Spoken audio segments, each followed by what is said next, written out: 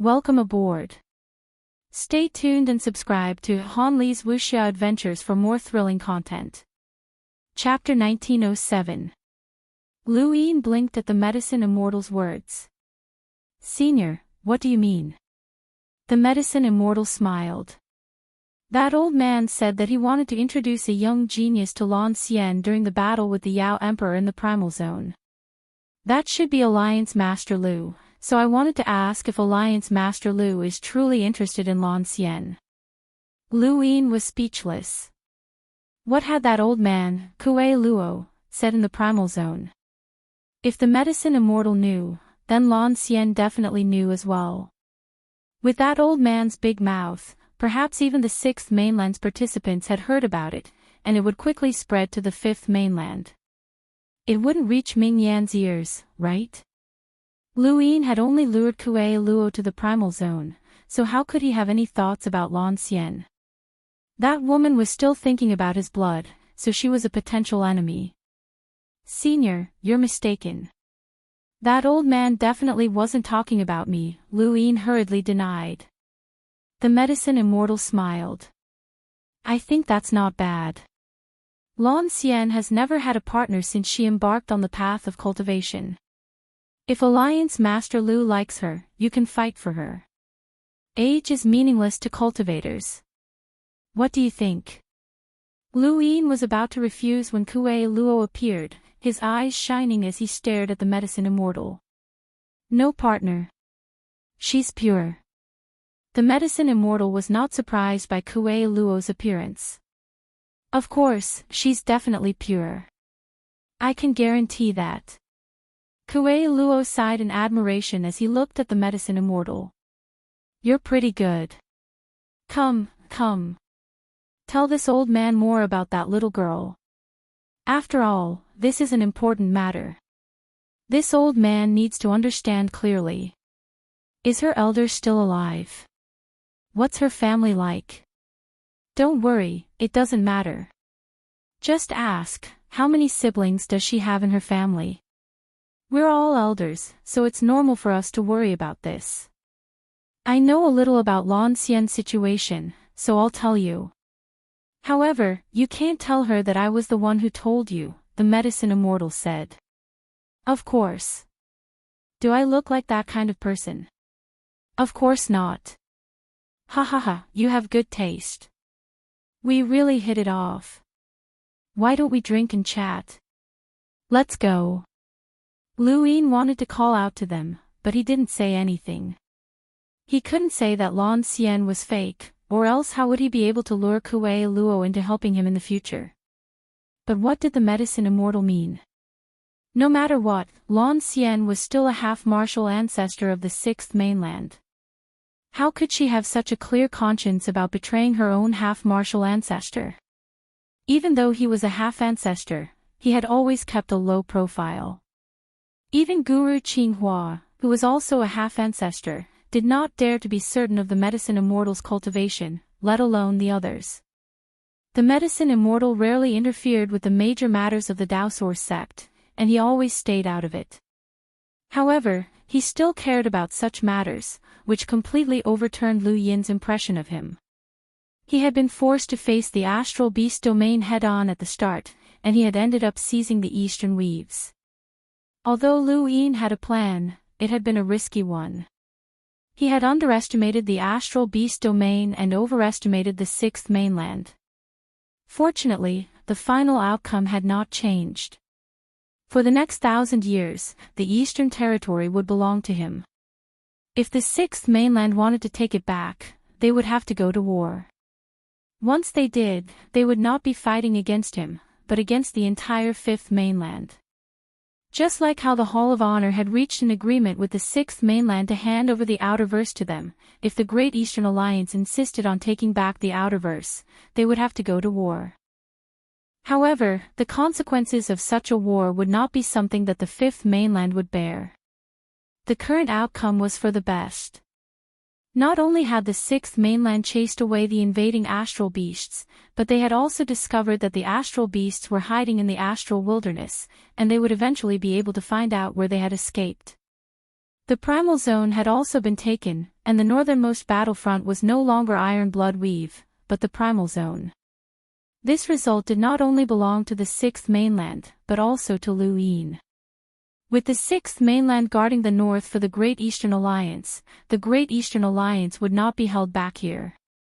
Lu Yin turned his attention to the Fifth Mainland.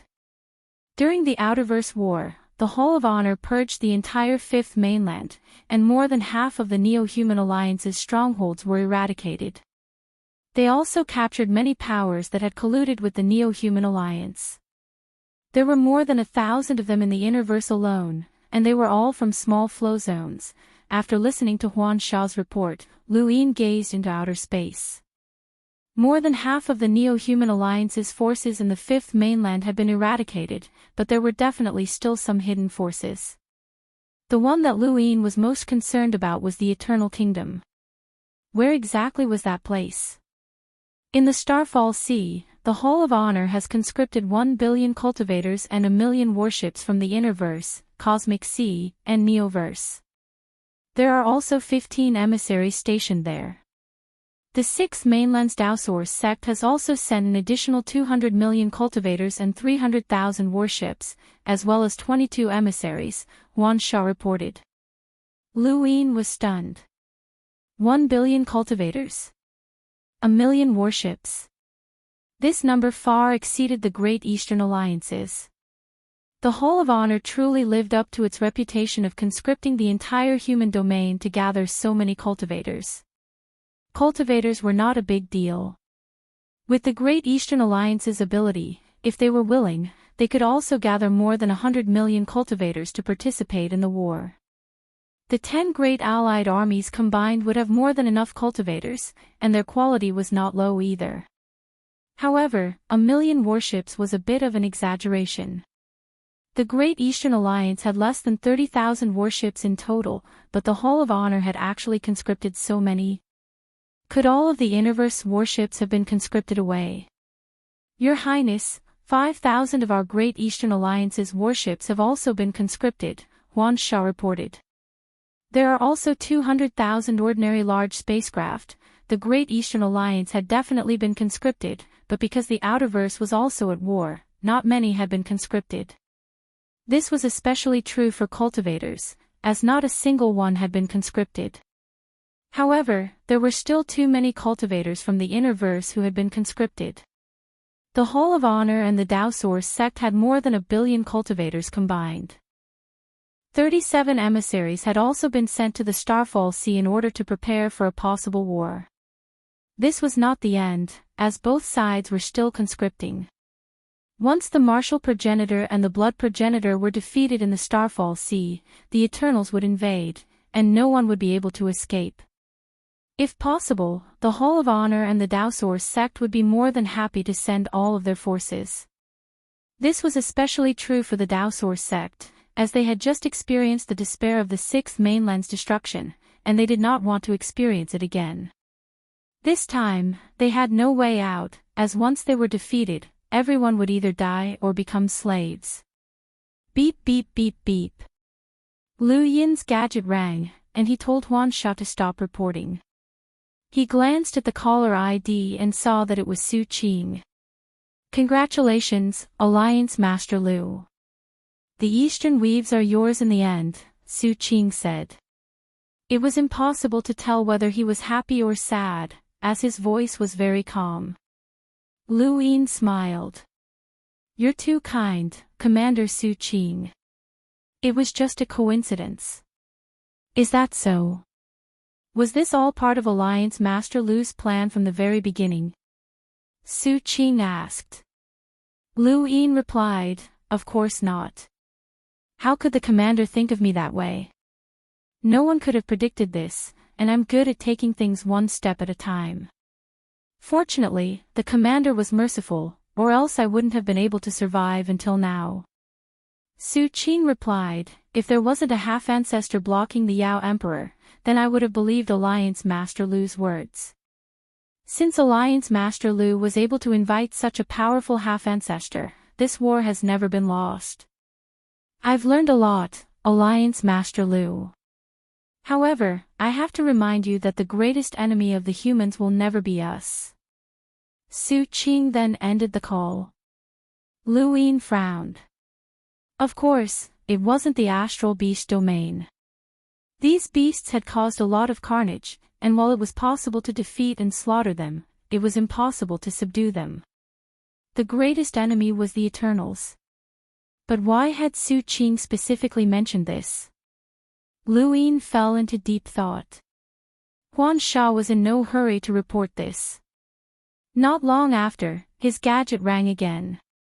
This time, it was from the Board of Governors. Lu Yin glanced at it, and his gaze turned cold. Nan Yuan had actually proposed to forcibly conscript the Great Eastern Alliance's cultivators to defend the Starfall Sea. Regardless of whether they were ordinary cultivators or envoys, they would all be conscripted. In addition, the envoys of the Innerverse's 8 Great Flow Zones would also be conscripted. If this proposal passed, then Lu Yin would have less than a third of the experts under his command. More importantly, this proposal had a high chance of passing. Although Lu Yin was in control of the Board of Governors, there were some proposals that could not be rejected, such as this one. Conscripting experts to defend the Starfall Sea was something that should be done, so how could Lu Yin reject this proposal? Even if he rejected it, at least half of the experts under his command would be sent to the Starfall Sea unless no one mentioned it. Nan Yuan had probably wanted to conscript the Great Eastern Alliance's experts for a long time, and he had deliberately waited for the Outerverse War to end before bringing this up. He had even picked this time to do it on purpose, as he wanted to infuriate Lu Yin. Lu Yin was indeed infuriated. He could not reject the conscription, but he could delay it. After all, the Great Eastern Alliance had just gone through a war, and they should be recuperating. Lu Yin dialed a number and contacted Wei Rong. Your Highness. Cripple Nan Yuan. Lu Yin only said 3 words before hanging up. Nan Yuan had been jumping around under Lu Yin's nose for a long time, and it was time to cripple him. On the other end of his gadget, Wei Rong was astonished, but then he laughed. It seemed that Nan Yuan had gone overboard this time.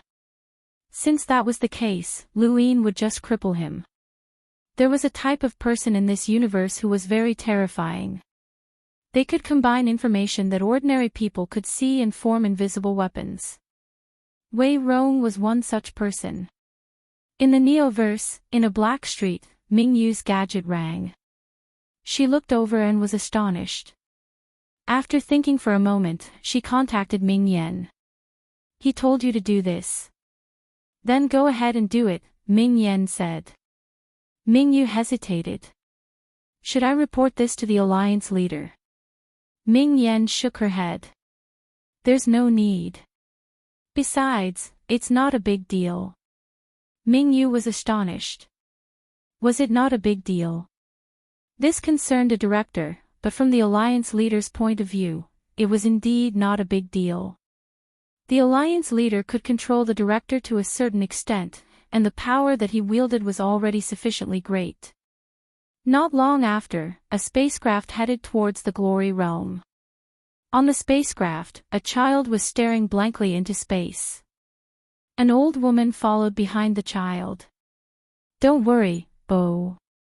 You'll be able to return to Grandpa's side very soon. This child was Bo, the grandson of Third Elder. Bo was not happy. Return to Grandpa's side. Was that even possible? It had already been 5 years since he had wandered about the Black Street, and he had grown up considerably. He was no longer as naive as he had been when he was young, believing that others would help him. He knew his own use. Whoever obtained him would be able to control Grandpa's director. In that case, since he had been taken out of the Black Street, where would he be sent to? To Grandpa's side. He looked at the old woman behind him through the mirror, and a pained expression appeared in his eyes. How was that possible? Welcome aboard. Stay tuned and subscribe to Han Li's Wuxia Adventures for more thrilling content. Chapter 1908. He left the matter of crippling Nan Yuan to Wei Rong and mustered his courage to contact Big Sis. Burp. What's up, little seven? She spoke slowly, but her tone sounded a little off, as if she were drunk. Luin carefully asked, Big Sis, have you thought about becoming a director? She burped again, **T. What kind of director would I be? I don't have any freedom at all. Is a place like Jia Mountain suitable for humans? Luin was speechless, as she was clearly scolding the Hall of Honor. Well, a director doesn't have that many restrictions. You can leave, but you don't have to stay in Jia Mountain. Leave? Do you think I'm stupid? Why would I leave? I've finally become a director, and I don't want to stay in Jia Mountain to abuse my power and enjoy filial piety. Idiot, she said drunkenly. Her words were incoherent, and she had even said what was on her mind.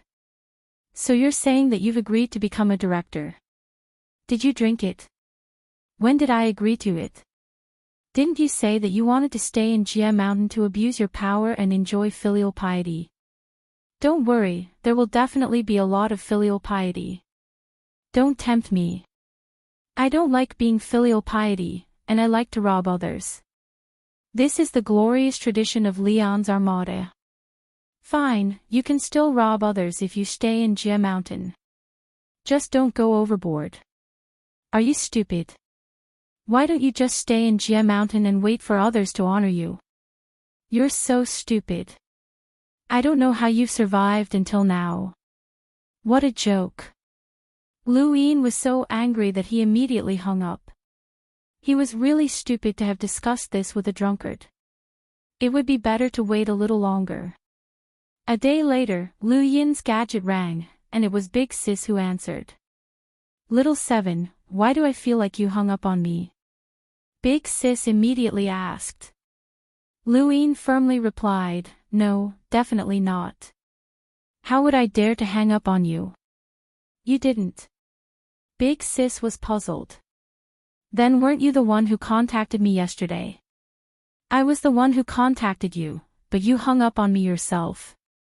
Think about it, even a half-ancestor wouldn't dare to hang up on you. Me? That's impossible.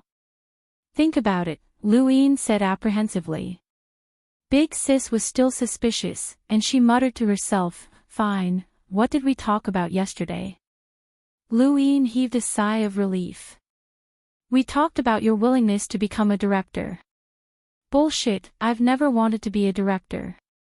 Don't think that I don't know anything because I'm drunk, scolded Big Sister. Lu Yin's expression changed. You said that if I become a director, I'll be able to ride roughshod over the realm mountains and enjoy the filial piety of others. Big Sister was stunned. These words really sounded like what she would say. And you even said that it's a different kind of robbery, one that's civilized, friendly, and high-end. It's a robbery that shows off your temperament and surpasses Heisage Leon's. You'll be the next pirate king. Luin was impassioned, and his words excited Big Sis. Did I really say that? Other than you, who else can say something like that? Luin retorted. Big Sis swallowed her saliva, her eyes shining. Surpassing Heisage Leon and becoming the pirate king. That was a high-end robbery method. Not bad, it was definitely something she had said. Alright, I promise you that I'll be a director for fun. Luin was delighted, thank you, elder sister. You'll definitely be able to create your own legend in the world mountains. Ha ha ha, what are you talking about? I'm a virtuous woman. Big Sister laughed. She was very happy. Luin continued to flatter her before ending the call. He heaved a sigh of relief, as this matter was finally settled. Outside, Ku Wei had been about to report to Big Sis, but he happened to overhear the conversation between Luin and Big Sis. His expression became unprecedentedly serious, as he realized that he had been wrong.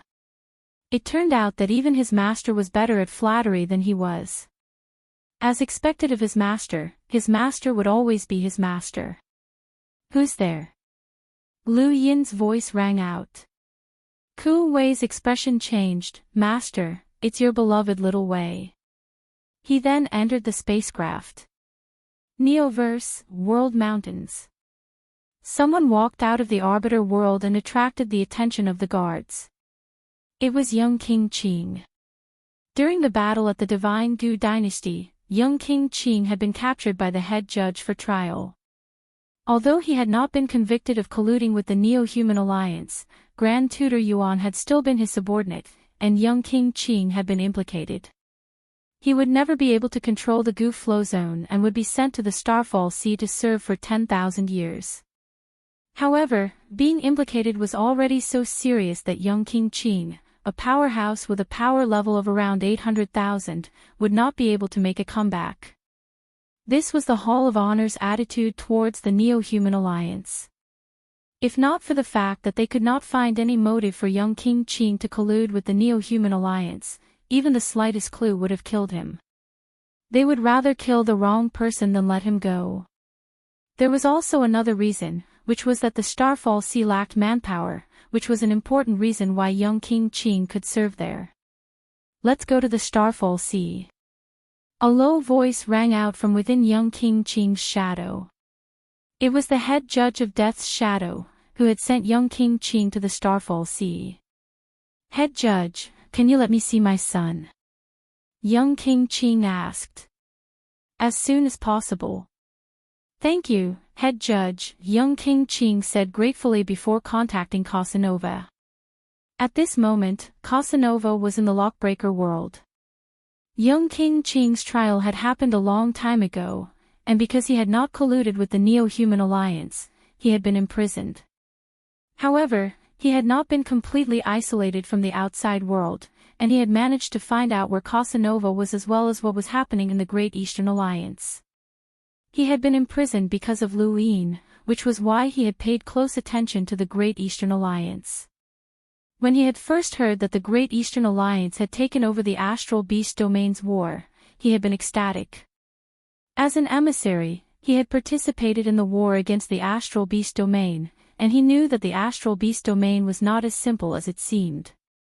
Regardless of whether the Great Eastern Alliance won or lost, they would eventually be dragged down to their deaths. The war had gone as he had expected, and the situation had become increasingly dire. The number of emissaries had even broken past 30, and a powerhouse like the Celestial Imprint had even appeared, which shocked him. It was normal for the Astral Beast Domain to have such a powerhouse, but why would the Great Eastern Alliance have one? He had only later found out that it was the Second Night King. When he had found out that the Second Night King was Lu Yin's subordinate, he had immediately gone mad. That bastard Lu Yin had used the Second Night King to accuse him of colluding with him to assassinate the Divine Gu Dynasty. In the end, the Second Night King had turned out to be Lu Yin's subordinate. What a despicable and shameless person. Not only had the Second Night King appeared, but Master Yuan, Yamavis, Emperor Lu, Elder Joshin, and many other powerhouses had also appeared, causing young King Qing to gradually feel powerless. How could he resist such a powerful Great Eastern Alliance? He had also learned that the war in the Outerverse had ended, and he also knew that the Great Eastern Alliance had taken control of a territory in the East, which had left the Sixth Mainland helpless. This made him feel even more powerless, and he buried the hatred in his heart. At least for now, he was no match for Lu Yin. Even if he returned to take control of the Divine Gu Dynasty, there would only be one outcome: it would be destroyed by Lu Yin. The Second Night King alone could accomplish this. As young King Qing reviewed the events that had happened recently, Casanova arrived 100 meters away from him. He stopped and looked at Casanova with a complicated expression. Casanova was the crown prince of the Divine Gu Dynasty, but he had run away from home, which was inseparable from the fact that young King Qing had only favored eunuch Yi. However, no matter what conflicts he had with young King Qing in the past, Casanova was now the only relative that young King Qing could see. Go back and take control of the Divine Gu Dynasty and join the Great Eastern Alliance, young King Qing said in a low voice. Only he knew how sullen it was to say such a thing. He felt helpless, but there was no other way. If the Divine Gu dynasty did not join the Great Eastern Alliance, then there would only be one outcome: destruction. He knew that the Wolf Prince had already joined the Great Eastern Alliance on behalf of the Divine Gu dynasty, but the Wolf Prince was not the ruler of the Divine Gu dynasty. What young King Qing wanted was a legitimate reason to join. Compared to the Sword Sect, the Lingling clan, and the other powers, young King Qing was the one who had the deepest understanding of Liu Yin's methods, and he was also the one who feared him the most. Since he was going to join the Great Eastern Alliance, then he would join it thoroughly so that the Great Eastern Alliance would not be able to do anything to the Divine Gu dynasty. Casanova looked at young King Qing with a complicated expression. "Where are you going?" Young King Qing glanced at the shadow. "The Starfall Sea." "Is there anything else that you need me to do?" Casanova asked. Young King Qing looked at Casanova. "Take good care of your sister. Also, don't hate Liu Yin. He has his own standpoint, and he did not do anything wrong." He did not wish for Casanova to hate Liu Yin, as that would only invite trouble. Young King Qing could bear this grudge alone, but he would never be able to exact revenge. Casanova was not stupid, and he knew what young King Qing meant. Did young King hate Liu Yin? Perhaps he did, and perhaps he did not. Casanova did not know. The scene of their first meeting often replayed in his mind, and there were times when Casanova regretted it. If only he had killed Liu Yin back then. Of course, this was just a thought. If he had such thoughts, then he probably did hate Liu Yin, but it was not that intense. Young King Qing left, and Casanova just stared at Liu Yin. No one knew what he was thinking. Liu Yin knew that young King Qing had been sent away. As long as the man wanted to, he could find out anything that happened in the Realm Mountains. After all, he was a director. Alliance Master, young King Qing has allowed Casanova to take control of the Divine Gu dynasty and officially join the Great Eastern Alliance. He's very clear-minded, and he's also very tactful. A few voices spoke out in a much more respectful tone than before. The battle between the Great Eastern Alliance and the Astral Beast Domain had thoroughly established Liu Yin's reputation. He now had more than 10 envoys under his command, and he had even been able to invite in existence like Elder Zhou Xin. It was even rumored that he had a half-step ancestor backing him, so how could people not revere him? Because of this battle, the hearts of the Outerverse citizens had changed. Almost every planet in the eastern weaves that bordered the universe had erected a statue of Liu Yin, which allowed him to stand at the peak of his prestige. Before the battle had started, countless people had discussed whether it was worth it or not. Countless people had mocked and cursed Liu Yin. If the Great Eastern Alliance had been defeated and suffered heavy losses, then these people would have kicked Liu Yin while he was down, making it so that Liu Yin would never be able to make a comeback. However, if he won, then public opinion would completely change, and everyone would praise Liu Yin. This was human nature. Liu Yin had gathered both strength and prestige, and because of this battle, he had completely unified the Innerverse Alliance. As long as there was still a great battle, no one would oppose his orders. Even Liu Qianjue and the others were now in awe of Liu Yin. Naturally, Sand-Air was the same. Got it. Liu Yin ended the call and looked out into space. Young King Qing was very smart. When he had been captured by the head inquisitor, he had not activated the poison in his evasive bead. At that time, he had held back, not to deal with Liu Yin, but to leave behind some good karma. Now that he had been released, the only thing that he had left behind was for the Divine Gu dynasty to join the Great Eastern Alliance. As the ruler of the Divine Gu dynasty, his vision was indeed extraordinary. Even Prince Qing Grit could not compare to him. Would Casanova take control of the Divine Gu dynasty? Liu Yin was very curious. Welcome aboard. Stay tuned and subscribe to Han Li's Wuxia Adventures for more thrilling content. Chapter 1909.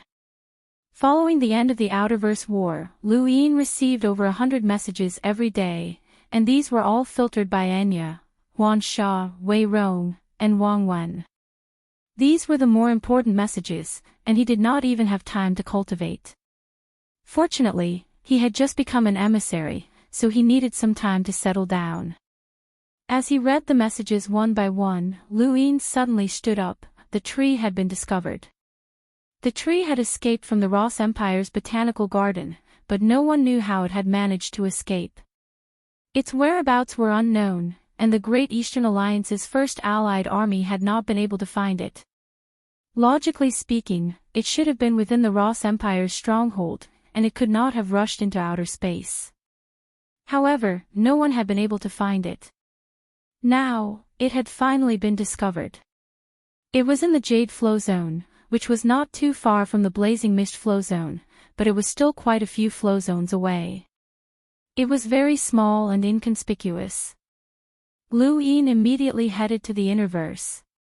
He did not care about the tree, but the sapling was very important, so he had to bring it back. Otherwise, it would be troublesome if Leaf King discovered it. Lu Yin did not know that Leaf King was currently in the Jade Flow Zone, and he had been watching the tree and sapling for quite some time. Shamrock Enterprises' intelligence network in the Innerverse surpassed that of the Great Eastern Alliance, which had just arrived.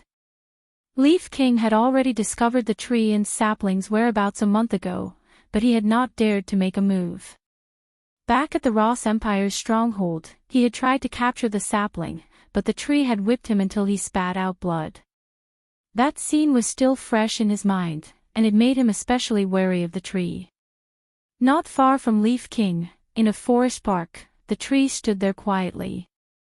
Above its head, the sapling was crawling around as if it were playing hide-and-seek. Leaf King sat on a bench in the park and stared at the tree. As soon as the sapling left the tree's perimeter, he would attack. This planet's cultivation civilization was flourishing, and even though it was located in a small flow zone, it had given birth to an enlighter, several hunters, and many space-exploring powerhouses. It was comparable to a weave in the Outerverse. A figure rushed into the park. He looked panicked, and his eyes were a little nervous. However, he did not panic. After looking around, he suddenly rushed to the big tree. Under Leaf King's astonished gaze, he jumped to the top of the big tree and hid there. King Yi blinked. His handsome face was in a daze. How could this be? Was it that easy? Over the past month, Lu Yin had tried to get close a few times, but each time, he had encountered an indescribable danger. That person was only a cruiser, so how could he get close without being whipped? The person who had jumped to the top of the tree saw Leaf King, and the two of them happened to look at each other. The person then gestured for Leaf King to keep quiet and tossed a star essence to him. King Yi subconsciously took it. At this moment, a group of people appeared outside the park. The leader of the group was a hunter. On this tiny planet, a simple stomp of his foot was enough to overturn rivers and seas, and he could even cause the planet to crack. The hunter was furious, but he suppressed his anger as he stepped into the park. Find him. You must find that bastard. Yes, Patriarch. The group of people answered and dispersed. One of them walked up to Yi King and looked down at him. Did you see someone come in? The Leaf King glanced at the top of the tree. No. Really? The man barked, his tone stern. He still had one hand on Yi Wang's shoulder, but just as he was about to exert more force, the hunter's voice rang out from the distance. He's just a normal person. How could he have discovered that bastard's tracks? The person who had questioned Yi Wang hurriedly left and went to search in another direction. Although this planet had given birth to many powerful cultivators, no one dared to recklessly use force here. At most, they would only display a melder's level of cultivation because of the soul enlighter overseeing this planet. This planet was his home, and anyone who surpassed the power level of a melder could easily destroy the planet. Thus, the hunter had no choice but to send people to search. Yuang sat quietly on a bench and looked at the lake in the park. That person had some ability, as he had been so close to the hunter and yet had not been discovered. The others had searched everywhere but could not find him, which showed that he was very experienced. Patriarch, there's no one. Patriarch, there's no one. No one. The hunter's face turned ugly. Let's go. He then led the group out of the park. The person hiding at the top of the tree sighed in relief, but he did not come out. Based on his experience, those people might turn around and attack him. Just as he was thinking this, the tree moved. The person was shocked. An earthquake. The tree moved again. That figure was astonished as he looked down. Did the tree move? At this moment, something touched the back of his head, and the person's hair stood on end. Was there someone there? He had not noticed. He hurriedly turned around and saw that it was a tree branch. It was the sapling, which he had pressed down on. The tree moved. The person was shocked. Had it become a spirit? Just as he thought this, the tree's two thick roots pulled out of the ground and started running like a human. The ground shook as the tree rushed out of the park and onto the street. It crushed the ground and attracted countless people's attention. At this moment, the person's heart crumbled. How could the tree still move? Patriarch, there it is. Someone shouted. The hunter looked over, and his eyes widened. Bastard, I found you. Get down here. He then grabbed a door and smashed it at the tree. The tree suddenly jumped to the right, and the door crashed onto the ground, barely dodging the attack. Get back here. The hunter chased after the tree. Countless people chased after it. The tree frantically fled. The Leaf King did not find this strange, as the tree was very strange. It could stay in one place for a period of time, but it would go crazy on a whim. If someone hugged it, it would immediately flee, and it would never display any strength that could send someone flying. It was very strange. The entire street was bustling with activity. The tree was frantically fleeing, and countless people were chasing after it. Hurry up and report to the Alliance Master that the tree has started to flee. I'll keep track of it, someone reported on his gadget. The Leaf King discovered this and slapped the person to death. His face turned ugly, as this person was from the Great Eastern Alliance. Lu Yin would definitely know of the tree's whereabouts, and it would be troublesome if he came. The Leaf King had to immediately take the sapling away. Get down here. A hunter shouted as he pulled out a blade from his cosmic ring and slashed down. The blade tore through the void and slashed towards the tree. At the top of the tree, the person was shocked. Run, tree. The tree twisted its trunk and moved in an extremely strange posture, as if it was dancing, and it dodged the attack. Countless people were stunned. That posture was a little enchanting. How could a tree be enchanting?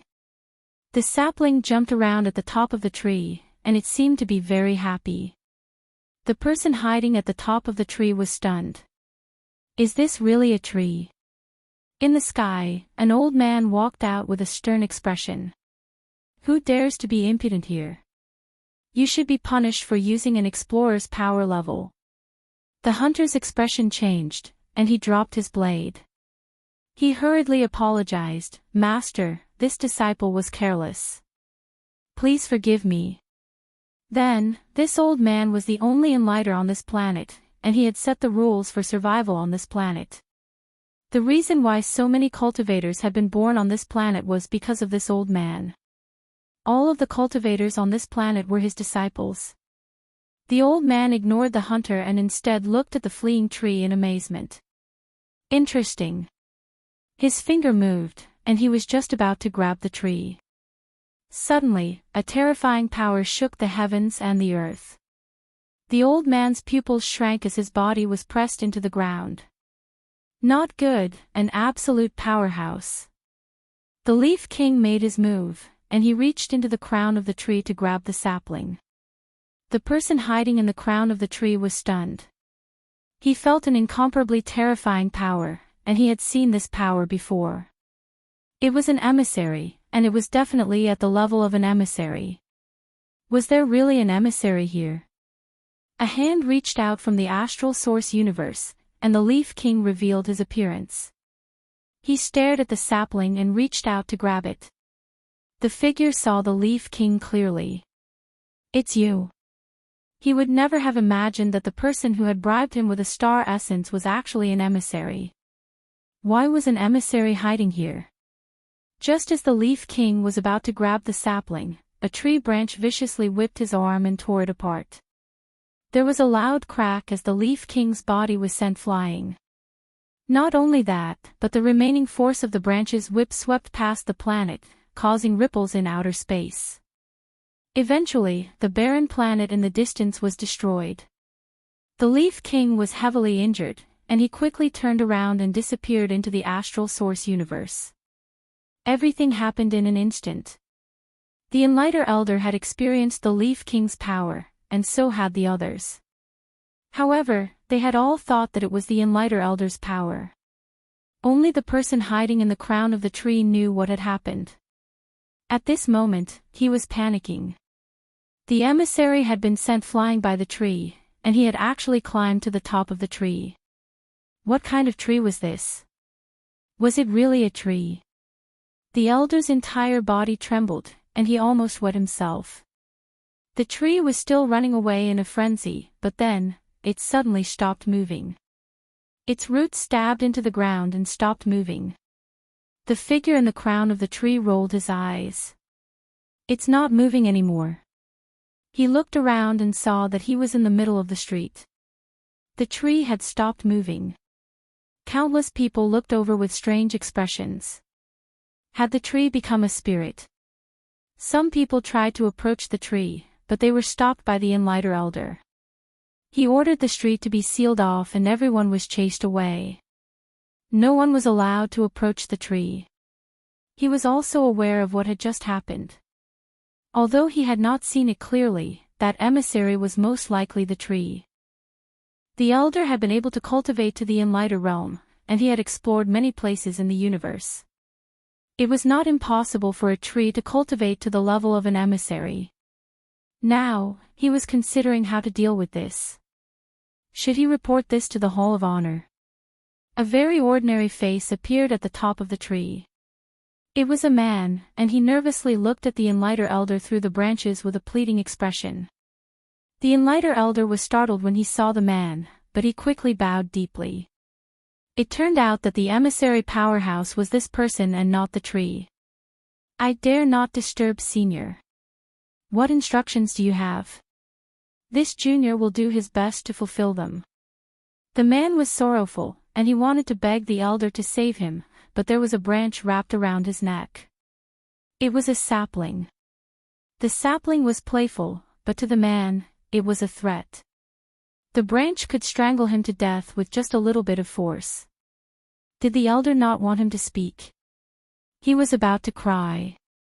He had only stolen something, so was there a need for him to encounter such a troublesome situation? The inner verse was too crazy, and he wanted to return to the neo-verse. Welcome aboard. Stay tuned and subscribe to Han Lee's Wuxia Adventures for more thrilling content. Chapter 1910.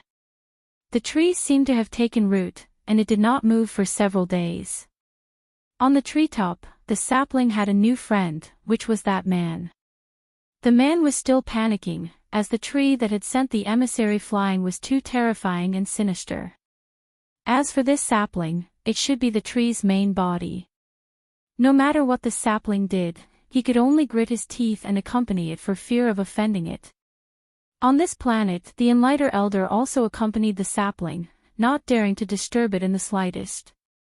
At the same time, he hoped that the emissary would have a good impression of him and that the emissary would bestow upon him something that would allow his cultivation to advance.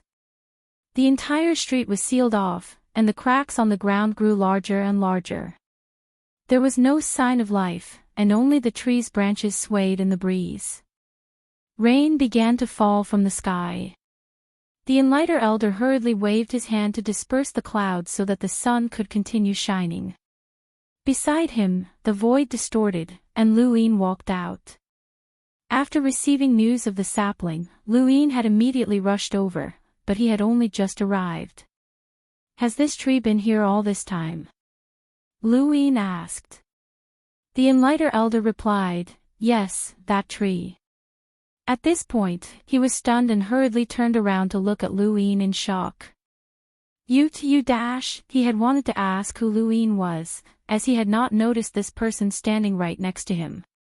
However, he felt that Luin looked familiar, and his thoughts became extremely complicated. He did not know what to say. Luin calmly asked, "There are traces of battle." He raised a hand and pinched his fingers. "Do you have any images of the emissaries' battle? Let me take a look." The enlightened elder stared at Luin in a daze, but then, he suddenly remembered something and was shocked. Luin. "No, Alliance Master Lu." Luin looked at him and smiled. "Do you have any images?" The enlightened elder was shocked. It really was Luin, the Great Eastern Alliance's alliance master who had unified the universe. He had never thought that he would be able to talk to such a person in such close proximity while he was still alive. Luin had only ever appeared on a screen on that dazzling stage, the Astral Combat Tournament, the Supreme Tournament, and the most recent battlefield in the Outerverse. It was said that there were dozens of emissaries there, and the elder could not imagine how someone like him could interact with such a person, even if he was an enlighter. It was said that there were several hundred enlighters in the Outerverse battlefield. But now, such an influential figure was actually standing right next to him. The enlightened elder forgot to reply and hurriedly bowed.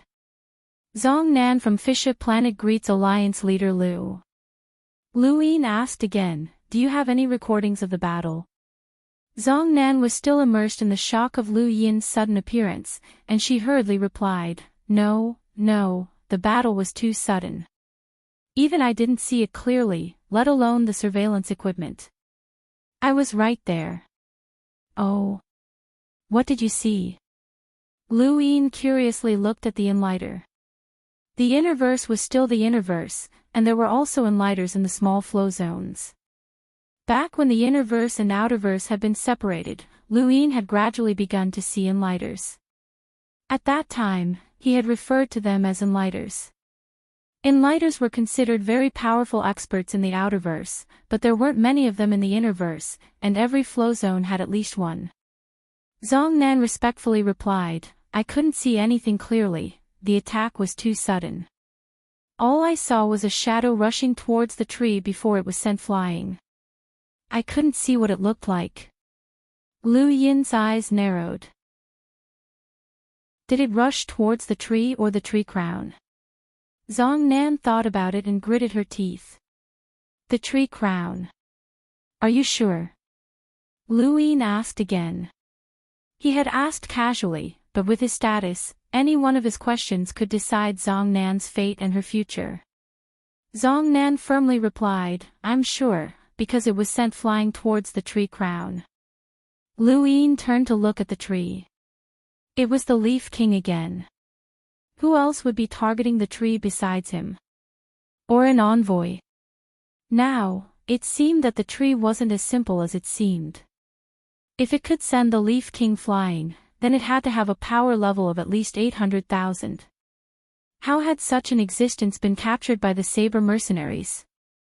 Luin had not forgotten the scene of Qi Jin carrying the tree into the botanical garden. He had originally thought that it was just a very ordinary tree. He casually gave Zhong Nan a natural treasure that could help her avoid danger.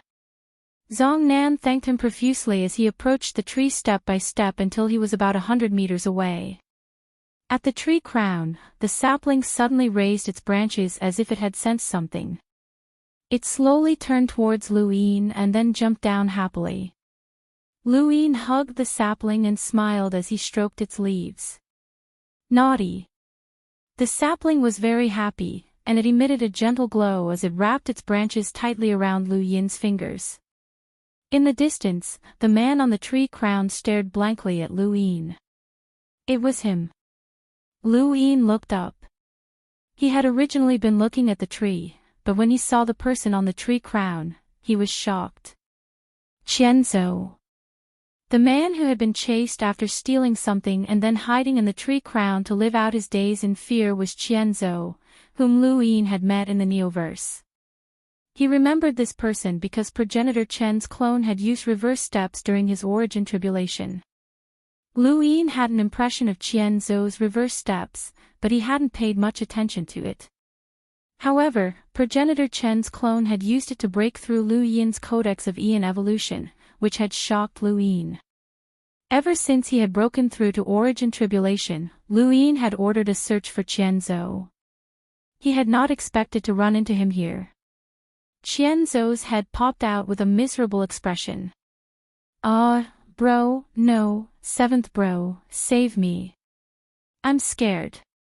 Lu Yin smiled, as Qianzhou had come without any effort. Why are you in the innerverse? Qianzhou replied, I'm just taking a stroll. I've heard about the innerverse and outerverse, and I'm also interested in the cosmic sea, so I came here. You were caught stealing in the Neoverse and couldn't hide anymore, so you came here. Qianzhou felt awkward and coughed. Seventh bro, can you save me? How did you get up there? I climbed up. Then climbed down. Qianzhou wanted to cry. Uncle Tree is an emissary. I wouldn't dare. Lu Yin replied, don't worry. Uncle Tree won't do anything to people who aren't a threat. Really? Qianzhou was suspicious. Lu Yin replied, otherwise, how could you have gotten up there? You would have been whipped to death. Qianzhou thought about it and agreed, but he still didn't dare. Seventh bro, you have to protect me. I'm counting on you. Lu Yin gestured for him to calm down. Qianzhou gulped and climbed down nervously, afraid that he would provoke the tree and get whipped. Even an emissary had been whipped so miserably, let alone someone like him. When Qianzhou's feet touched the ground, he couldn't believe it. He slowly distanced himself from the tree, and when he was about 10 meters away, he suddenly charged towards Lu Yin and quickly hid behind him. When he saw that the tree still hadn't moved, he sighed in relief. He had survived. It was only then that Zhang Nan realized that Qianzhou wasn't an emissary. Not only that, but he wasn't even a hunter. Qianzhou immediately felt aggrieved. He had kowtowed to this brat and was as respectful as he could be, but he had actually been played for a fool. For a moment, he looked at Qianzhou with an unfriendly gaze. Qianzhou patted his chest, glad that he had escaped death. Lu Yin squatted down and stroked the sapling's green leaves. Good boy, you've played enough. Let's go back, okay? The sapling jumped up and down excitedly, which surprised Qianzhou. He wasn't unfamiliar with the sapling, as he had been the one to play with it during the few days that he had been trapped on the tree's crown. He had originally thought that this sapling was the main body of the emissary tree, but now it seemed that the tree and the sapling were two different things. He had actually been played for a fool and had been frightened for a few days. Can you bring that tree back as well? Lu Yin asked the sapling. The sapling's branches bent and twirled around its green leaves. It seemed to be thinking, but it also didn't seem to understand Lu Yin's words. The sapling didn't understand, but the tree did. It plucked up its roots and ran away like a madam running away while holding up her skirt. Around them, a few lemeters rushed out to grab the tree. Strangely enough, the tree was able to send the Leaf King flying with a single branch when he tried to grab the sapling. However, when faced with a few lemeters, the tree couldn't escape at all. In the end, it was tied up and carried on their shoulders. The tree's branches frantically tried to escape, but they couldn't. Qianzhou's eyelids twitched. How was this possible? Those were Lemeters, right? They couldn't be hidden emissaries, right? How could it be that easy to capture that tree? How could they dare to do that? Lu Yin relaxed, as he had guessed correctly. Those who weren't a threat to the tree would be fine no matter what they did to it. Someone like the Leaf King would be sent flying. He waved his hand, and the cultivators carried the tree onto a spacecraft that headed towards the Ross Empire's stronghold. They wanted to lock the tree up in the botanical garden. The sapling's branches rubbed against Lu Yin's face. Lu Yin smiled. Don't worry, the tree is fine. We won't hurt it. The sapling was happy again, and it jumped around Lu Yin. Qianzhou smiled. Well, seventh bro, I'll take my leave now. Thank you for saving me. If you need anything in the future, feel free to tell me as long as it's within my means. Lu Yin smiled and patted the man's shoulder. There's no need for the future. I have it now. Qianzhou's face twitched. Seventh bro, I'm tired. Why don't I rest for a few days? Lu Yin opened his hand, revealing a pill. Here, eat it. You'll recover quickly. Qianzhou was speechless, and he asked carefully, Seventh bro, do you have any instructions for me? Lu Yin's hand on Qianzhou's shoulder tightened slightly, and he solemnly said, I don't have any instructions. I just want to make a deal. I'm very interested in your technique, reverse step. Qianzhou was astonished. Reverse step. Seventh bro, you're interested in it. Lu Yin nodded. Qianzhou was puzzled. They had known each other for a long time. They had met during the Star Tower contest and the Sovereign Tournament. If Lu Yin was interested in reverse step, why hadn't he mentioned it at that time? How long had it been since then? Seventh bro, it's not that I don't want to teach you, but I really don't know how to. Lu Yin was curious. What do you mean?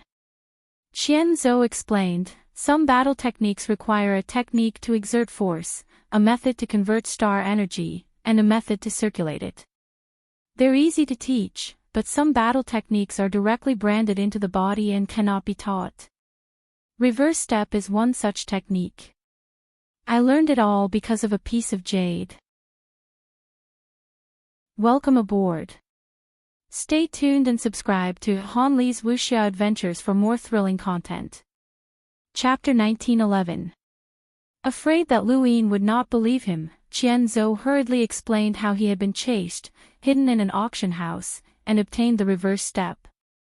Lu Yin did not doubt him. If the reverse step was the same as progenitor Chen's, then its value would be comparable to a secret technique. Of course, it would be very difficult to teach it to others. Things can only move in the opposite direction when pushed to the extreme. Not being able to learn it did not mean that he had to give up. One of progenitor Chen's 9 clones had not learned anything else but the reverse step, which had broken through Lu Yin's knowing deny. That feeling had been like reversing spacetime, and it had shocked Lu Yin. How could he give up on such a technique? Take me to that auction house, Lu Yin said. Qianzhou was puzzled. Seventh bro, this reverse step seems strange and fast, but there's nothing special about it. Is it worth going to the Neoverse? Of course, Lu Yin could not tell him the truth. I have other matters to attend to in the Neoverse, so it's just on the way. He then looked at the sapling. He could not bring it along, but perhaps it was not a bad idea to leave it with the tree. At least the tree could protect it. Not long after, Lu Yin and Qianzhou were led by the second Night King towards the cosmic sea. As for the sapling, Lu Yin threw it into the tree's crown. With the second Night King's strength that was second only to a half-ancestor, he was able to travel across the universe so quickly that Qianzhou began to doubt himself. Back when Lu Yin had been brought across the cosmic sea by Shangxing Shenwei, he had also begun to doubt himself. This was an absolute powerhouse, and the distance of the universe was meaningless to them. Mr. Mu had directly thrown Lu Yin from Tempest Flow Zone to Xingyang Flow Zone, which meant that he had crossed half of the innerverse. Qian Zhou's view of the universe had been refreshed. There was a heavenly city in the Neoverse called Sky-Bearing City. There were over 1,000 auction houses in the city, and it was famous throughout the Neoverse. Sky-Bearing City was the city with the most auction houses in the Fifth Mainland, and countless people brought auction items to Sky-Bearing City every day. Whether it was in the open or in the dark, everything could be sold here, and the prices were the highest among those in the same industry.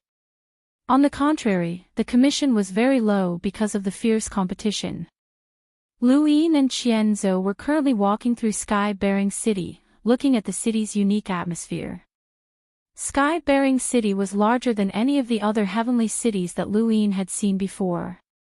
The buildings were densely packed together, and there was a large population. When he first arrived, he discovered that there were no less than 20 enlighters scattered throughout the tallest buildings. There was even an envoy at the center of the city. Emissaries were rare even in the new universe. While the rune lines of this emissary were not strong, an emissary was an emissary. With an emissary in charge, Sky-Bearing City was definitely one of the top cities in the new universe. There were countless people hawking their wares on the streets, and a small auction quickly took place. This was very normal in Sky-Bearing City. This place had a unique auction atmosphere. The largest auction house in Sky-Bearing City is called the Longwang Auction House, and the owner is the master of Sky-Bearing City, King Qing. It is said that King Qing is extremely powerful, and even the masters of the 3,000 major worlds of the glory realm have to respect him. Those colossal beings have to take the initiative to visit Sky-Bearing City, Qian Zhou introduced. He was familiar with this place. Seventh brother, look. That's the Longwang Auction House. It's the tallest building in Sky-Bearing City. Seventh brother, that's Sky-Bearing City's food street. There are countless unimaginable ingredients there, and many of them are purchased from the border guards from the astral beast domain. Seventh brother, look. It's a brothel. Qian Zhou was excited. Lu Yin. Yin was astonished and looked over. A brothel. In the distance, an antique building descended from the heavens. It was a brothel. Brothels in the Neoverse were one of the unique features of the Neoverse. They could fly, and they attracted countless people's attention. Lu Yin had not expected that a brothel would coincidentally come to Sky-Bearing City. There were a total of 6 brothels in the Neoverse, and this one should be a brothel in the north since Sky-Bearing City was in the north. When the brothel landed, it immediately attracted countless onlookers. The appearance of the brothel caused a huge commotion, and even Sky-Bearing City's guards appeared to maintain order. We're really lucky. Seventh brother, why don't we take a look around the brothel? Qian Zhou was looking forward to it. If he was alone, he would at most enter the brothel to gain some experience, but he would not dare to do anything. It was not something that someone like him could afford, but now that he had such a powerful person by his side, what did it matter if it was a brothel? Even if this was Sky-Bearing City, once this person's identity was exposed, the city lord would come out to greet him. When he thought about this, Qian Zhou became even more excited and couldn't wait to drag Lu Yin inside. Lu Yin pursed his lips. The brothel was his business, and whatever money Ming Yan earned there was for him. No. Qian Zhou was disappointed. Seventh brother, the brothel is not a filthy place. It's very clean and can cleanse one's soul and cultivate one's character. Are you saying that I can meet many envoys there? Lu Yin asked. Qian Zhou was speechless. Hurry up and find the auction house. I don't have time to waste, Lu Yin urged. Qian Zhou was helpless. That auction house went bankrupt, and I don't know which auction house bought it. I'll have to ask around. Hurry up. Lu Yin was annoyed. Because of the brothel's appearance, Sky-Bearing City attracted many people once again. Brothels would attract many people anywhere, let alone sky-bearing city. There were two buildings in the center of the city that took up a lot of space. One was the city lord's residence, and the other was the Baoang auction house. Both were owned by the same person. Within the city lord's residence, someone was ecstatic. The Northern Territories brothel is here. That's great. Help me change my clothes.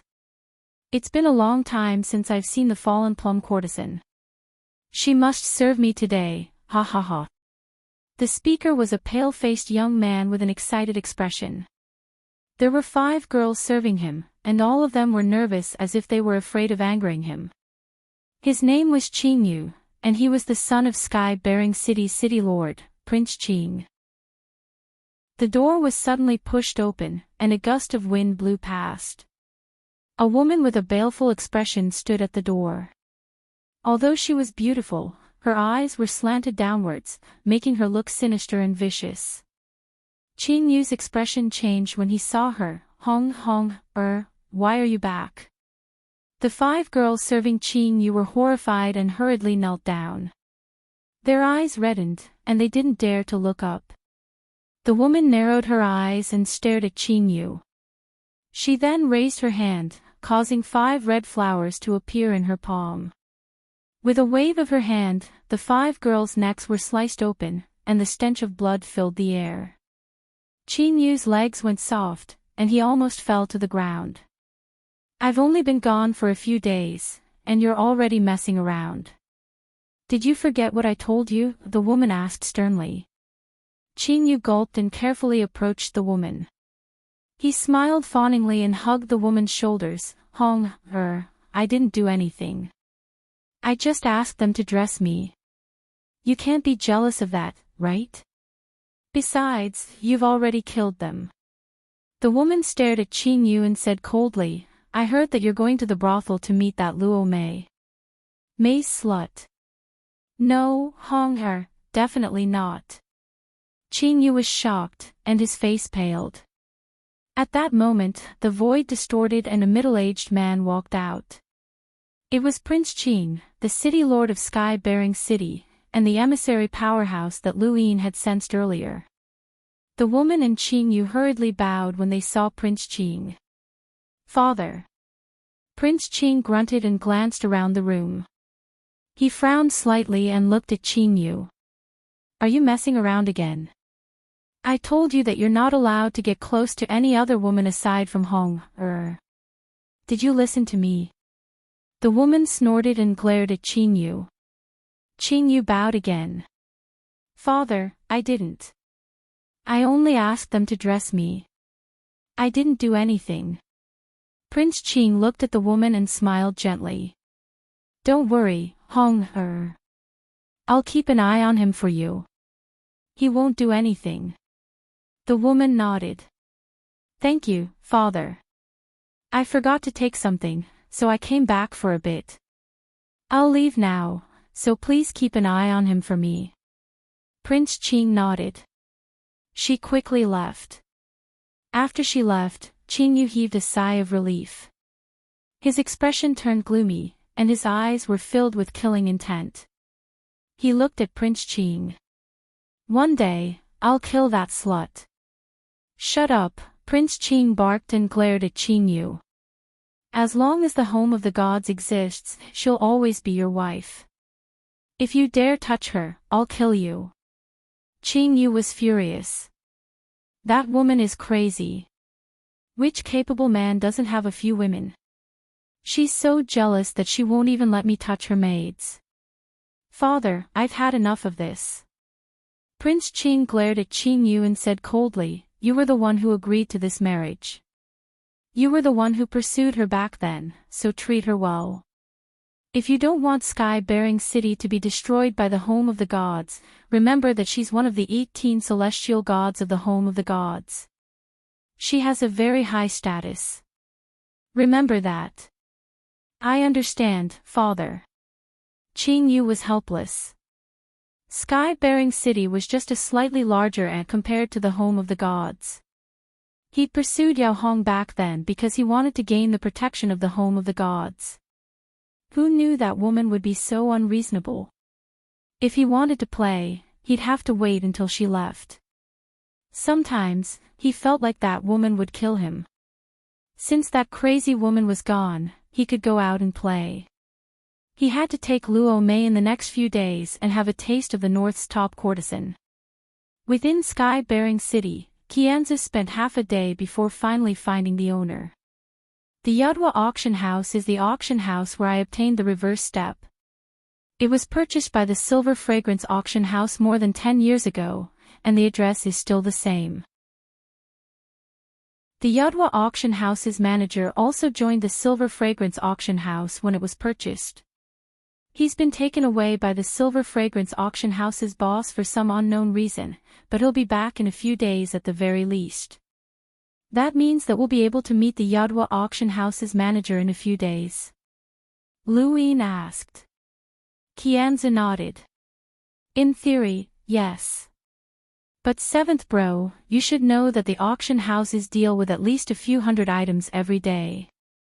It's normal for some large auction houses to handle over 10,000 items. They didn't pursue me when I lost the reverse step, which means that they don't care. It's unlikely that we'll be able to find out the origin of the technique from them. Of course, Lu Yin knew that, but for the sake of this battle technique, no amount of investigation would be excessive. He couldn't let anyone else do it either. If they found the reverse step and someone else learned it, he would suffer a huge loss. Welcome aboard. Stay tuned and subscribe to Han Li's Wuxia Adventures for more thrilling content. Chapter 1912. After witnessing progenitor Chen's reverse step, Lu Yin did not want to miss out on this wondrous battle technique no matter what. In his current battle, he could only rely on his physical body to increase his speed or a secret technique like the plan's secret art. He was missing a footwork battle technique, so reverse step was perfect, but his chances of finding one were slim. There was a loud boom as a small auction house nearby exploded. Several figures flew out and landed on the street, fighting in the blink of an eye.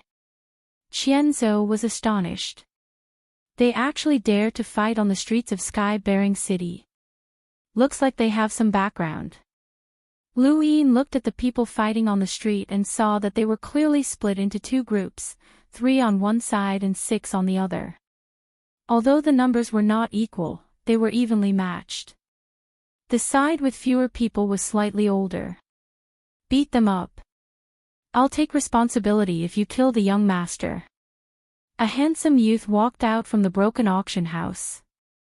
He seemed to be dressed as a man, but anyone with a discerning eye could tell that he was a woman and was quite good-looking. On the side with fewer people, a man pushed aside the 2 people he was fighting. 7-lined battle force covered his body as he punched at the crossdresser. The crossdresser did not care as there were more people rushing forward to block the attack. Bang! The man punched away the youth in front of the crossdresser. 7-line battle force was something that very few youths in the younger generation could grasp.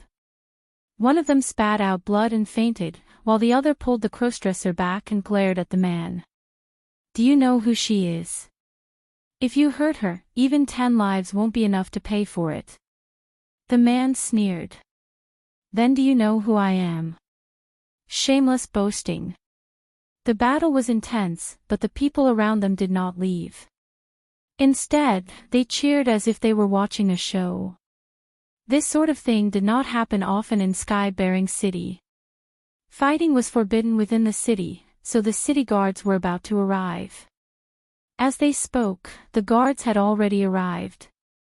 They reacted extremely quickly. The leader was a man with a scar on his face. His face was weathered, and his gaze was fierce. Sky-bearing City doesn't allow fighting. Don't you know the rules? The scarred man's gaze swept over both sides. Qianzi introduced, 7th bro, this person is the captain of Sky-bearing City's guards. People call him Uncle Blade. Apparently, the wound on his face was left behind by King Qing. King Qing did not kill him, so he stayed in Sky-bearing City to repay his life. Lu Yin took a sip of his tea. With a power level of over 400,000, he was practically invincible in the outerverse. Even in the innerverse, someone with such a power level could become a powerhouse in a small flow zone. For example, Northgate Taisui and Lu Yin's power levels were about the same. The man said, "We know the rules. We're willing to pay half of the compensation." "Yes, all of them," said the cross-dressing young man. The man was furious, and he glared at her. "You were the ones who attacked first. We're already willing to bear half of the cost because we don't want to cause trouble. Don't look for trouble. My Crimson Rainbow Great Realm is not a place to be trifled with." Many people cried out in alarm. The Crimson Rainbow Great World. The Crimson Rainbow Realm. That was one of the 3,000 great worlds. He had heard of it before. Among the 3,000 great worlds, there were very few that had envoys. The Radiance Great World, the Jade Great World, and the Crimson Rainbow Great World also had envoys. Lu Yin had always paid attention to the 3,000 great worlds. Some of them were very weak, and a single drop of the life poison could wipe them out. However, some were terrifyingly strong. For example, when Muan had brought him to the Realm Mountains for the first time, they had encountered a card that even Muan had not dared to touch. Lu Yin had looked up some information, but there were no records of that card's world. 3,000 great worlds. Although the great worlds were part of the glory realm, they seemed to be independent as well. After becoming a director, Lu Yin had looked up some information on the 3,000 great worlds. The records were rather old, and even the Hall of Honor found it difficult to completely analyze the situation of the 3,000 great worlds. Among them, some great worlds had become weaker and weaker, while some great worlds had developed beyond expectations. Regardless, the records stated that there were no more than 10 envoys in the 3,000 great worlds. "You're from the Crimson Great Worlds, Yanzhu." Uncle Blade was astonished, and he looked at the three men seriously. These three were not very strong. The man politely replied, "We're the Yen Crown Prince's retainers. We came to Sky-bearing City to find some defensive treasures for the Crown Prince." "So you're from Yen Chen's side. No wonder you're so arrogant." The one who spoke was the cross-dressing youth. When they heard this, the three retainers' expressions changed. Someone who knew Yen Chen's name and was able to say it out loud had to have a powerful background. "You are." The one who had been injured hurriedly replied, "This is Miss Shi Shuang." Scar and the retainers were shocked. The Hall of Honor's Expeditionary Army Commander's granddaughter, Shi Shuang. In the distance, Qian Zhou sneered, "They're all acquaintances. The universe is so big, and there aren't many places that can gather all of them together.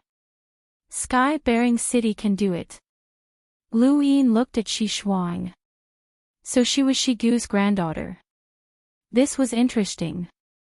Now that both sides had revealed their identities, there was no need to continue arguing. Whether it was Sky-bearing City, Crimson Rainbow Great World, or the Expeditionary Army, they all had envoys. Not long after, the commotion died down. Lu Yin stood up, "Let's go." "Where are we going?" Qianzhou was curious. "Follow," Lu Yin said, his gaze never leaving Shi Shuang. The Hall of Honor's Expeditionary Army had once helped Songing deal with the giants under his command. If Chen Huang hadn't broken through to become an envoy, they would have been wiped out, and Lu Yin would have suffered great losses. Although Songing had been removed from her position, Shigu hadn't suffered any losses. Lu Yin had always kept this matter in mind, and now that he had finally met Shigu's granddaughter, he had to have a chat. There were many interesting places in Sky-bearing City. Although the streets were crowded, there was no lack of scenic spots. Lu Yin and Qianzhou followed Shi Shuang's group for half a day, visiting many of Sky-bearing City's sceneries.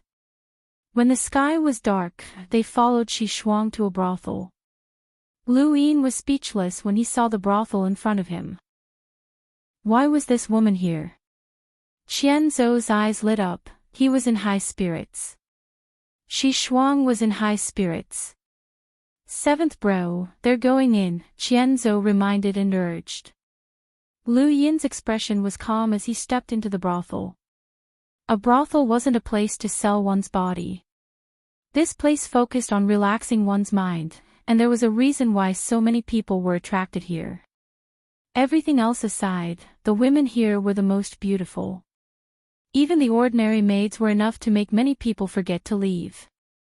Shi Shuang was received by the brothel the moment she entered. News of her identity had already spread to the brothel, or perhaps the brothel had already known about it. Young Master Shi, I've heard a lot about you. The brothel treated Shi Shuang the same way she treated other men, and she wasn't surprised that a woman had arrived. Shi Shuang was satisfied. You are.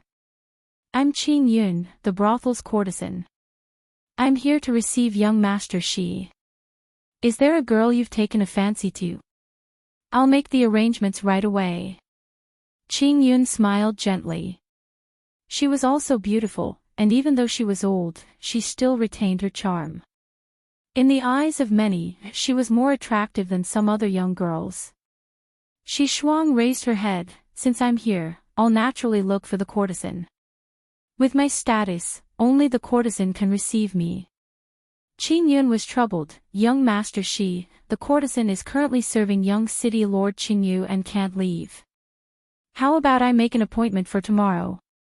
Tomorrow, she'll specifically serve you. Shi Shuang didn't mind. I don't need her to serve me.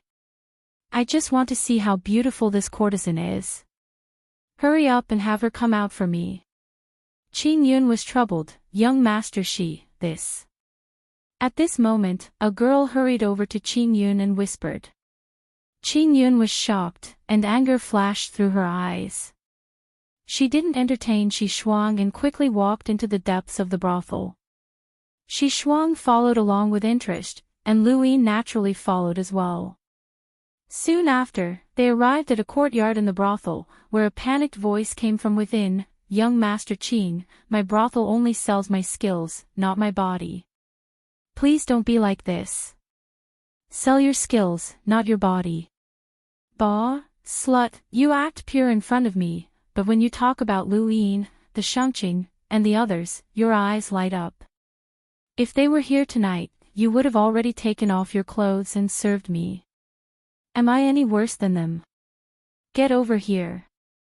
The courtesan, Qing Yun, angrily charged in and waved her hand to push Qing Yu aside.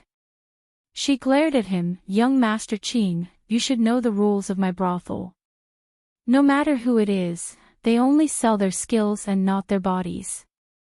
If you like Luo Mei and she likes you back, you can redeem her and marry her. But if you want to use force, please go back.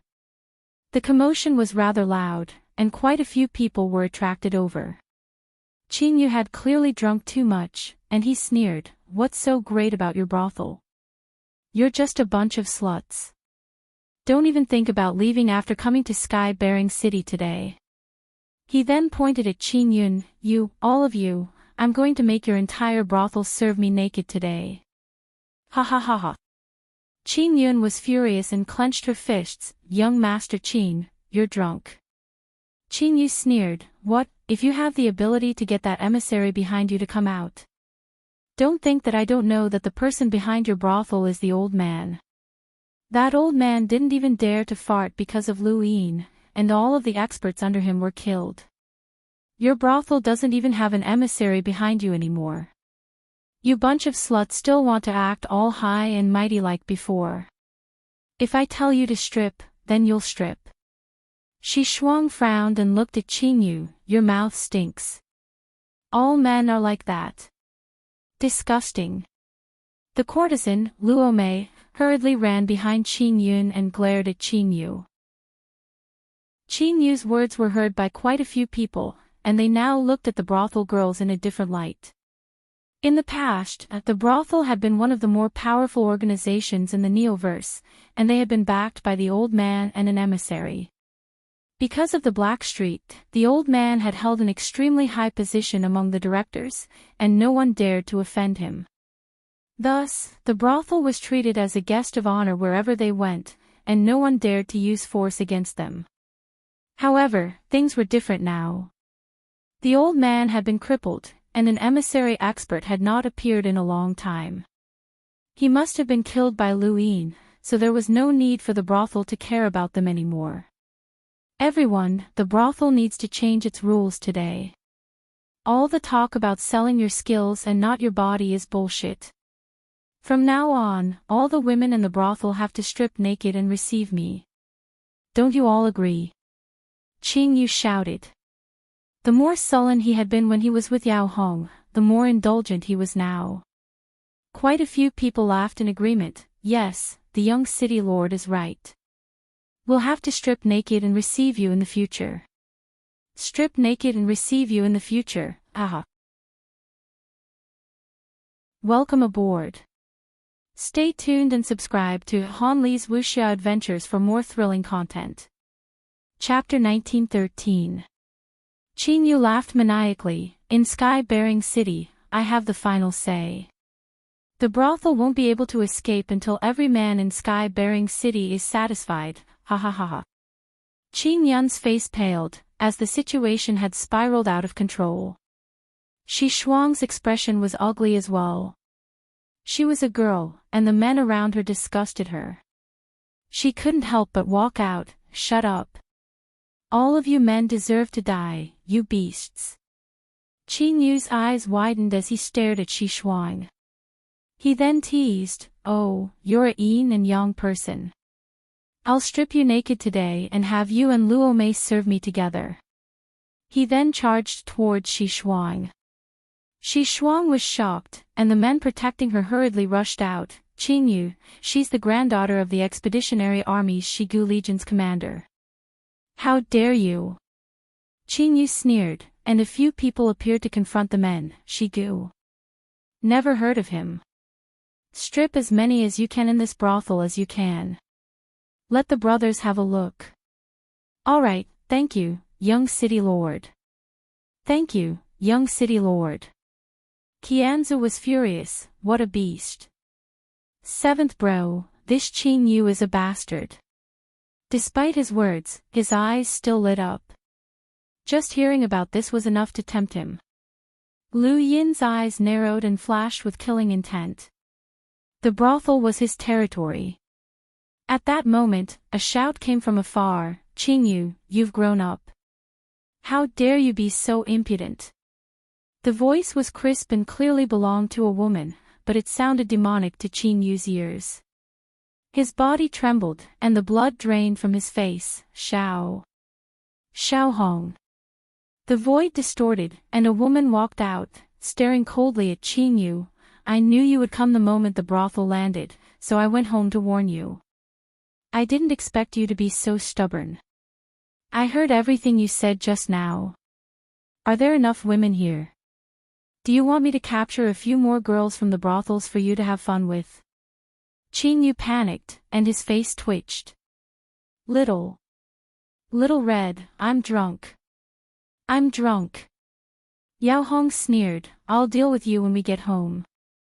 After speaking, she scanned the surroundings and finally stared at Luo Mei. She really is beautiful. No wonder you men are attracted to her. I wonder what it's like to have such a beautiful face scratched. It looked like a flower, but it was abnormally sharp.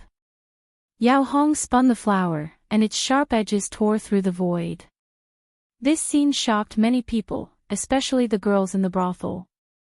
It was not because of Yao Hong's strength, but because of her words.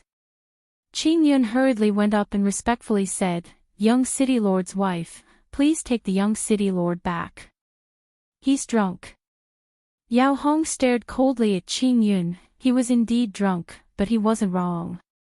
You're all a bunch of sluts, running a brothel and pretending to be virtuous.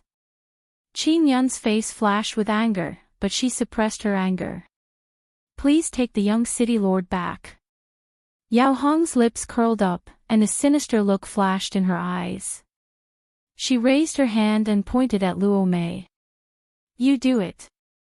Luo Mei's heart sank. She nervously and fearfully looked at Yao Hong. especially the flower in her hand. Qing Yun stared at Yao Hong. "Young madam, what are you trying to do?" Yao Hong smiled. "Such a beautiful face. It's a pity that those men have taken advantage of her. I want to draw a picture of her face and see if any men will still like her." Luo Mei was terrified when she heard this. Qing Yun's eyes narrowed, and she stared at Yao Hong. "Young madam, my brothel has interacted with many powers over the years, and we still have some face. What you're doing is too much." Yao Hong was indifferent. "You're just a bunch of sluts who seduce men. You're just a person." Face. Do you really think you have any face? When the old man was in power, you had some face, but now, who will give you any face? Do you really think that those sluts you married off have good lives? Today, not only will I draw a picture of her face, but I'll also fulfill my husband's wish. I'll strip you naked and serve all the men in Sky-bearing City. Let's see if you still have any face left." Qing Yun and the other girls were both furious and terrified. The brothel had the protection of enlighters, but how could they be a match for Sky-bearing City? Qing Yu was a madwoman, and this woman was even crazier. "Get over here." Yao Hong stared at Luo Mei. She wanted to humiliate Luo Mei and the brothel. Shi Shuang frowned. This woman was crazy, but she couldn't stop her. Many of the men who had entered the brothel were excited. Everyone in the brothel is a slut. From now on, the rules of the brothel should be changed. A smile appeared on Yao Hong's cold face. She had been unhappy with the brothel for a long time. Qing Yu's eyes darted around as he stared at Luo Mei. If he couldn't have her, then he would destroy her. It didn't matter. "Little Hong, let me shave her face and vent your anger for you." Yao Hong glanced at Qing Yu. "You're sober." Qing Yu replied, "Yes, but I don't know how I got here." He then smiled fawningly. "Little Hong, I'll shave her face for you to make you happy." He then glared at Luo Mei. "Slut, you only know how to seduce men. Get over here." Qing Yun trembled with anger. This couple was simply shameless. Yao Hong, on the other hand, liked it. She proudly raised her head and handed the flowers to Qing Yu. "It's up to you. I'm also afraid of dirtying my hands." Qing Yu was excited. "Don't worry." Luo Mei despaired. She had never expected that a brothel's top courtesan would end up in such a state. No one could stop Qing Yu and Yao Hong. This was Sky-bearing City. Luo Mei was terrified, but she could only walk towards Qing Yu. If she didn't go, then the entire brothel would be in trouble. Qing Yu licked his lips. "Slut, who told you not to obey me? What a pity. If I had taken action earlier, it would have been better to shave her after I was done playing with her. What a pity. If I can't have her, then no one else can either." Luo Mei stopped less than 3 meters away from Qing Yu and Yao Hong. Qing Yu frowned, his gaze sinister. "Slut, come here. Didn't you hear me?" Luo Mei exhaled and looked back. "Huan Yang, my brothel is in trouble today. Rather than being humiliated, I'd rather die." She then slapped her own forehead. Yao Hong's eyes turned into runes as she stared at Luo Mei's palm. Luo Mei slapped her own forehead, but there was no power behind it. She was at a loss. Yao Hong sneered. "You want to die in front of me? In your dreams. I'll make you wish you were dead." Qing Yu suddenly charged at Luo Mei. "Let this young master disfigure your face." But the moment Qing Yu got close to Luo Mei, there was a light slap. Qing Yu seemed to have been slapped in the face, and his body spun in the air before crashing to the ground. No one saw what had happened. Yao Hong's expression changed when she saw Qing Yu fall to the ground. She ran over and picked him up, turning him over. There was a palm print on his face, and half of his head had been smashed to pieces. Even his teeth were missing, but he didn't faint. Yao Hong was furious. She glared at Qing Yun and the others. Who is it?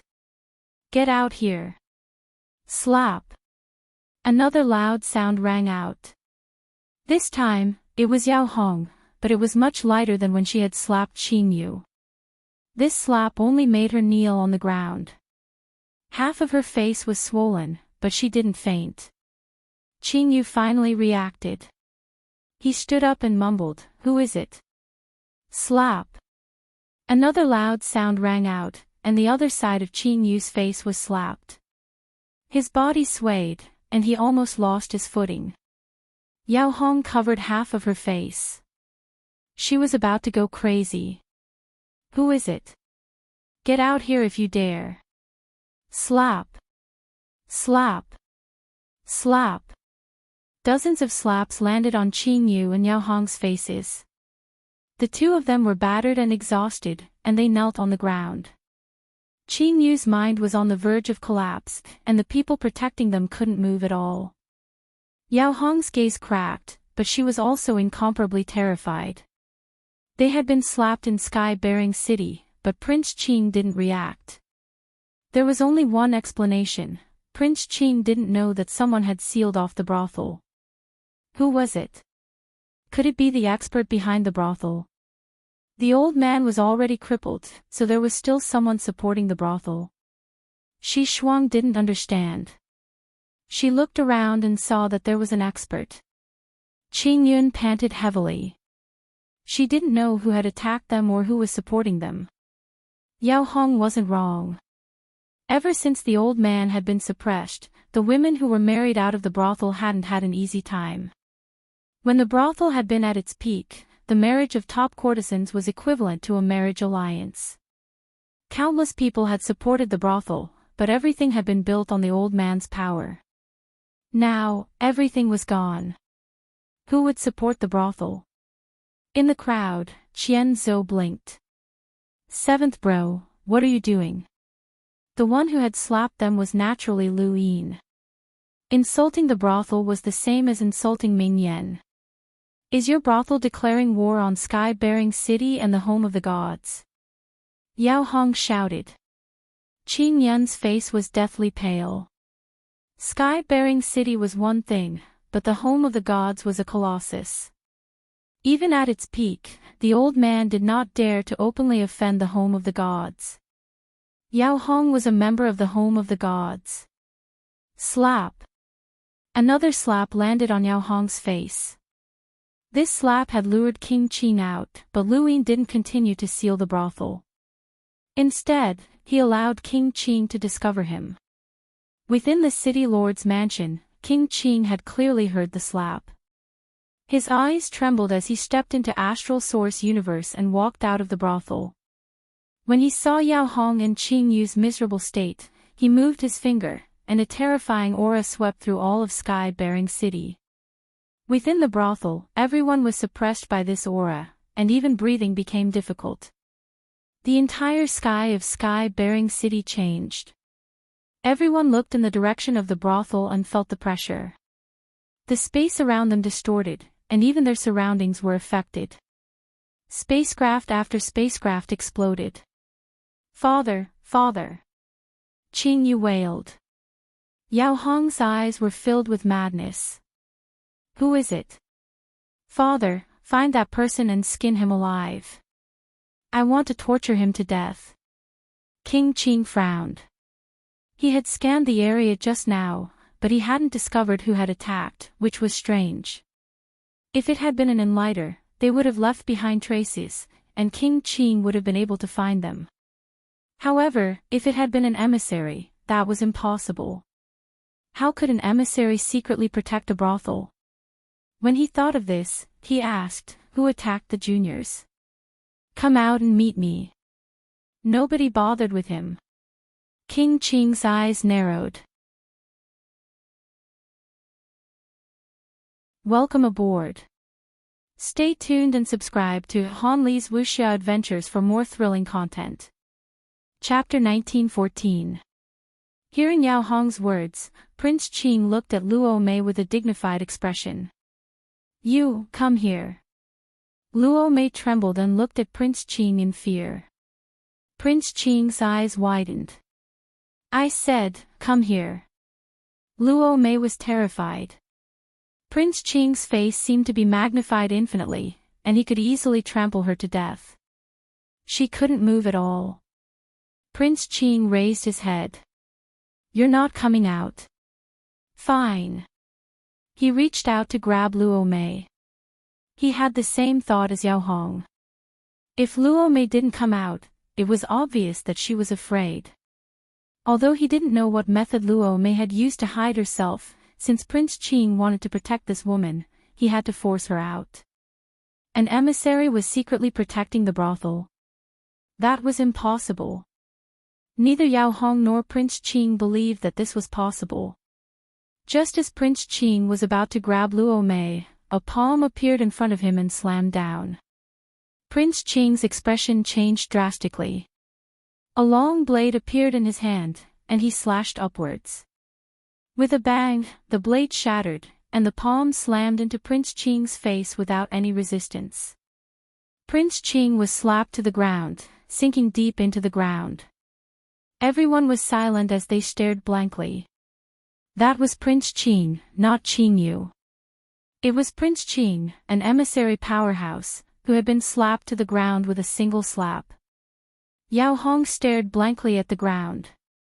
At this moment, she felt fear. A peerless elite had made a move. Someone who could suppress Prince Qing with a single slap had to have a combat power of at least 700,000. That kind of elite was actually secretly protecting the brothel. No one dared to breathe loudly as they stared at the ground. Underground, Prince Qing recovered with great difficulty, but he didn't come out. In that instant, he had felt an irresistible force. That slap had not only slapped him to the ground, but it had also woken him up. He was a powerhouse, but he couldn't resist that slap at all. Prince Qing was very smart. He was able to establish Sky-bearing City and was also the owner of the Long Wang auction house. He was calm and domineering, but he didn't lose the slyness of a businessman. That slap had made him realize the difference between them. Dignity and face weren't as important as his life. Was that slap hard to accept? No, it wasn't hard for him. If the other party had used a little more strength, he could have really slapped him to death. He cherished his life more than death. When he thought of this, he walked out of the ground and bowed deeply to Chao Qingyun, Luo Mei, and the other brothel girls. And said, I've offended you. I'll give the brothel an explanation. He grabbed Yao Hong and Qing Yu. And left. It was only after Prince Qing and the others left that everyone reacted. Everyone was silent. Those men hurriedly left. They had been heckling Qing Yu just now. Lu Yin left as well. Qian Zhou looked at Lu Yin in shock. Seventh bro, that was King Qing. How did he end things with a single slap? What else? Lu Yin asked indifferently. Qian Zhou swallowed his saliva. Was it that simple? That was King Qing. Even the expeditionary army didn't need to give him face. His name was known throughout the Neoverse, yet he didn't even dare to resist after being slapped. Just how strong had this person become? Inside the brothel, Shi Shuang had also left in shock. She was well aware of Prince Qing's strength. Before coming here, her grandfather had told her that the two of them were on par. Even so, he had still been slapped. How many experts were there in the universe? Walking out of the brothel, she looked back. What kind of powerful cultivator was hidden in this brothel? Was he one of the old man's men? If the old man Bu had been suppressed by Lu Yin, then what kind of power did Lu Yin of the Great Eastern Alliance have? It was rumored that dozens of envoys had appeared on the battlefield between the Outerverse Great Eastern Alliance and the Astral Beast Domain, and it seemed that those rumors might not be false. One slap. The slap had not only awakened King Qing and the others, but it had also awakened many geniuses of the Neoverse.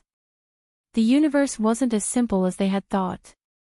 Even a rundown brothel could hide an absolute expert. Qing Yu and his wife's overbearingness had revealed many people's dark side, and when the powerhouse behind the brothel had revealed himself, these people could only retreat with their tails between their legs. However, Qing Yun and the other girls weren't surprised by these people. They had seen too many dark sides, and they had only gotten better in the past few years. Actually, a few years ago, even if the brothel girls could maintain their chastity to outsiders, they couldn't do so internally. They had long since gotten over it.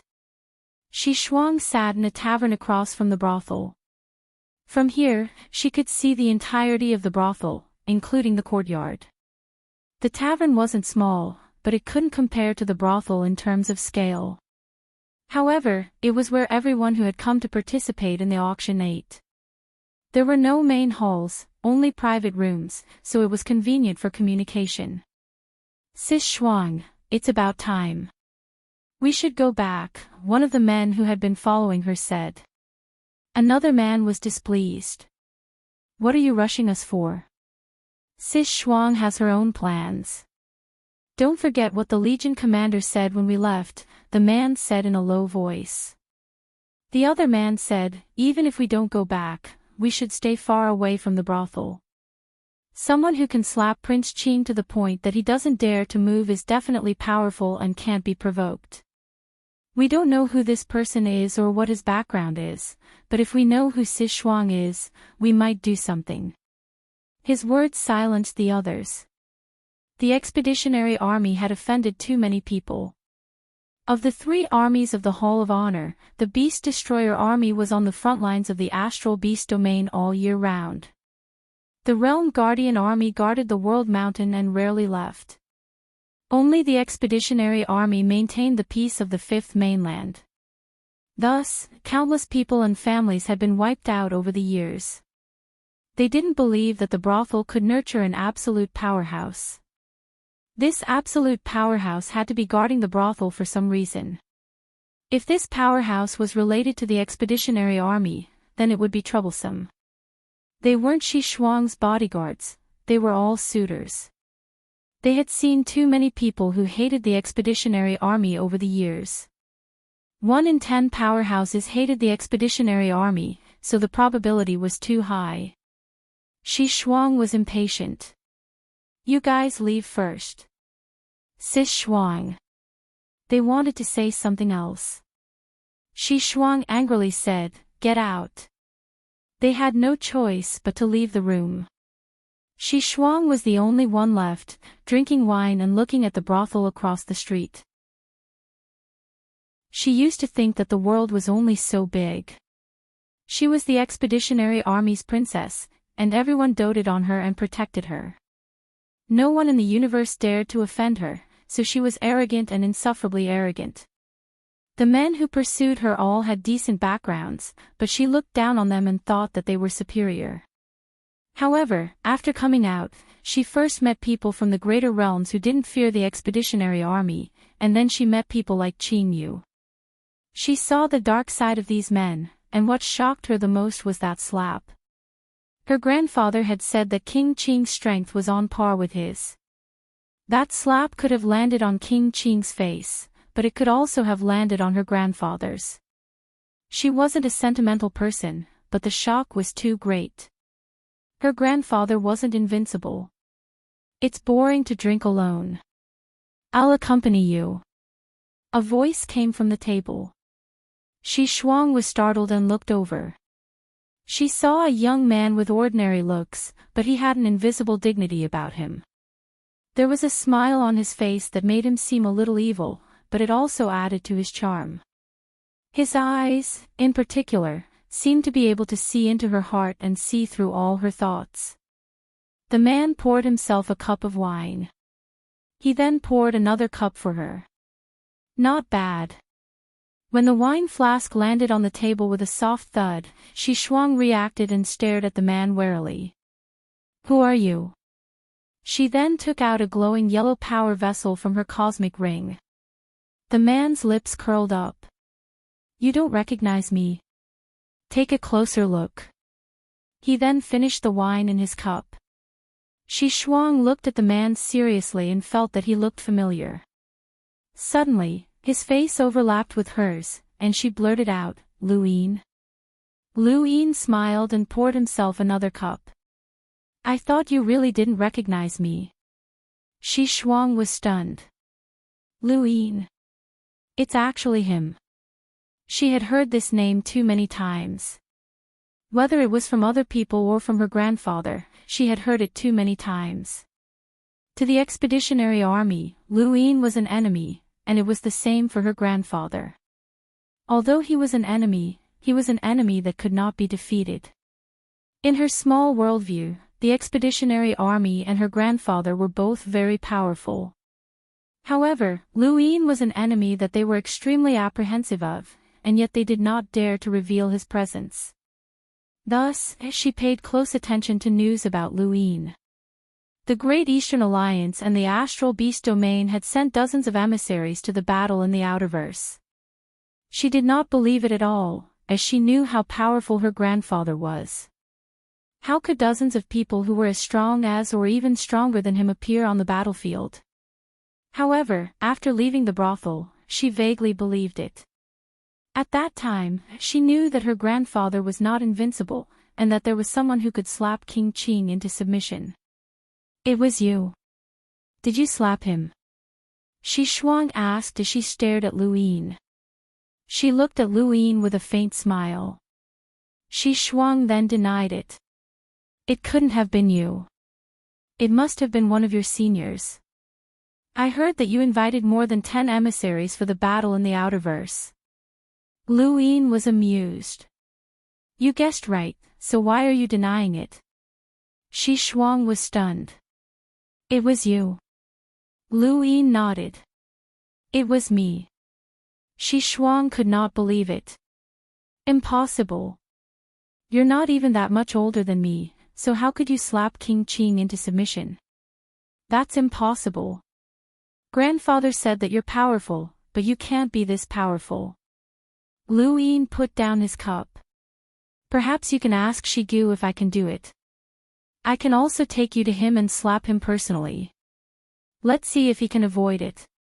Shi Shuang's expression changed, and she suddenly stood up. She retreated so far that her chair was overturned. What are you trying to do, Lu Yin? Lu Yin looked at her.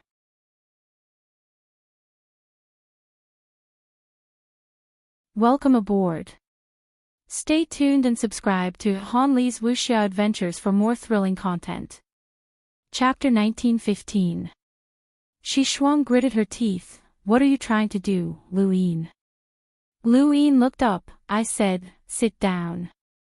Shi Shuang's expression changed, and she finally deflated. She picked up a stool and sat down obediently. If she had just come out of the expeditionary army, she would never have been so obedient. However, slapping King Qing was equivalent to slapping her grandfather's face. King Qing had not dared to resist, and neither had her grandfather. That scene had been so shocking that she had fallen from the clouds into the mortal world. Lu Yin had no interest in bullying girls, but Shi Shuang's identity was special. Where's Shigu? He asked. Shi Shuang whispered, she went to the border of the Starfall Sea. Even the expeditionary army. Lu Yin was astonished. What's their attitude towards me? Shi Shuang did not know how to answer. Lying wouldn't fool anyone, but if she didn't lie, how would this person deal with her? Shi Shuang's face paled, and she looked rather helpless. Lu Yin laughed. Forget it, I don't plan to bully you. Contact Shigu. Shi Shuang pursed her lips. What do you want? Lu Yin replied, just to chat. Why, are you afraid that I'll slap him through the screen? Shi Shuang giggled when she heard this, but she quickly regained her composure and glared at Lu Yin. How could he laugh? This man was an enemy, and he was talking about her grandfather. How embarrassing. Lu Yin poured himself another cup before pouring another for Shi Shuang. You're not bad, you protected the brothel. Don't worry, I'm not good at bullying girls. This small interlude allowed Shi Shuang to relax, and she boldly took a sip before glaring at Lu Yin. My grandfather is a good person. Lu Yin felt strange. You should tell that to people who hate him, such as the giant technology group and the orphans of the Tu family. They deserve to die, Shi Shuang said. The expeditionary army protected the peace of the human domain, and my grandfather represented the Hall of Honor and Justice. Lu Yin put down his cup. I don't have time to talk about justice with you. Contact Shi Gu. Do you hate my grandfather? Shi Shuang asked as she raised her gadget. Lu Yin shook his head. Of course not. Shi Shuang was surprised. You're not enemies. Lu Yin looked at Shi Shuang seriously. He's not worthy. Shi Shuang was furious, and she bit her lip. She didn't want to contact Shi Gu, but when she saw Lu Yin's aggressive gaze, she became afraid. She snorted and contacted Shi Gu. Not long after, a holographic screen appeared. On it was Shi Gu's tired figure, and the background was a desolate planet. Xiao Shuang, what's the matter? Did he go back? What did you buy? Shi Gu's voice was very gentle. He was obviously very tired, but he pretended to be relaxed. He did not look old. In reality, he looked like a middle-aged man, but if he was willing, not only could he become a grandfather, he could even become an old ancestor. After all, he had lived for too long. Shi Shuang's face was pale. She looked helpless and hesitant. Grandpa. Shi Gu looked at Shi Shuang, his expression changing as he roared, Little Shuang, what's wrong? Who bullied you? Tell Grandpa, Grandpa is going to kill him. The expeditionary army can leave the borders of the Starfall Sea without permission. Commander Shigu sure is leisurely, Tio Kai's voice sounded out, and Shi Shuang turned the screen to face Lu Yin. He raised a hand, long time no see, Commander Shigu. Shigu's pupils shrank when he saw Lu Yin. Lu Yin. Lu Yin's lips curled up, surprised. Shigu leaned forward and stared at Lu Yin. Lu Yin, why are you with Xiao Shuang? What did you do to her? Lu Yin innocently replied, it was a coincidence, so let's have a drink. He then poured wine for himself and Shi Shuang. Xiao Shuang, don't drink. Shigu was anxious. Shi Shuang pursed her lips, Grandpa, this is my wine. Shigu was stunned and looked at Lu Yin. What are you trying to do, Lu Yin? Don't involve the child in our grudges. Lu Yin found it funny, she said that she's not younger than me. He then looked at Shi Shuang, how old are you? Shi Shuang lowered her head, not wanting to entertain him. Shigu asked in a low voice, Lu Yin, what are you trying to do? Lu Yin stood up, nothing much, I just happened to run into you and wanted to chat for a bit. I also wanted to see how Commander Shigu is doing. You're still healthy, so you should be able to live for a long time. Not bad, not bad. He then walked over to Shi Shuang and patted her head under Shigu's furious gaze. He smiled at Shigu, your granddaughter is very cute. Let's meet again if there's a chance. Lu Yin, stop right there.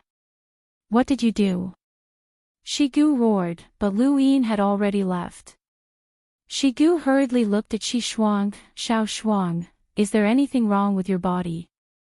Does it hurt anywhere? What's going on? Hurry up and tell Grandpa. He was truly anxious. Shi Shuang rubbed her head blankly, I'm fine, Grandpa. Shigu was anxious. How could she be fine? How could they have run into each other by chance? Lu Yin had hidden himself well, and he had even patted Shi Shuang's head before leaving. How could he not have done anything? Xiao Shuang, what's going on? Hurry up and tell Grandpa, Shigu said anxiously. He was prepared to return immediately, as Lu Yin must have done something. An emissary's methods were not something a mere cruiser could detect. Sometimes, people would think too highly of themselves. In Shi Shuang's view of the world, Lu Yin and Shi Gu were enemies. In Shi Gu's view of the world, he believed that Lu Yin had deliberately sought out Shi Shuang to do something to deal with him. However, from Lu Yin's perspective, he had done nothing. Even if he had done something, it would have been a warning. Shi Gu was not worth him sacrificing his bottom line to use Shi Shuang, but a small warning was enough to make Shi Gu not dare to make an enemy out of him. This was Lu Yin's confidence. The Outerverse War had shown the Fifth Mainland Lu Yin's influence and the Great Eastern Alliance's potential for war. He had the qualifications to declare war on anyone, and the expeditionary army was too insignificant. Just as he left the tavern, Qianzu caught up to him. "Seventh bro, that girl must have been frightened, right?" Lu Yin calmly replied, "Keep an eye on that auction house. I have something to take care of." He then disappeared once more. This time, Lu Yin went to the city lord's mansion. Originally, he had not planned on doing anything to King Qing. His slap had been unfathomable, and no one would dare to do anything to the brothel since no one knew what powerhouse was behind it. However, Yao Hong had not given up, and she had actually gone to the home of the gods to ask for reinforcements. She had even threatened to destroy the brothel. Lu Yin could no longer tolerate this, and he wanted to see just who would dare to step forward in the home of the gods. In the city lord's mansion, King Qing felt uneasy. "Father, don't worry. The home of the gods is a colossus that is on par with the Sirius sect and the Mavis family. Even during the old man's golden age, the brothel would not dare to offend the home of the gods," Qing Yu said in a fierce tone. King Qing's eyes flickered as he had been slapped.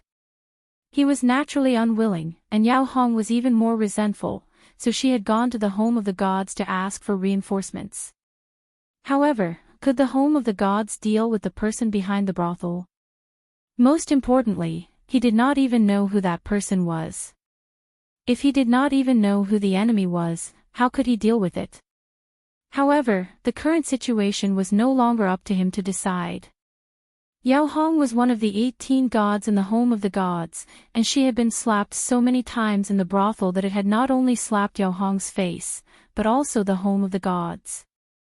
When the disciples of the Colossus of the Neoverse went out and fought with their peers, the powers behind them would not interfere.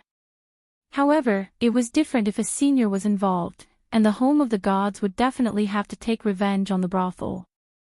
The original brothel should not have had such a powerhouse. "Let's go," King Qing said. Qing Yu was stunned. "Father, what did you say?" King Qing replied, "Let's go. We can't stay here any longer." Qing Yu asked, "How can we leave?" "Father, once the experts from the home of the gods arrive and realize that we've left, what will they think?" "Don't worry, Father. There aren't many people in this universe who would dare go against the home of the gods, much less stand up for a place like the brothel." Of course, King Qing understood this, but he still felt uneasy. He knew how powerful the home of the gods was, or else he would not have allowed Yao Hong to be so strict with his son. Even as an emissary, she did not dare to say anything. However, the home of the gods was not invincible. He recalled the battle between the Seven Court Xia family, the Sirius sect, and Everlasting Sky Island. That battle had been planned for many years, and it had started from a small matter. In that case, could this be a prelude to someone's plan to deal with the home of the gods? It was not impossible, but he did not want to be drawn into this whirlpool. When he thought of this, he grabbed Qing Yu and was about to leave. No matter what, he had to leave first. If the home of the gods crushed the person behind the brothel, he would just come back and apologize. After all, Yao Hong was his daughter-in-law. If it was really a battle between colossus like he thought, then he would be finished if he got involved. He only had one life. Just as he was about to leave, a hand appeared on his shoulder and pressed him down. King Qing's expression changed. Someone was here. When? He grabbed Qing Yu and slowly turned around to see a young man staring at him coldly. Where do you think you're going? King Qing immediately felt a sense of familiarity when he saw this person, and then his eyes changed as he remembered. Lu, Alliance Leader Lu. Lu Yin exerted strength in his palm and easily pressed King Qing into the ground. There was a loud boom, and the entire city lord's mansion collapsed. The enormous force crushed half of King Qing's body. Intense pain shot through his body, and King Qing spat out a mouthful of blood. He did not dare resist and even bit his tongue to prevent himself from screaming. He loosened his grip and tossed Qing Yu aside to prevent himself from being affected. At this moment, half of King Qing's body was pressed into the ground. Lu Yin's arm hung down, but it was still pressed down on King Qing's shoulder. From a distance, it looked like King Qing was kneeling in front of Lu Yin. Qing Yu crawled up and saw this scene. His face went pale, and he was filled with fear and despair.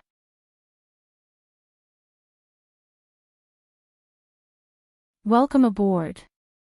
Stay tuned and subscribe to Han Li's Wuxia Adventures for more thrilling content. Chapter 1916. King Qing had never expected that the person behind the brothel would be Lu Yin, as this person was not someone the home of the gods could deal with. Even without considering his status as a director, the Great Eastern Alliance had more emissaries than the home of the gods. Furthermore, he had the support of the Sirius sect, Everlasting Island, and the Hall of Honor. Dozens of emissaries had participated in the Outerverse War, and 6 of them had a power level of over 1,000,000. The home of the gods was very powerful and was a behemoth in the Neoverse, but it could not compare to the current Great Eastern Alliance. There were even rumors that a half-progenitor had appeared on the battlefield. If that was true, then it would be too terrifying. If he had known that the person who had attacked the brothel was Lu Yin, then he would have stopped Yao Hong no matter what. This was not just trouble, but also despair. Lu Yin retracted his hand. Did that woman ask for help from the home of the gods? King Qing was shocked. Alliance Master Lu, that has nothing to do with me. She's one of the home of the gods' 18 celestial gods, Fenghua God. She has a very high status in the home of the gods and has many friends. That's why she can do whatever she wants in Sky-bearing City. Even I don't dare to do anything to her. She's a disciple of the Mirror God. Lu Yin raised a brow. Mirror God. King Qing endured his injuries. The Mirror God is an expert who is second only to the Candle God in the home of the gods. The Candle God is in seclusion all year round, so the Mirror God is in charge of managing the home of the gods. Nearly half of the 18 celestial gods are disciples of the Mirror God. Offending Yao Hong is the same as offending half of the home of the gods, so no one dares to offend her. What was Ember's status in the home of the gods? Lu Yin asked. King Qing was confused. Ember. Lu Yin answered, one of the 4 hegemons of the Cosmic Sea, the leader of the Nightmare Regiment, Ember. King Qing explained, I'm not familiar with the Cosmic Sea, and I don't know who Ember is, but it's rumored that there was a traitor in the home of the gods who was chased by the Mirror God and the Violet God and fled the Neoverse. That person might be Ember. I remember him being called the Nightmare God. He's a taboo in the home of the gods, and no one can mention him. Even Yao Hong doesn't, so we don't know much about him. But wasn't the Nightmare Regiment destroyed by Leon's armada? I know. Qing Yu trembled in the distance as she looked at Lu Yin in fear. Lu Yin looked over. You know. Tell me something that interests me, and I might let you go. Prince Qing looked hopefully at Qing Yu. Little Yu, tell me everything you know. Don't hold anything back. I don't know much, Qing Yu said fearfully. Once, when Yao Hong was drunk, she said that the reason Huishan left the home of the gods was because he stole something from the rune technology ruins, which led to the pursuit of Mirror God and Violet God. She didn't know exactly what it was, but she did know that after so many years, Mirror God and Violet God never gave up. They would occasionally enter the Cosmic Sea to hunt him down. Anything else? Prince Qing asked. Qing Yu shook her head. No, no. Oh, that's right. Yao Hong said that violet deity went out a while ago. He must have gone to hunt down Annihilation again. During the battle at Cosmic Sea, Annihilation escaped. King Qing looked pleadingly at Lu Yin, awaiting his decision. Qing Yu was right. Annihilation had escaped, and it was normal for the home of the gods to still be hunting him down. So where was the item that he had stolen? Could Leon's armada have obtained it? Although the possibility was low, Lu Yin still sent a message to ask Big Sis. Not long after, Big Sis replied. Lu Yin glanced at it and was disappointed. Everything in the group had been accounted for, and there was nothing worth paying attention to. There was also nothing related to the rune technology ruins. The item. Big Sis wouldn't lie to him. No one in Leon's armada cultivated the scripture of Aeon evolution, so it was useless. It should be on Annihilation himself, as he wouldn't have lost such an important item. Where was Annihilation right now? Lu Yin looked up into space. The universe was huge, and with Annihilation's strength, he could have escaped anywhere. The home of the gods was the most likely place to find him, and perhaps he could even borrow the Starsabil's sex strength. Both Sky-bearing City and the home of the gods were in the north. Although the north was huge, the experts from the home of the gods were able to reach Sky-bearing City in less than a day. The next day, King Qing was still half buried in the ground while Qing Yu lay nearby. Yao Hong had also arrived, along with a group of cultivators from the home of the gods. Their leader exuded a powerful aura that caused all of Sky-bearing City to tremble. It was an old woman who was also an emissary, but her power level was clearly higher than King Qing's. Although they were both emissaries, King Qing couldn't compare to an emissary who used the scripture of Aeon evolution. When Yao Hong saw King Qing and Qing Yu's miserable state, she didn't immediately try to save them. Instead, she respectfully said to the old woman, "It must be the person behind the brothel. He clearly knows that I'm a disciple of the home of the gods, but he still dares to act so recklessly. He clearly doesn't care about the home of the gods." The old woman's eyes turned into runes as she scanned the city lord's mansion. She then stared in a certain direction, and her expression changed drastically. Lu Yin was sitting there quietly, clearly waiting for them. She immediately recognized Lu Yin when she saw him, as this wasn't their first time meeting. Lu Yin also recognized the old woman. He was the one who had helped her capture the emissary from the group. "Granny, we have to destroy the brothel today and find out who's so daring to offend the home of the gods." Yao Hong was still talking, but she didn't see Lu Yin at all. It wasn't just her, the other cultivators from the home of the gods didn't see him either. Only the old woman did.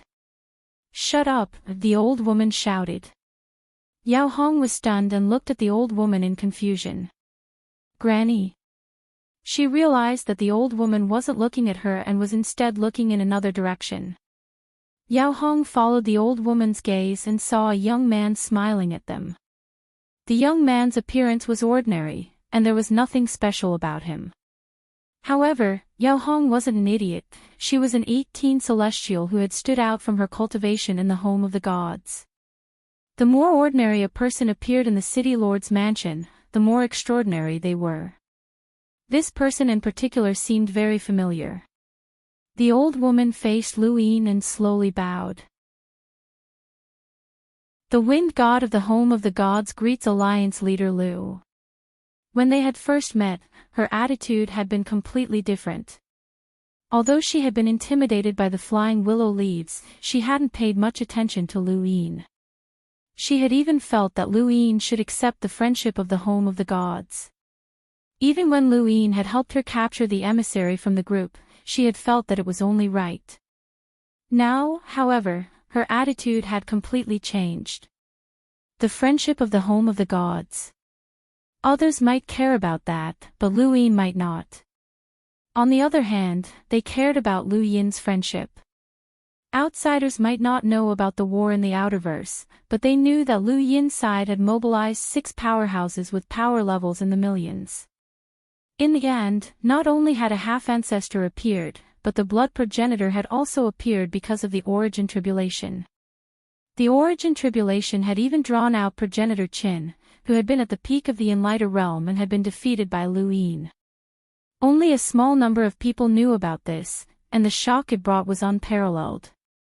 The astral source universe was in an uproar because of Liu Yin.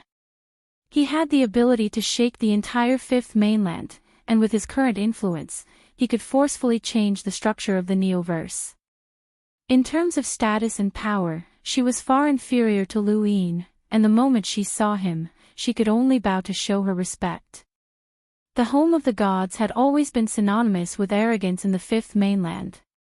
Outsiders looked at them more than they looked at them as lunatics. Each of them had proclaimed themselves as gods, so what were they if not lunatics? But even if they were lunatics, they were still rational lunatics. They were arrogant, but they couldn't be arrogant in front of Liu Yin. After the old woman bowed, the rest of the home of the gods' cultivators behind her bowed as well. Alliance leader Liu. There was only one person in the entire universe who could be addressed in such a manner, the Great Eastern Alliance's alliance leader, a member of the Board of Governors, and a paragon of the same generation, Liu Yin. Yao Hong recalled that it was indeed Liu Yin. In an instant, everything connected. It was Liu Yin. The one who had attacked them at the brothel was Liu Yin. No wonder he had appeared at the city lord's mansion, and no wonder King Qing and his son were in such a miserable state. If it was Liu Yin, then everything made sense. Greetings, Alliance Leader Liu. Yao Hong bowed deeply. Half of King Qing's body was buried in the ground, and he looked at these arrogant cultivators from the home of the gods who were bowing like lunatics. His gaze was bitter, but he also found it funny. This was the difference between people. He was an emissary, but Yao Hong could act without restraint and speak rudely to him. However, Liu Yin was also an emissary, so these people could only lower their heads. As he thought about it, he looked at Liu Yin. How had this young man done it? How many years had it been since he started cultivating? He was practically a legend, and he was even more of a legend than progenitor Qin and the talisman ancestor. Liu Yin looked up and quietly looked at the old woman without saying a word. Since he didn't speak, the old woman and the rest could only maintain their bowing posture. After half a day, Liu Yin finally spoke up. I can't be considered friends with the home of the gods, but I can't say that we're enemies either. However, this time, you've gone a little overboard. The old woman stood up and respectfully said, Alliance Leader Liu, this is all a misunderstanding. Yao Hong didn't know that the brothel was now your property. Liu Yin raised a hand to stop her. Don't speak nonsense. It's not my property. The people from the home of the gods were confused. Liu Yin calmly said, Old man Bu and I have become good friends. This brothel is still his property, but since it's a good friend's property, it wouldn't be good for me to not take action when it was bullied. Don't you agree? The old woman nodded. That makes sense. Alliance leader Liu is right. In the distance, Qing Yu, who was lying on the ground, didn't know whether to laugh or cry. Reason? When had the people from the home of the gods ever been reasonable? Since it was Alliance leader Liu who took action, this matter will end here. At the same time, I would like to thank Alliance leader Liu for showing mercy and sparing Yao Hong's life, the old woman said solemnly. Behind her, Yao Hong was sullen. She had been slapped so many times, but in the end, she still had to thank Liu Yin for sparing her life. As one of the home of the gods' 18 celestial gods, her status was so high that she could ignore some of the emissaries. When had she ever suffered such grievances? However, she didn't dare to say anything. The home of the gods was managed by the mirror god in name, but in reality, the mirror god also needed to cultivate. Everything was managed by the wind god, and whatever the wind god said was law. Lu Yin's opinion of this old woman had improved. The people from the home of the gods weren't crazy, and they were willing to lower their heads when they needed to. Furthermore, they had done so much faster than anyone else. However, Lu Yin didn't plan on letting this matter go so easily. I believe you, but I don't believe her. Lu Yin's gaze then landed on Yao Hong. The old woman looked back and coincidentally saw Yao Hong's resentful gaze. She waved her hand and slapped Yao Hong across the face, sending Yao Hong flying. Yao Hong was stunned, as she hadn't expected to be hit. Welcome aboard. Stay tuned and subscribe to Han Li's Wuxia Adventures for more thrilling content. Chapter 1917. The old woman looked at Lu Yin. Alliance Master Lu, are you appeased now? Lu Yin raised a brow. She was too ruthless, and even he didn't want to cause trouble for her. This old woman had been too honest. Wind God, you hit me. Yao Hong screamed, her gaze crazed. She had been sullen and resentful to begin with, and this slap had completely unleashed her hatred. The old woman turned around and glared at Yao Hong, her gaze fierce. Shut up. Yao Hong screamed back, what right do you have to hit me? I'm a disciple of the Mirror God, and you're a disciple of the Violet Deity. You're only in charge of the home of the gods, but as a member of the home of the gods, you're helping an outsider instead of your own. I won't let you off, and I'll definitely report this to the Mirror God. The old woman was enraged. She raised her hand and ruthlessly slapped Yao Hong's face, directly knocking her unconscious. The surrounding cultivators of the home of the gods didn't dare to speak. The old woman faced Lu Yin and respectfully said, Alliance Master Lu, I will bring my disciples back to the home of the gods. I hope that Alliance Master Lu won't blame me for this. Lu Yin's eyes narrowed. This old woman was abnormal. His current status and strength were indeed high, but it wasn't enough for the home of the gods to lower their heads like this. It was true that they were afraid of him, but they shouldn't be so cowardly, as if they were afraid that he would pursue the matter. This didn't make sense, and even he felt that Yao Hong's words made sense. As an emissary of the home of the gods, instead of helping her own, she had helped an outsider. To put it nicely, she was looking out for the big picture, but to put it bluntly, it was betrayal. What right did this old woman have to be so submissive to him? Lu Yin wasn't arrogant enough to think that he had the qualifications to rule over the Neoverse. The Outerverse had been able to gather so many experts, and many from the Neoverse had come as well. Not all of them had been his people, but the Hall of Honor had also tacitly approved. She's a disciple of the Mirror God. The old woman replied, she only learned from the Mirror God. Alliance Master Lu, please don't mind her. Lu Yin sneered. Don't mind? How is that possible? I heard that the Mirror God is extremely powerful, and from the looks of it, she doesn't plan on letting this matter go. The old woman's expression turned ugly. Alliance Lord Lu, the home of the gods doesn't want to be enemies with you. After all, your relationship with Tai God isn't bad. We'd rather be friends with you, so we admit our mistake. Please don't pursue this matter any further.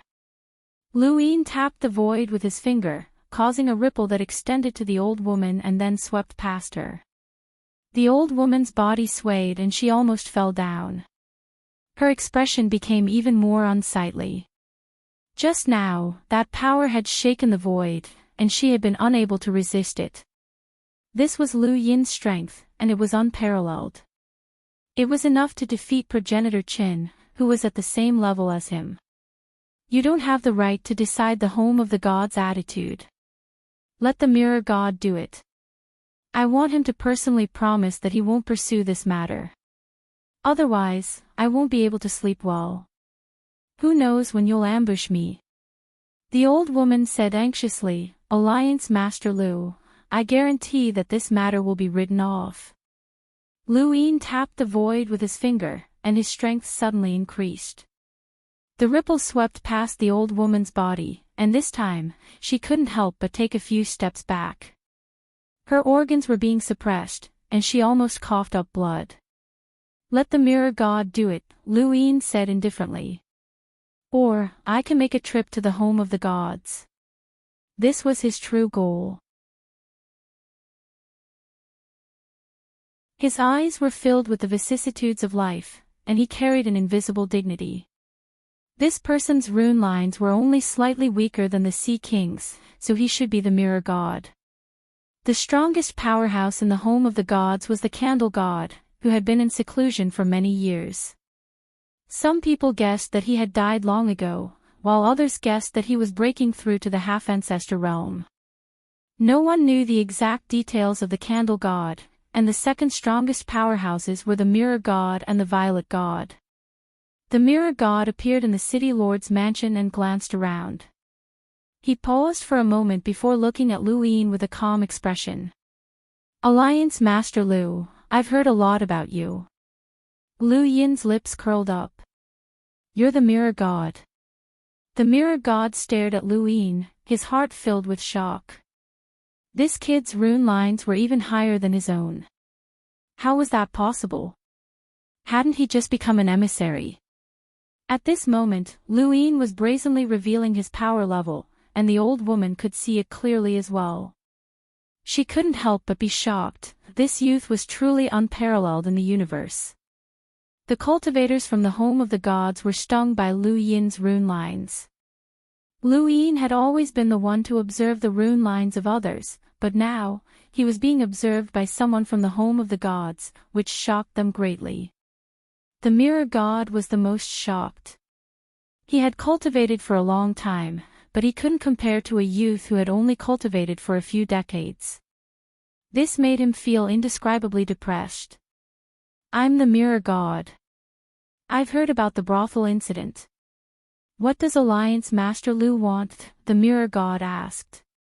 His gaze was no longer calm, and there was an intense fear in the depths of his eyes. He had originally thought that only the second Night King could suppress him in the Great Eastern Alliance, but Lu Yin's rune lines had already surpassed his own. Although he was confident in his cultivation of the Aeon Evolution scripture, he couldn't determine Lu Yin's bottom line. This youth was terrifying and unfathomable. Lu Yin smiled. "Actually, I don't need any explanation. She's already been taught a lesson. I only invited you here to confirm that the home of the gods has no plans for revenge." The mirror god nodded. "Rest assured, Alliance Master Lu. Yao Hong is ruthless, and we will discipline her strictly. Naturally, we won't seek revenge. However, please do not slander the home of the gods. The disciples that we teach are not evil." This was the attitude that the home of the gods should have. They didn't offend anyone, but they also didn't fear anyone. Lu Yin smiled. "Senior Mirror God, may I ask what stage your cultivation of the Aeon Evolution scripture is at?" The expressions of the Mirror God and the others from the home of the gods changed, as it was taboo to ask someone about their cultivation. The Mirror God frowned. "What do you mean, Alliance Master Lu? I'm just curious, nothing else. After all, I've already cultivated to the knowing realm, and I'm a little lost about the next realm," Lu Yin said. Everyone from the home of the gods looked at Lu Yin as if he were a freak. Only the old woman and the mirror god knew that Lu Yin had already cultivated to the knowing realm. The details of Lu Yin's breakthrough to the astral envoy realm and his battle with progenitor Qin had already spread. Many of Lu Yin's trump cards had been revealed, such as the Knowing Realm's Aeon Evolution scripture. They hadn't expected that someone like Lu Yin, who had never cultivated in the home of the gods, would be able to reach the Knowing Realm. They had wanted to contact Lu Yin and ask if he had obtained the rune technology ruins. Otherwise, how could he explain it? Now that this was brought up, the mirror god's eyes flashed, and he waved a hand. "Leave."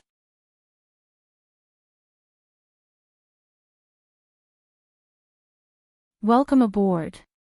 Stay tuned and subscribe to Han Li's Wuxia Adventures for more thrilling content. Chapter 1918. Lu Yin looked Mirror God up and down, but he didn't say anything. Mirror God wasn't stupid and hurriedly said, "We can trade with you. There are several rune technology ruins in the home of the gods, and we all cultivate there. I don't mind telling you that I'm an unbounded, and I successfully cultivated in one of the ruins. It's almost impossible for outsiders to reach the unbounded realm.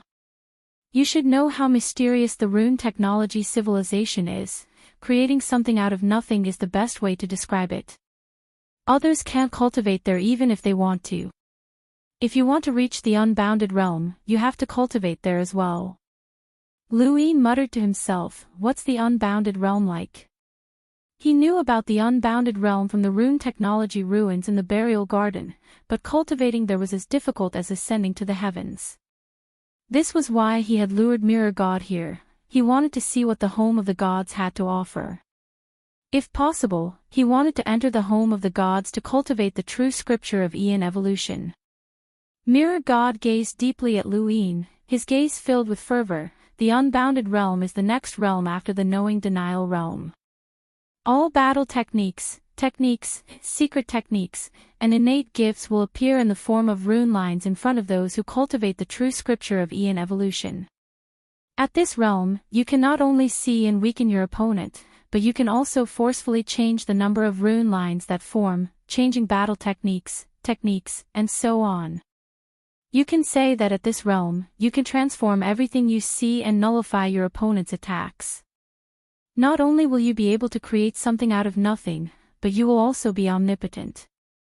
Lu Yin was overwhelmed by Mirror God's words. "Let me feel it," he said, raising his hand and striking out with a clear void palm.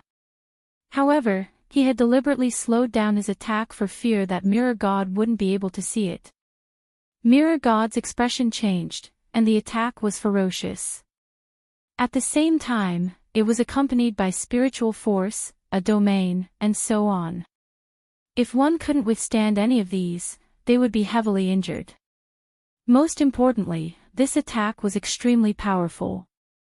Mirror God stared at Lu Yin as the clear void palm dissipated less than a meter in front of him. This wouldn't have been surprising in the past, as it could be weakened to the extreme. However, Mirror God wasn't stronger than Lu Yin, and yet he had been able to nullify his clear void palm. This was the unbounded realm. Lu Yin didn't attack again. Mirror God had already shown enough. With Lu Yin's current strength, who could easily withstand his clear void palm? However, the Mirror God could nullify it, which was quite terrifying. "I've only scratched the surface when it comes to the unbounded realm," said Mirror God. "When the Candle God makes a move, it's truly miraculous. He can cause stars to disappear and reform, and transform other people's battle skills into his own. He can even imitate other people's battle skills, and even innate gifts. That's what the unbounded realm is like. I'll head over to the home of the gods as soon as possible. I'll tell you where the statue is then. You can tell me now. The home of the gods will always welcome you." Lu Yin shook his head. "I'll tell you when we reach the home of the gods. It's too early now." The Mirror God was helpless. They all yearned for the rune technology ruins, and they had arranged for people to search for them in various parts of the Fifth Mainland a long time ago. For example, the Amethyst Trading Company had been a pawn in their search for the ruins in the home of the gods. There were people from both the Innerverse and the Cosmic Sea, and no one was more eager than the Mirror God to cultivate the true scripture of Aeon evolution. If it had been anyone else, the Mirror God would have already captured them and interrogated them, but he didn't have the guts or the strength to do so. "Alliance Master Lu, please visit the home of the gods as soon as possible." "No matter when, the home of the gods will always welcome you," the Mirror God said expectantly. Lu Yin could feel the Mirror God's sincerity, just like the Wen family. Speaking of which, it seemed that the Mirror God had left quite a few people hanging. For example, the Wen family, the Ku family, and now the home of the gods. Right, there was also the sword sect. He had promised to give Lu Hao to them, but he would have to wait until he returned to the Innerverse. Don't worry, I'll be there as soon as possible, Lu Yin replied courteously. Before leaving, the mirror god couldn't help but say, Alliance Master Lu, you must take care of yourself. Safety first. These words stunned the old woman and the others, and they all looked at the mirror god strangely. King Qing and his son were stunned as well. The people of the home of the gods were this kind. Yao Hong had just woken up, but when she heard these words, she fainted again. Lu Yin sighed. There were so many good people in the Neoverse. The serious sect cared about him, and now, the home of the gods cared about him as well. The people from the home of the gods left and took Yao Hong away, saying that they would discipline her when they returned. Lu Yin stayed behind to wait for news from Qianzhou. Since he stayed behind, it was naturally up to King Qing to receive him. Although King Qing had been beaten up quite badly by Lu Yin, as long as he was still alive, he had to personally receive Lu Yin. Qing Yu followed beside King Qing to serve him. The events of that day had completely changed his life. Although he looked at Lu Yin with fear, there was also longing. For the first time in his life, he longed to become a powerhouse. His father, who had once stood in his way, had fallen, so he could only move forward on his own.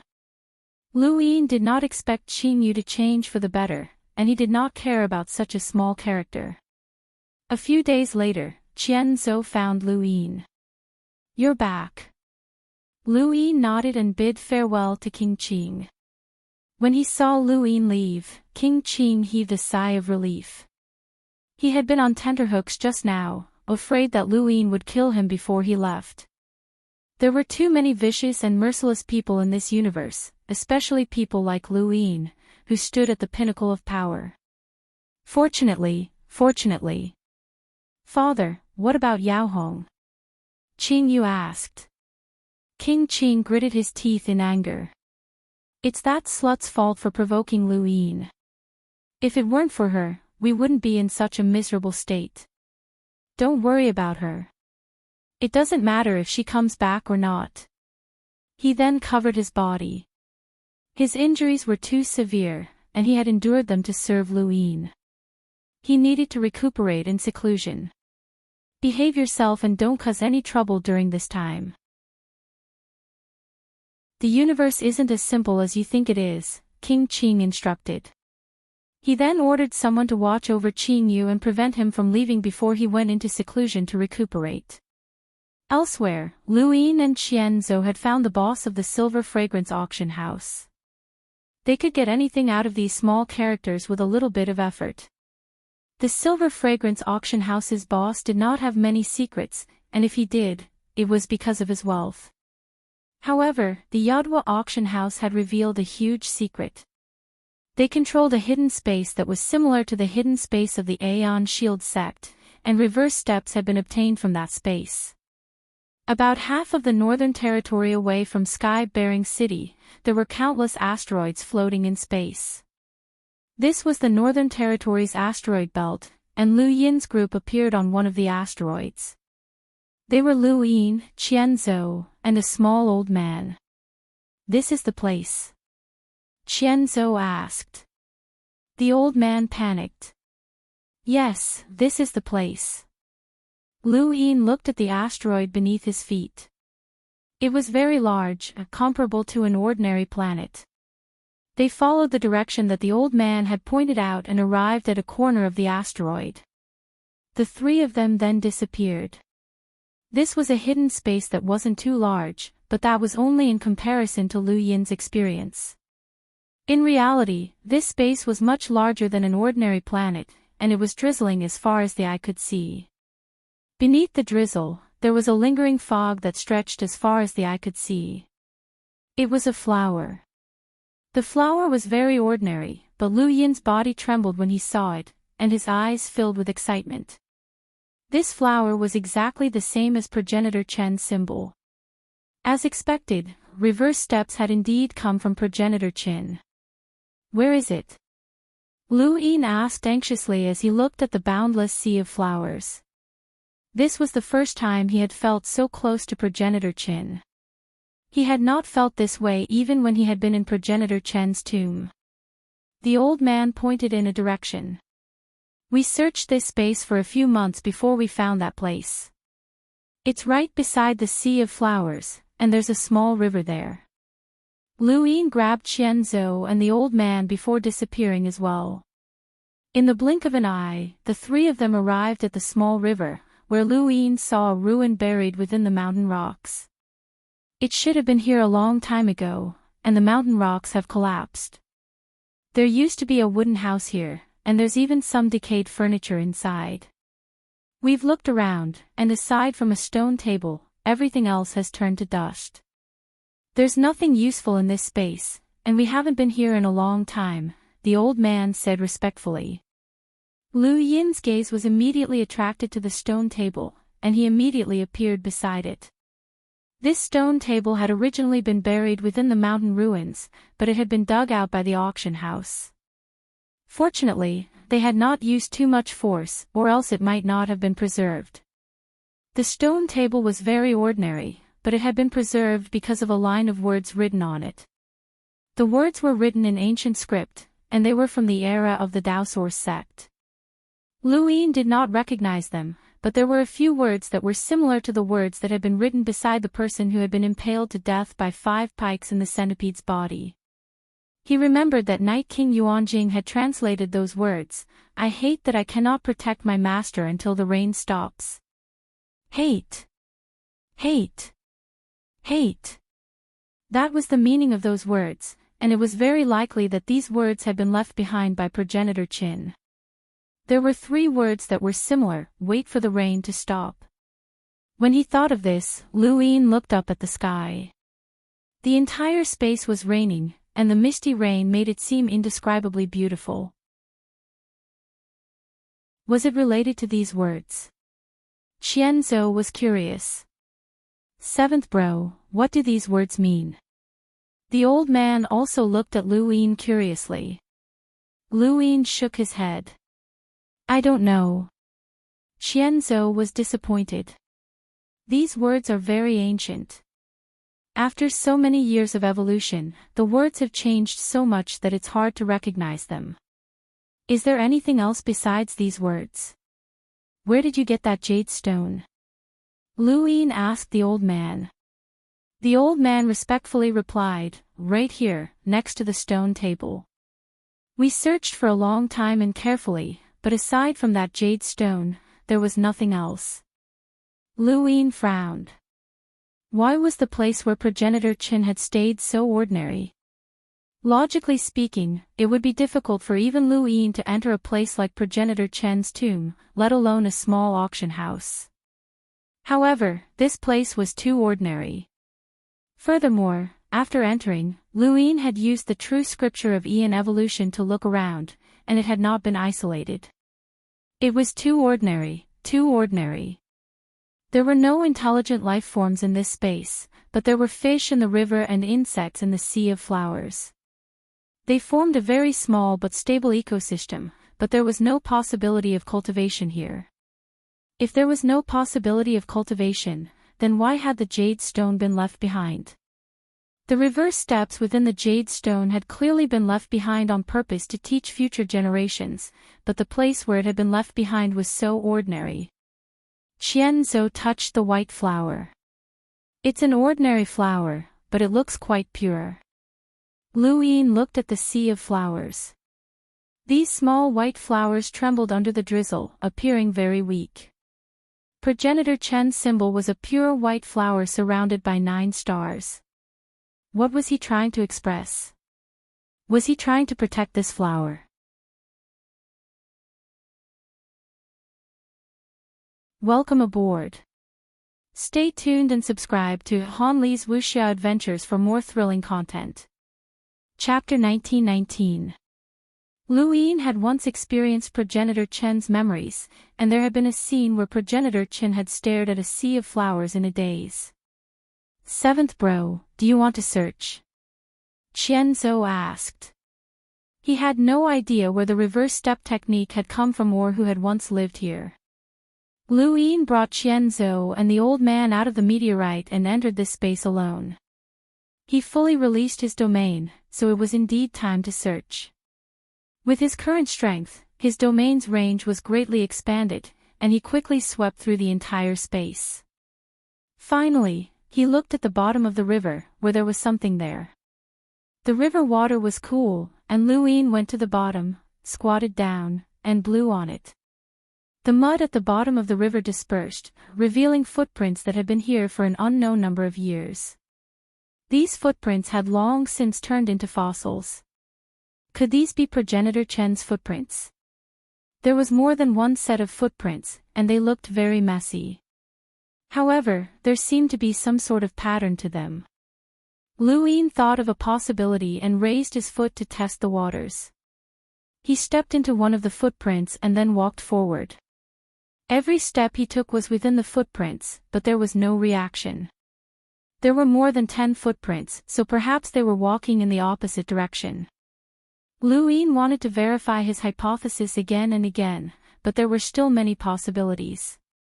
After testing a few possibilities, Lu Yin gave up. He didn't know how long it would take him to test them one by one. He thought of Qianzhou and walked out to bring him back in. Qianzhou was at a loss. "Look, is this the reverse step technique?" Lu Yin asked as he pointed at the footprints. Qianzhou blinked and looked at the footprints. He nodded, "Yes, it is. Mark them out according to the order of the steps." Qianzhou looked at them seriously and then marked out a sequence for Lu Yin. Finally, he said, "Seventh bro, although the reverse step technique is a footwork battle technique, it's important to understand it and not the order of the footwork. Otherwise, you would have learned it long ago. However, you still need to learn it in order." "Does seventh bro intend to learn it?" "Nonsense," Lu Yin replied. Qianzhou pursed his lips and looked at the footprints. He didn't know how long Lu Yin would take. When he had first obtained the reverse step technique at the auction house, he had relied on the jade to quickly comprehend it. However, he felt that he had only comprehended the surface level of the technique, and while his speed had increased, he still hadn't grasped the main points. What if Lu Yin took too long? Wouldn't he have to wait for a long time? "Seventh brother, can I go now?" "I've found the place, and I've also found the learning method of going backwards," Qianzhou asked tentatively. Lu Yin brought Qianzhou out of the meteorite. "Wait a little longer." He then entered. He was not afraid that Qianzhou would leave. He did not have the guts to do so. Qianzhou truly did not dare to do so. Even though he had always been trying to evade capture, that also depended on who was chasing after him. If it was Lu Yin, then Qianzhou's scalp would go numb, as the entire fifth mainland would be after him. Lu Yin returned to the bottom of the river and followed the order that Qianzhou had marked out. He stepped up step by step, not along the river, but in the opposite direction. This was what it meant to go against the flow. He was clearly retreating, but he was actually moving forward, causing chaos in the void. When he finished walking through all of the steps, the air around him became chaotic. Although it was only for a moment, it was enough to encourage him to cultivate. Lu Yin grew excited when he thought about this. He had always lacked a footwork battle technique, and reverse step was perfect. This was a battle technique that one of progenitor Chen's clones had cultivated. A few days later, Lu Yin was already very familiar with the footwork. The only thing he lacked was comprehension. From this set of footwork, he should be able to comprehend the same effects as Qianzhou's. However, Qianzhou had relied on the jade stone, while Lu Yin himself would need to slowly fumble around. Slowly fumbling around would take a long time. After a long time, Lu Yin walked out of the meteorite and met Qianzhou's expectant gaze. "You can go now." Qianzhou was delighted. "Thank you, seventh bro, take him away as well. Make sure he doesn't say anything." Lu Yin was referring to the old man. The old man hurriedly expressed his stance. My lord, I wouldn't dare to say anything. It's been so many years, and if you hadn't taken the initiative to ask, I would have forgotten. Where is this? What am I doing?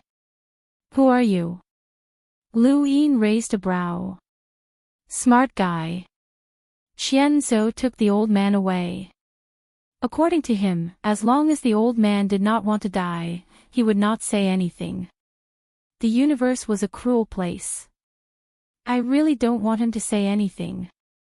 I can help. The second Night King's voice rang out. He had been hiding in the shadows all this time.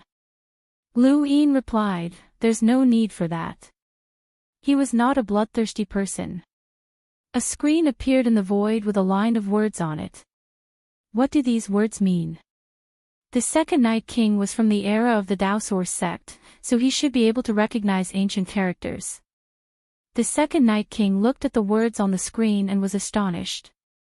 They're actually ancient characters? They're not from your era.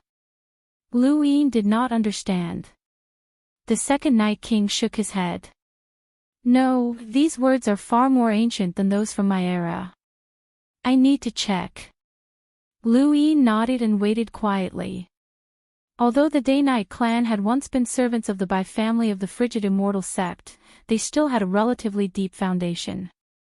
It was possible that they had obtained a portion of the Bai family's foundation, and Night King Yuanjing would be able to figure out the meaning of those words.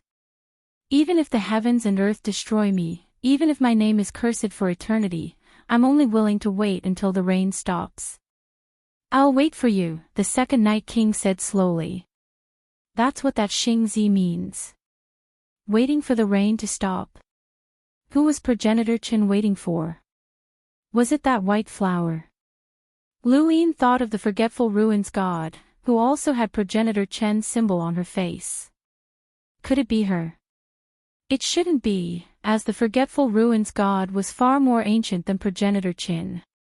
It's a love poem, the second Night King said. Lu Yin's heart skipped a beat. Right, Ku Wei had once tricked him into going to progenitor Chen's tomb. He had mentioned that the tomb contained a love poem, and it had actually been a love poem. Lu Yin quickly entered that space again and arrived at the bottom of the river. There was no need to dwell on progenitor Chen's matter, as it was rather ancient. What he needed to do now was cultivate time reversal. Cultivation was the most time-consuming thing, and Lu Yin was the least afraid of wasting time. He raised his hand, and his die appeared. He tapped it, and 4 pips appeared. His luck was off the charts. The die's innate gift was very mystical, and 4 pips in time stop gave Lu Yin an almost abnormal cultivation innate gift. However, there was a flaw: he could not absorb astral sources. Regardless of whether it was astral sources or star energy, he could not absorb them from the outside world. Otherwise, he would not have been afraid of wasting time if he kept rolling pips. With some regret, Lu Yin began to cultivate time reversal within the time-stop space. Similarly, in the Neoverse, outside of the Realm Mountains, a gale filled the sky as the giant Shishio rapidly charged in a certain direction. A figure stood in the wind as Shishio slowed down in front of him before coming to a stop. The ground beneath it had cracked under its weight. "My lord, I've brought him," an old woman on Shishio's back spoke up. The figure leaped onto Shishio and looked at the boy on its back. He looked up and revealed his face. It was Nan Yuan. "What's your name, child?" Nan Yuan asked gently. The boy looked at Nan Yuan with apprehension. Bo. That's a good name. Who else is in your family?" Nan Yuan continued asking. Bo lowered his head, unsure of how to answer. Nan Yuan squatted down and smiled. "What's your relationship with the 3 elders?" Bo looked at Nan Yuan and mustered his courage. "He's my grandfather." Nan Yuan was surprised. "Your grandfather? Then how did you end up wandering outside?" Bo's eyes turned red at the mention of this. It's that person, the one called Luin. He's the one who captured me and controlled grandfather. How do you know? Nan Yuan asked.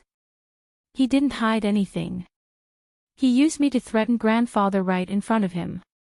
Nan Yuan looked at Bo's fierce gaze, his face full of hatred. He smiled in satisfaction.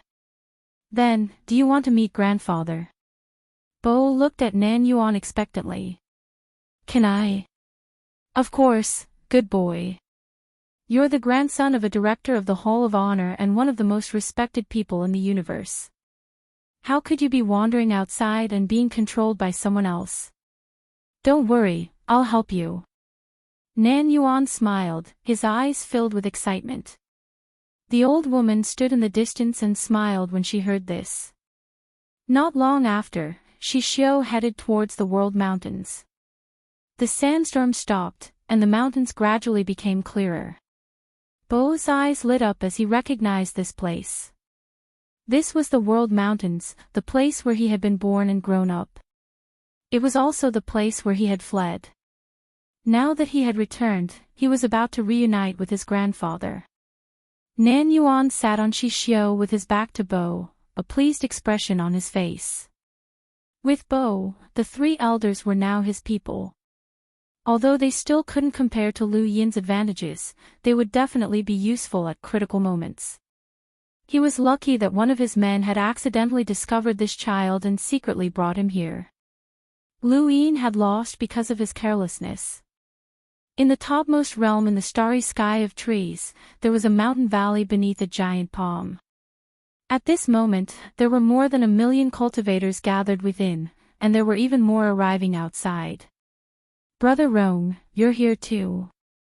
A figure was speeding through the forest, and a surprised voice came from nearby. The figure stopped, revealing a young man. He looked into the distance and was overjoyed. Brother Wei. Ha, Brother Rong, I knew you'd come, but I didn't expect to meet you so soon, Brother Wei said excitedly. Of course. How could I miss out on something like wiping out the remnants of the Lu clan? Back in the day, one of our Rong clan's outstanding ancestors was appointed as a general by the Lu clan. That was a disgrace to our Rong clan, and we'll definitely get our revenge. Brother Rong gnashed his teeth. Brother Wei sighed. Yes, the Lu family has committed too many sins. The 4 cardinal scales used the white dragon to turn the tables and destroy the Lu family, but they never expected that bastard Lu Shaoxian to still be alive. He's even stirring up chaos in the heavens. This time, we must cut him into 1,000 pieces as a sacrifice to our ancestors. The Lu family has committed too many sins. There are millions of cultivators here, and who doesn't hate the Lu family? Who doesn't want to personally kill Lu Shaoxian? Brother Rong said excitedly. As he spoke, Brother Rong's mind went blank. Someone had stepped on his head and half of his body was pressed into the ground. He didn't even have time to react. Only 3 words were left in the distance, sorry. Brother Rong's mind went blank, and it took him a while to recover. Brother Wei, what happened? Brother Wei's face twitched. I didn't see wrong. Someone stepped on you.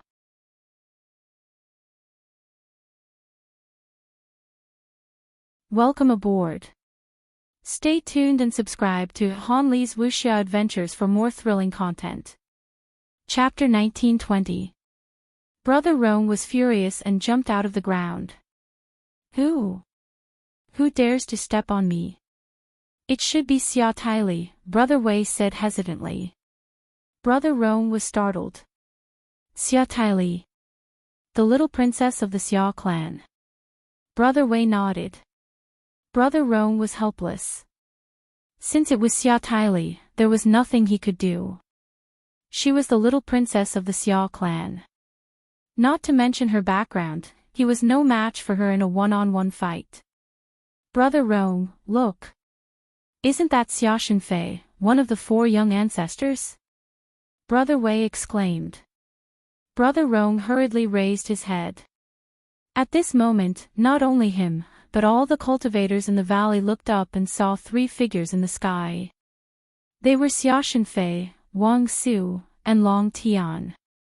Of the 4 young ancestors, Bai Xiaohong had died, but the other 3 had been rescued and brought to the valley. I heard that Lu Shaoxian changed his name to Long Qi and ruthlessly tricked the 4 young ancestors in the sovereign realm. Not only did he kill Bai Xiaohong, but he also took everything from them. He's really ruthless, someone said. Yeah, although I hate the Lu clan, I have to say that Lu Shaoxian is really ruthless. The 4 young ancestors were like children in front of him. They were children in the first place. Lu Shaoxian was much older than them. That was the era of the 7 heroes, the same era as the fairy from the Cold Immortal sect. But I don't know how it ended up like this. Now that the 4 young ancestors have come out, they must be going for revenge. Oh right, who said they were stripped? What about Wang Su? Sure. Are you courting death? Above the valley, Long Tian looked grim. Xia Shenfei swayed his wine gourd and landed in a certain direction. Wang Su looked calm. No one knew what he was thinking. Outside the valley, a group of people appeared. The leader was Elder Shi Exayan, and behind him was a large group of disciples from the Cold Immortal sect, including Yu Qin and Lu Shaoge. Lu Shaoge looked at the valley. Was it going to connect? A great battle was about to begin. Brother Lu, we're going to meet again. Yu Chen's eyes were cold. Bai Xiaohong's death had caused her status in the Cold Immortal sect to drop greatly. In the end, she was just a servant. Above, Old White Ghost and Wang Si met. Originally, the ancestor wanted to personally take action, but the little bastard broke through to the star emissary realm and the void overlapped. He actually had the support of the ancestor realm, so he could only give up. Let us go on an expedition and force the abandoned land to hand over the little bastard. This expedition is definitely not just for show. Your Wang clan should be prepared, Old White said. Wang Si's gaze was cold. I want to kill that little bastard even more than you do, but that's not the only reason we're here. The opening of the ancient burial ground contains an ancient inheritance, which is also our goal. I didn't think that the abandoned land would have such a strong foundation. Even the legendary ancestors' inheritance has appeared, but we still have to kill that little bastard first. Of course. In a corner of the call, Wang Deshuai's face was filled with sorrow. He was surrounded by people who were guarding him. He felt that his life was too bitter, especially when he met Long Qi. It was as if he had fallen into a cesspool. He might as well have stayed in the Yin Mountain district and fought with Mo Gauhe. Those days were wonderful, and he missed Mo Gauhe. Could it be that their ancestral graves had been dug up? Wang Deshuai maliciously guessed. In any case, his ancestral grave was the Wang clan's ancestral grave. With a smack, Wang Yun slapped Wang Deshuai's head. What are you looking at, traitor? Wang Deshuai shrank back, not daring to talk back. When had he looked at her? It was a flat plain. Wang Yun snorted and looked towards the other side of the kernel. In another direction. The farmer's family and the Lu family actually sent people here. They must be secretly helping Lu Shaoxian. I wonder if anyone from the Ghost Abyss has snuck in. Definitely, Wang Su's voice rang out. Wang Yun was shocked, but when he saw Wang Su, he was delighted. Sister Su. Wang Su nodded.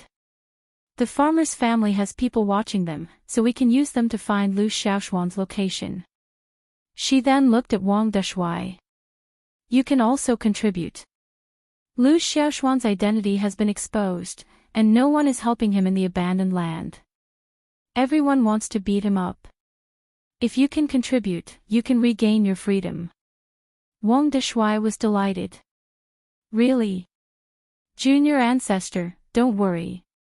I'll definitely find that brat Long Qi. Wang Yun despised him. Lu Yin's figure suddenly appeared at the bottom of the river in the Neoverse. He had been cultivating in the time-stop space for almost a year, but only a second had passed in the outside world. Cultivating in reverse was not easy, and Lu Yin did not know how long progenitor Qin had been cultivating for. In any case, Lu Yin's gains during the past year were not that great. At most, he had done slightly better than Qian Zhou.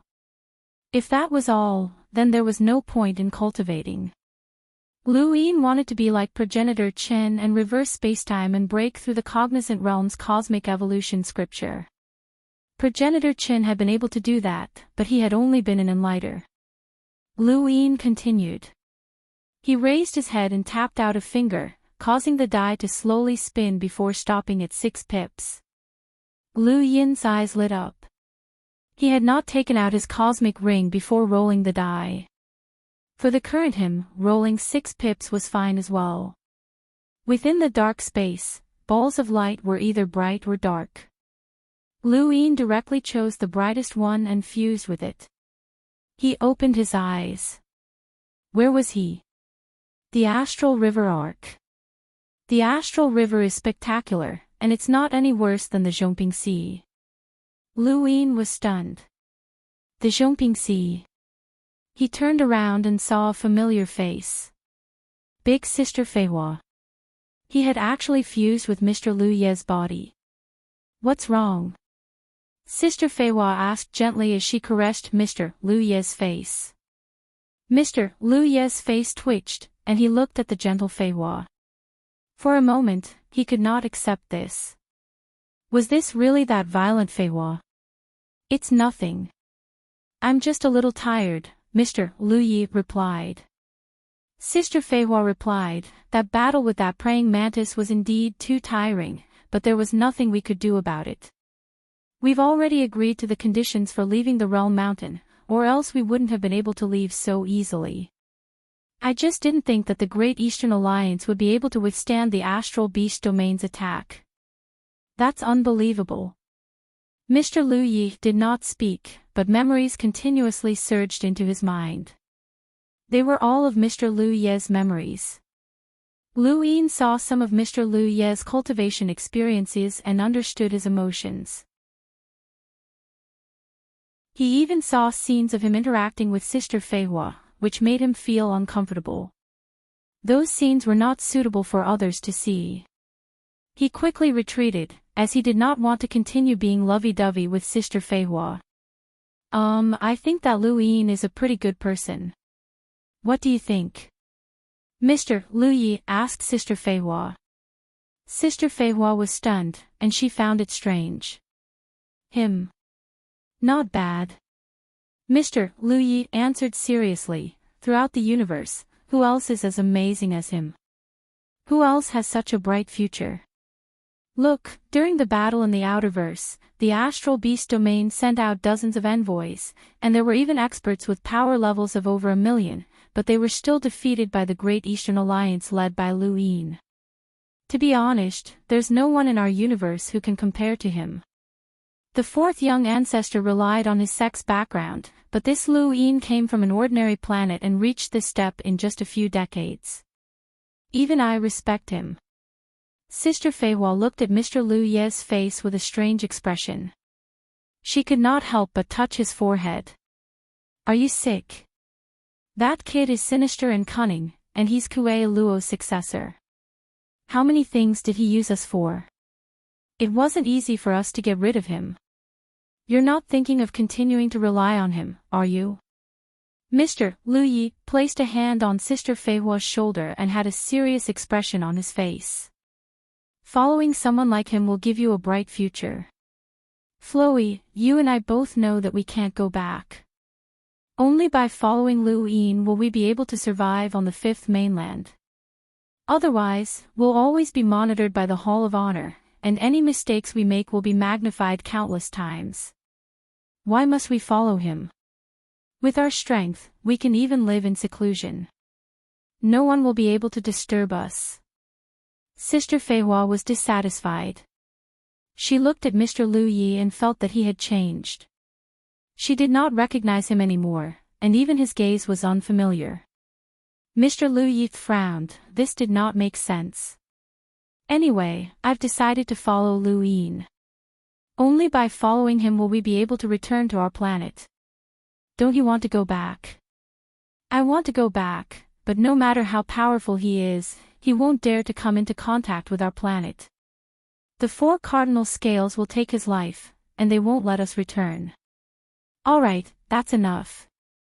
I'll make the decision, Mr. Lu Yi shouted and glared fiercely at Sister Feihua.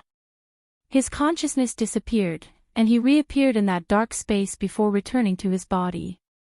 Lu Yin opened his eyes and exhaled. He wondered what the effects of what he had said to Mr. Lu Yi had been like. Had he been beaten up by Sister Feihua? Whatever, it had nothing to do with him, and he had also helped Mr. Lu Yi establish his position as a husband. In his memories, Mr. Lu Yi seemed to listen to Sister Feihua on many matters. However, there was a place in Mr. Lu Yi's memories that he was very concerned about, the Ghost Abyss.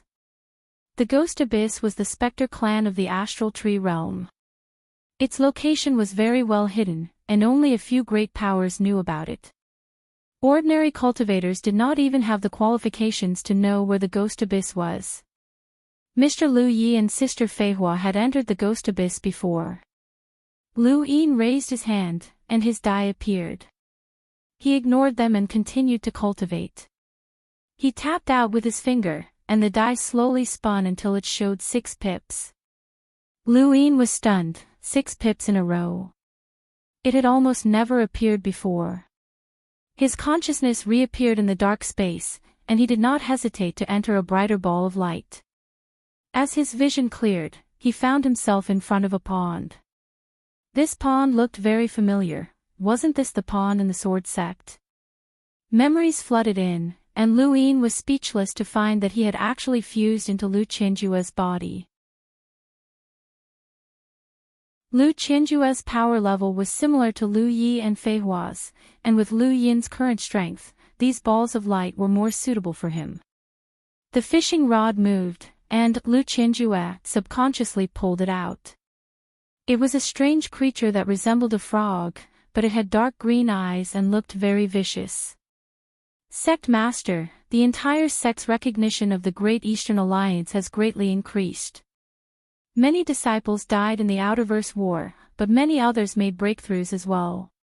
Even Elder Lianxin is showing signs of breaking through, and it's said that she's about to undergo her second origin tribulation, Elderly reported respectfully from behind. Lu Qianjue replied, the mortal arena is a place where one can quickly build relationships. There's nothing wrong with acknowledging the Great Eastern Alliance. Elderly was stunned, and he stared at Lu Qianjue's back in confusion. Didn't the sect master hold a grudge against the Great Eastern Alliance? Why did he acknowledge it so much?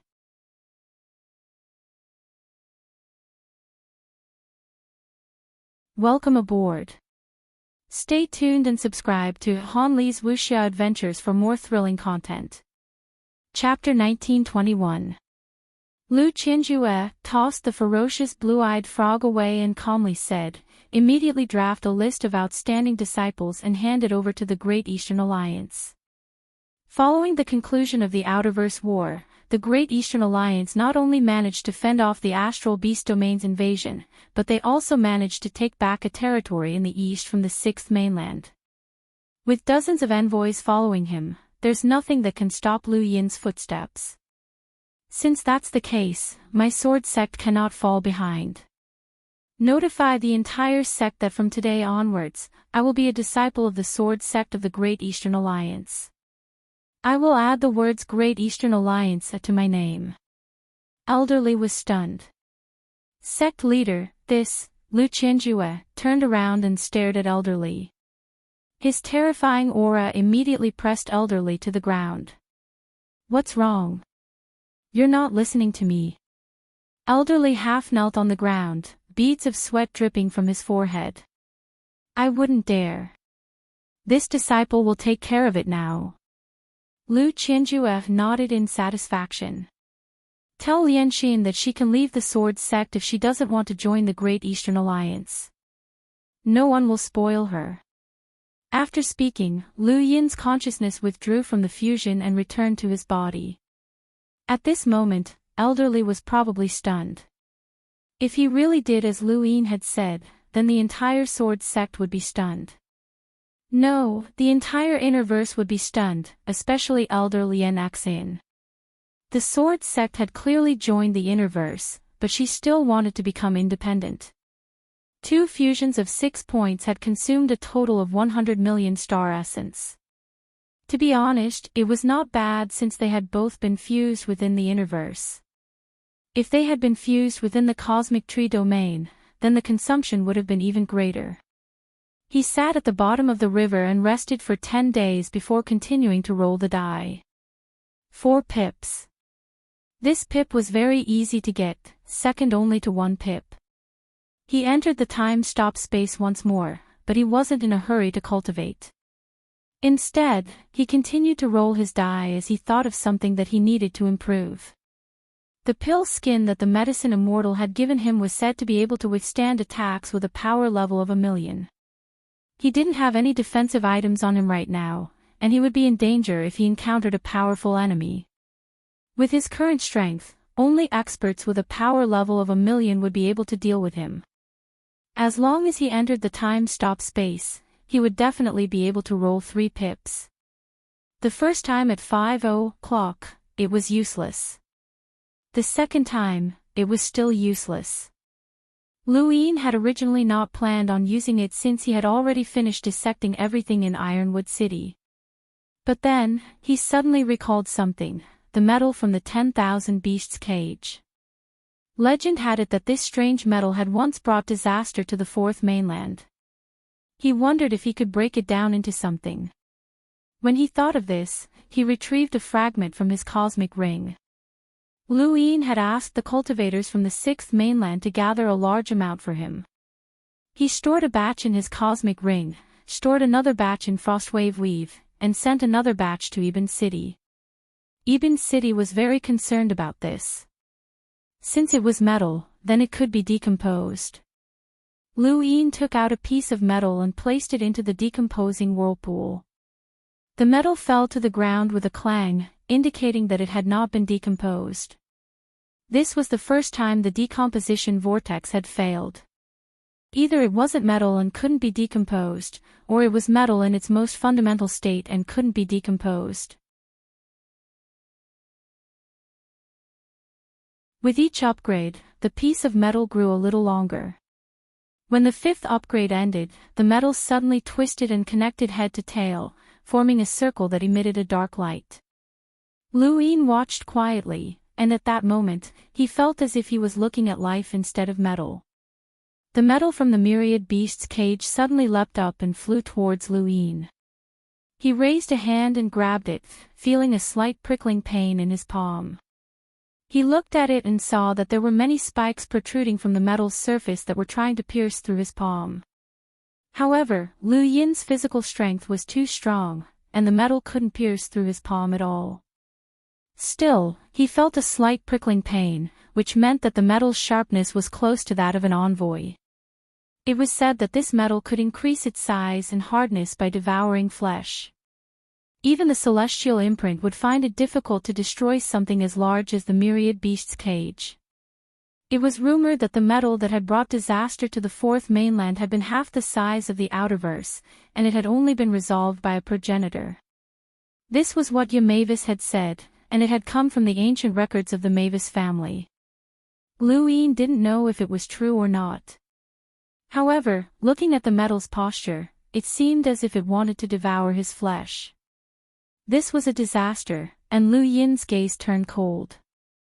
He wanted to destroy it, but then he thought of something, and his lips curled up. If this metal could bring disaster to the fourth mainland, then it could also bring disaster to others. It all depended on how it was used. Furthermore, he had spent 6 billion star essence to upgrade this metal, so it would be a waste to destroy it just like that. Lu Yin put away the metal. Lu Yin checked his cosmic ring, and his expression turned ugly. He had used up more than half of his star essence to upgrade just 2 items, and there were still 10 billion star essence left in the ring. At his current level, it wasn't enough for him to do anything. He needed to find a bigger cosmic ring and obtain more resources. The more, the better. He discovered that even though he had broken through to the next level of star energy, his need for star essence had not decreased at all. In fact, it had increased to an exaggerated extent. After upgrading what he needed, Lu Yin continued to cultivate the inverse step. The might of progenitor Chen's clone's inverse step fascinated Lu Yin. After cultivating in the time-stop space for nearly a year, Lu Yin rolled his die and continued cultivating. For more than half a month, Lu Yin rolled his die, and he rolled the time-stop space 5 times. He was rarely this crazy, and it was all because of the inverse step. 5 times stop space meant that he had been cultivating for nearly 5 years. Lu Yin's current inverse step's power far surpassed Qian Zhou's, and it had already reached the level of disrupting the void. It was comparable to progenitor Chen's peak in lighter power, but everyone's understanding of battle techniques was different. Lu Yin did not know if there were any differences between his own inverse step and progenitor Chen's. He carefully recalled the effects of progenitor Chen's inverse step during his origin tribulation. Right, he had forgotten. There was also the wisdom root. Although it was fake, it could allow him to clear his mind. Lu Yin drank a cup of wisdom root tea and carefully recalled his memories. Now that he had cultivated the inverse step and had experienced it before, his understanding of it was completely different from before. Lu Yin closed his eyes and recalled the time when he had undergone his origin tribulation. The first time he had seen progenitor Chen use the inverse step to approach him, he had felt as if he had not just disrupted the void. Everything around him had changed, whether it was space or time. Lu Yin suddenly opened his eyes. Time. Yes, it was time. The Yin Flow scripture was very mystical, and it was extremely difficult to rely on normal methods to break through to the knowing nirvana realm. However, progenitor Chen's inverse step had not only nullified space, but it had also disrupted time and interrupted the knowing nirvana realm. Time was something that everyone knew existed, but it could not be touched or changed. It was a kind of mighty force, and who could control time? Wendy Yushan's innate gift was time reversal, which actually involved time. Back during the Sovereign Tournament, she had been able to break through Zi's life origin chi. At that time, the difference between them had been like the heavens. This was time, and divination was also connected to time. Everyone wanted to grasp the power of time, and inverse step meant that one could touch the power of time. Progenitor Chen had been able to cultivate the inverse step to such an extent when he was only a peak in lighter. How long had he been cultivating? No, he had to continue cultivating. If 5 years were not enough, then 10. If 10 years were not enough, then 20. Lu Yin did not believe that he could not do it. Progenitor Chen's innate gift was top-notch, but he had relied on the strength of his 9 clones to cultivate the inverse step. Without the 9 clones technique, Lu Yin did not believe that progenitor Chen would have been able to reach such a level when he was still an enlighter. The 9 clones technique was the same as Lu Yin's time-stop space. They were both cheating tools in the cultivation world. Lu Yin was about to continue rolling his die when he suddenly recalled the matter with the Board of Governors. This was a hidden space, so he could not receive any information from the outside world. Lu Yin left the hidden space and went to the meteorite. He opened his gadget and found that many people were contacting him. More importantly, Big Sis had clashed with Nan Yuan. While Lu Yin was cultivating the inverse step, Big Sis Lei Qingqing had arrived at World Mountain.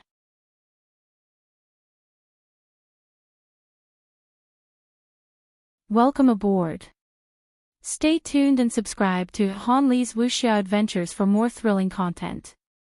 Chapter 1922. She had promised Lu Yin that she would become a director, especially since she wanted to walk a different path of robbery and surpass the Pirate King. She was full of expectations for the World Mountain. However, she met Nan Yuan the moment she arrived. Lu Yin had suggested that Lei Qingqing take over as a director, and Nan Yuan had opposed it.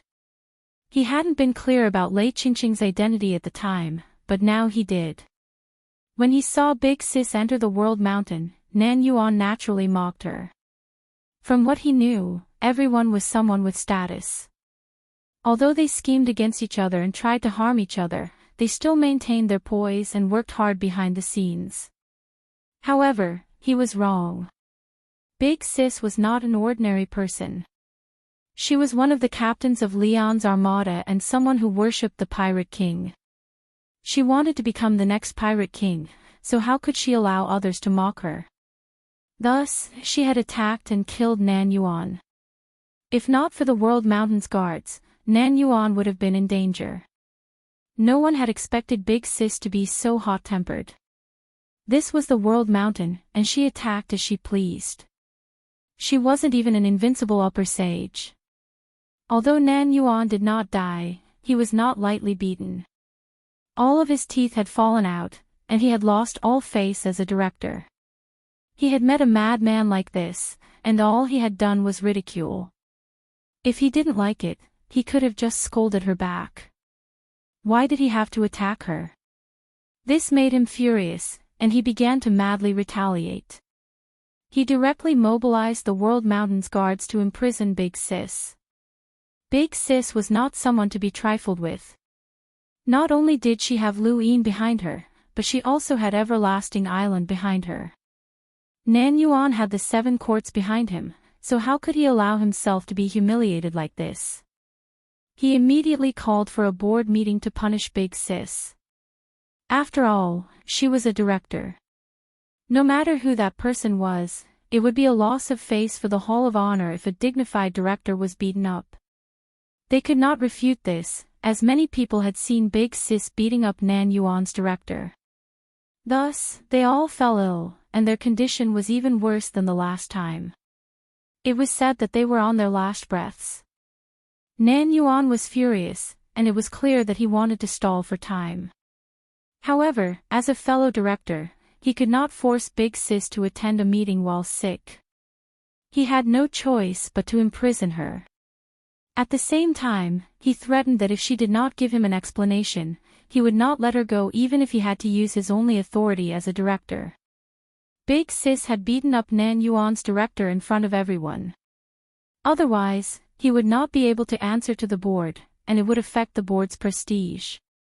Xi Jing, Yang Ji, and Si Hong wouldn't help Lu Yin either since he had caused too much trouble. Lu Yin was speechless. Big Sis's fiery temper was unparalleled, and Nan Yuan was really unlucky. He could have provoked anyone, but he just had to provoke Big Sis.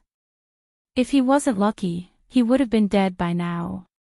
The various directors contacted Lu Yin, and Nan Yuan sent him more than 10 messages, urging him to head to Jiashan for a meeting. Lu Yin contacted San Liang. Alliance Master, you've finally appeared. That's great. San Liang heaved a sigh of relief. Lu Yin asked, how is it? Is Lei Qingqing all right? She's fine. She's being watched by the guards of World Mountain. Although she doesn't have freedom, she's eating and drinking well. However, boss, this big sister is too vicious. You didn't see how badly Nan Yuan was beaten. If it wasn't for his good luck, he really would have died. As a director, she had to be gentlemanly and resourceful, not barbaric. This woman was not suitable to be a director. That's none of your business. She's my senior, so call her Big Sis when you see her in the future. The 3 of them were stunned. What kind of a dress was that? There was such a name in Jia Mountain? He wanted to refuse, but after thinking about it, he did not dare to. He had not dared to go against Lu Yin in the past, and he was even more afraid now. The battle between the Great Eastern Alliance and the Astral Beast Domain had shaken the 5th mainland, and Lu Yin had the strength to challenge the Astral Beast Domain. In the human domain, even the Sirius sect might not be his match. Yes, Alliance Master, San Liang answered. Then, what should we do about Big Sis? I know what to do, Lu Yin said and ended the call. After thinking about it, he contacted Nan Yuan. Nan Yuan was currently in a good mood. He had been furious when he had been beaten up, but he had reacted afterward. Now that something like this had happened, how could Lei Qingqing continue to be a director? Even if Lu Yin had 1,000 methods, he would not be able to support her. Not only that, but he could also use this woman to do something. No one would believe that such a violent woman was not a pirate. Just as he was thinking about it, his gadget rang. Nan Yuan glanced at it, raised his brows, and smiled proudly. Director Lu, long time no see. Director Nan Yuan, I heard that you were beaten up. Lu Yin asked, sounding surprised. Nan Yuan sneered. Director Lu, you still don't know. It's that Lei Qingqing that you recommended. She's practically a bandit, and she attacked after just a few sentences. What do you think of this, Director Lu? Lu Yin blinked. What else can I think of? What a pity. Nan Yuan smiled. That's right. Director Lu, it's a pity that the good director that you found turned out to be such a person. Lu Yin's lips curled up. That's not what I'm talking about. I'm saying that it's a pity that you weren't beaten to death. Nan Yuan's expression changed, and he gloomily said, Actually, I feel that it's a pity as well. I thought that you would have been devoured by those beasts in the outerverse. Then I'm sorry to disappoint you. You'd better swallow the matter with Lei Qingqing, or else you won't have a good ending, Lu Yin threatened. Nan Yuan sneered. Lu Yin, you were too arrogant during the battle with the astral beast domain. Do you really think that you can resist my 7 courts just because you can stop the astral beast domain? During the battle with the astral beast domain, the Sirius sect, the Mavis family, and even the Hall of Honor sent experts to support you. Do you really think that you relied on your own strength? My 7 courts don't care about your Great Eastern Alliance. Try me. When we get to the Realm Mountain, I hope to hear that Lei Qingqing is safe and sound. Otherwise, you'll know the consequences. Lu Yin then ended the call, and his smile became even more obvious. Nan Yuan should be furious by now. At the Realm Mountain, Nan Yuan was enraged, and he smashed a table to pieces. Lu Yin, you've gone too far. You beat me up in front of everyone, and you still want me to swallow my anger? Do you really think that you can cover the sky with one hand? I'd like to see how you'll protect Lei Qingqing. He then looked towards the courtyard, where Bo was walking over. Nan Yuan's expression changed, and he smiled. Lu Yin, you don't have the final say in the board of directors. Now that something like this had happened, San Liang and the others could only pretend to be sick for a short while. Lu Yin had no choice but to head to the Realm Mountain. This trip wasn't just for the board of directors, he also wanted to see Elder Chan's attitude. During his origin tribulation, the void had overlapped, and the 4 cardinal scales killing intent towards him had reached its peak. War would soon arrive, and it would be even more dangerous than the battle with the astral beast domain. Elder Chan's attitude was crucial. Under the Second Night King's guidance, Lu Yin reached the Realm Mountain as quickly as possible. When Lu Yin arrived, San Liang and the others recovered from their illnesses, and the board of directors convened as usual. This was Lu Yin's second time attending a board of directors meeting at the Realm Mountain. The previous time had also been because Nan Yuan had wanted to support Lu Yin. Yi Wang was one of the directors, so Lu Yin had no choice but to attend. Both times had been because of Nan Yuan, and there would not be a third time. The directors took their seats one by one, and Lu Yin was the last to arrive. Lu Yin entered. The atmosphere was rather solemn. Zi Jing was the first to speak. Alliance Master Lu, congratulations on your great victory in the Outerverse War.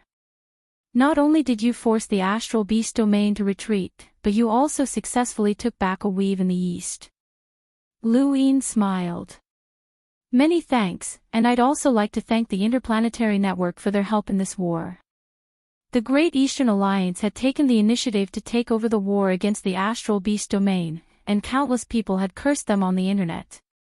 Many of the comments had been blocked by the Interplanetary Network, or else public opinion would have been unfavorable to Lu Yin. Now that the Great Eastern Alliance had won, the internet was filled with praise, and it was all thanks to the Interplanetary Network. Xi Jing smiled.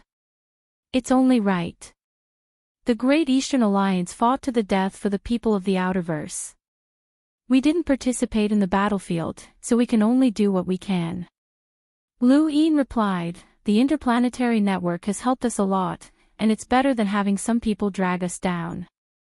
San Liang cooperatively looked at Nan Yuan, and then all of the directors looked at Nan Yuan as well. Nan Yuan's expression turned ugly. What were they looking at him for? He hadn't dragged them down at all, and even if he wanted to, he couldn't. He couldn't influence the Great Eastern Alliance. Alright, let's cut to the chase, Nan Yuan said. Just as he was about to say something, San Liang suddenly said, I propose that Nan Yuan be removed from his position as a director. Nan Yuan was stunned, and so were Xi Jing, Yang Ji, Si Hong, and the other directors. They hadn't known about this at all. Nan Yuan reacted, as he had been interrupted again. Every time, it was San Liang. He glared at San Liang. What did you say? Remove me. San Liang. Are you crazy? Third Elder spoke up. Director San Liang, there must be a reason for removing another director for no reason. You interrupted Director Nan Yuan, and now you want to remove Nan Yuan for no reason. If there isn't a reasonable reason, then I will not allow this to happen. I will definitely hold you accountable. Xian Zhao frowned. Why was Third Elder suddenly speaking up for Nan Yuan? San Liang raised his head and looked at Nan Yuan solemnly. Of course there is a reason for removing Nan Yuan from his position. The reason is very simple. Director Nan Yuan is suspected of kidnapping Third Elder's grandson and using that to control Third Elder and monopolize the board. Everyone was shocked. Lu Yin shouted, Nan Yuan, you dare to monopolize the board. Nan Yuan's mind was in chaos. How did San Liang know about this? Xian Zhao first looked at Nan Yuan, then at Lu Yin. Both of them were Lu Yin's subordinates, and everyone knew that this matter had been instigated by Lu Yin. It was a pity that he had acted so righteous and awe-inspiring. Moreover, the words "domination board" sounded strange coming from his mouth. She then looked at Third Elder, and the other directors all looked at him as well. Third Elder frowned and looked at San Liang in confusion. It was as if he was wondering how San Liang had known. San Liang, don't slander me. Nan Yuan shouted. If this matter was proven true, then he definitely wouldn't be able to keep his position as a director. San Liang calmly raised his gadget, and a screen appeared in the air. Everyone looked at it. The scene on the screen wasn't unfamiliar, it was Nan Yuan's courtyard. Nan Yuan's expression changed, and he suddenly stood up. San Liang, you dare to spy on me? San Liang smiled. No, but ever since I found out that you kidnapped Third Elder's grandson, I've been paying special attention to you.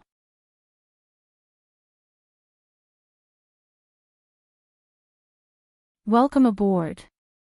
Stay tuned and subscribe to Han Li's Wuxia Adventures for more thrilling content. Chapter 1923.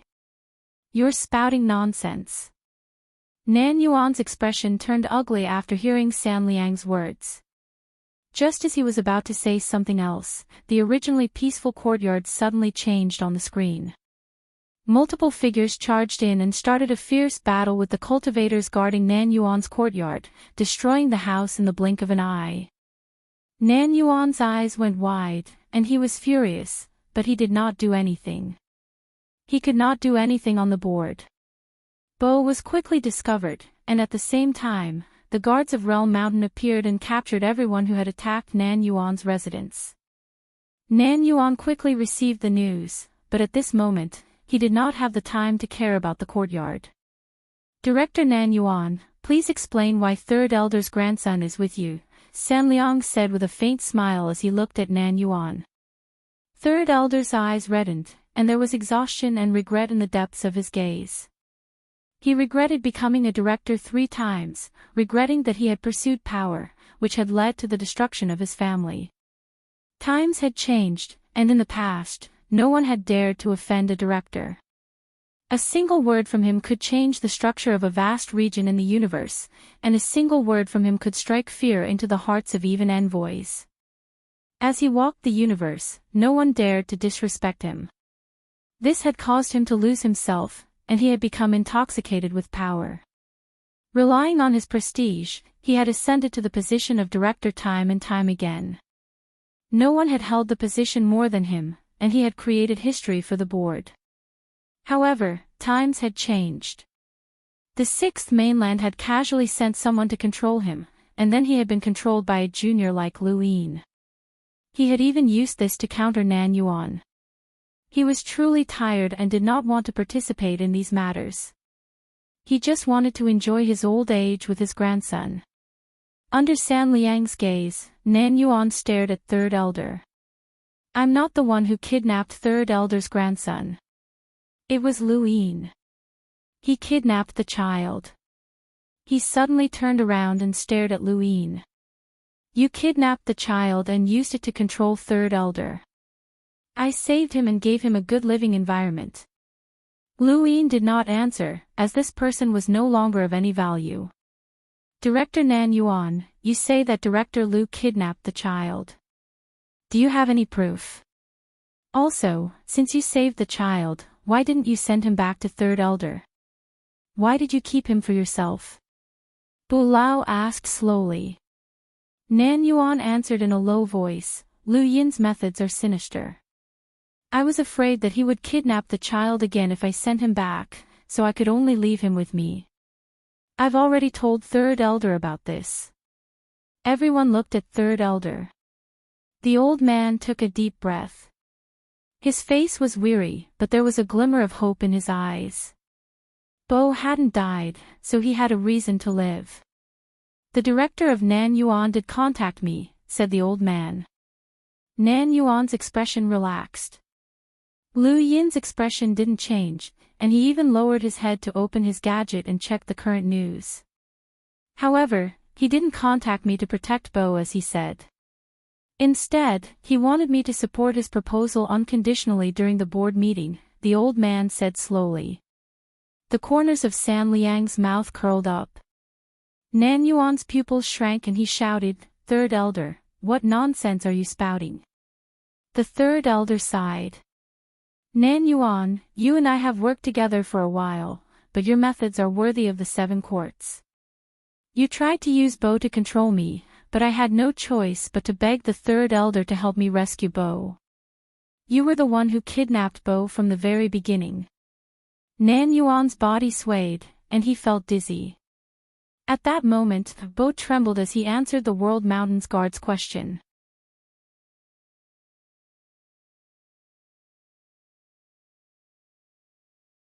When the door closed, the board was no longer the same as before.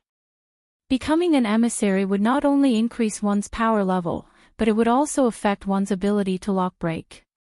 Logically speaking, with an emissary's ability to control astral sources, they should be able to break down and nullify star energy. However, if it were that simple, then every emissary would be a lockbreaker. After Lu Yin left the board, he headed straight to the lockbreaker realm to find out more about the emissary lockbreaking situation. However, when he arrived, he discovered that not a single boundless advanced lockbreaker was present, and President Xiaoming was not there either. After asking around, he learned that these powerful lockbreakers had left during the war between the Great Eastern Alliance and the Astral Beast Domain and had not returned since. Luin left the Lockbreaker realm and wanted to go to the Arbiter realm to see his senior brother. He hoped that the Arbiter was not in seclusion. Before he could get far, the void in front of him distorted, and a figure walked out. Luin was surprised. "Elder Chan. Do you have time? Let's chat." Elder Chan looked at Luin. Luin respectfully replied, this junior would be more than happy to chat with senior. Elder Chan laughed and brought Luin to the peak of Realm Mountain. From here, he could not see anything because it was too high up, and all he could see was a vast expanse of white.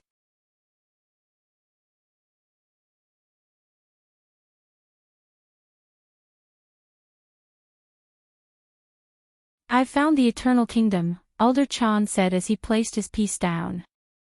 Luin was shocked. "The Eternal Kingdom. The Neoverse Eternal Kingdom." Elder Chan nodded and smiled. "Are you interested?" Luin was excited. "Where is it?" "Go find Qing Ping. He'll take you to destroy the Eternal Kingdom. There's a deathly aura there, so it's perfect for you to go." Luin nodded. "I'll go right away." After Luin left, Elder Chan looked at the chessboard. It was already full. What would this kid do if he placed another piece down? Luin quickly arrived at the Arbiter realm and bumped into Dichio. "Alliance Master Lu. Why are you here?" Dichio asked. "Where's the Arbiter?" Luin asked. Dichio pointed inside the Arbiter realm, and Luin thanked him before entering the Arbiter realm. The Arbiter realm's eternal kingdom seemed to be surrounded by a layer of darkness. When Luin arrived, he saw not only the Arbiter realm's shadow, but also the Arbiter realm's shadow and 5 other emissaries. How many emissaries did the Hall of Honor have? Luin wasn't sure, but he knew that there were more than 10, including the emissary-level androids. During the Outerverse War against the Astral Beast domain, the Hall of Honor had sent emissary-level androids to participate. With the Hall of Honor's countless years of accumulation, Luin believed that as long as there were enough materials, they could produce a bunch of emissary-level androids. "Everyone's here. Let's go," the Arbiter Realm's shadow said in a low voice. Luin didn't even have a chance to speak to the Arbiter in private before he was brought out of Realm Mountain and headed towards the Neoverse southern border. He wasn't the only one, the Second Night King was also dragged out by the Arbiter Realm's shadow. The Second Night King was filled with apprehension as he looked at the head Inquisitor. He would always remember that scene from back then. Being judged was an unforgettable memory that he would never forget. Although this head Inquisitor was not a half-martial ancestor, he had the strength to fight against a half-martial ancestor. The Second Night King had seen him in the Gu Flow Zone. "You're coming with us." The Arbiter Realm's Arbiter Realm was not to be doubted. The Second Night King was confused, and Lu Yin's words shocked him. "Is there really such a place as the Eternal Kingdom?" Lu Yin nodded. "You don't know." The Second Night King shook his head. The Neo-Human Alliance only appeared after the Daosaur sect's era. At that time, the Frigid Immortal sect had already left the Fifth Mainland, and the Mother Tree had also disappeared. "I've always stayed in that space to cultivate. However, I once heard that the Eternals wanted to create a country that could coexist with humans. It's called the Eternal Kingdom, but I didn't expect them to have already done so." Lu Yin's gaze turned cold. "This false kingdom must be destroyed." The 7 courts were located in the southern border, and it was the most chaotic region in the Neoverse. The Eternal Kingdom was actually located in the southern border. The Neo-Human Alliance's Eternal Kingdom was the dirtiest, cruelest, and darkest place in Lu Yin's opinion. It was filled with false sunlight that concealed the inhumane slaughter. The people who lived there had long since been shrouded in despair. If Lu Yin had not personally experienced it, he would never have imagined that such a place existed in the universe. The most terrifying thing was not death, but waiting for death. The Eternal Kingdom had captured many people and experimented on them to interact with the Corpse Kings. However, those people's organs had been dug out by the corpse kings, and they had been cruelly murdered. The southern border was very large, and the 7 courts were located slightly north of its center.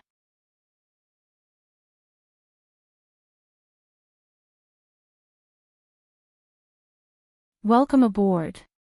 Stay tuned and subscribe to Han Li's Wuxia Adventures for more thrilling content. Chapter 1925. Jiang Chen had mentioned before that there were many parallel universes. A planet's parallel universe could be an entire universe, or it could be the only planet that existed. Regardless of space or time, they were all different. The reason why he had chased after the lightning rabbit was because it could accurately break through parallel universes, and it was too dangerous. Lu Yin had been chasing after the lightning rabbit. The mystery sex dimension should be a hidden dimension, but it also seemed to be different from this one. Lu Yin wasn't too sure. Jiang Chen had relied on his father's strength to break through parallel universes. Senior brother, is it very difficult to accurately pinpoint a parallel universe?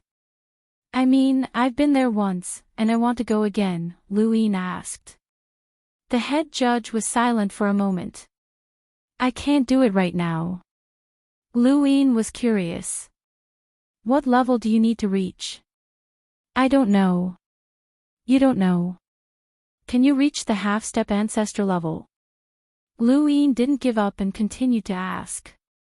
He wanted to know how strong Jiang Chen's father was. Back on Earth, that mantis had only been a gardener in Jiang Chen's eyes.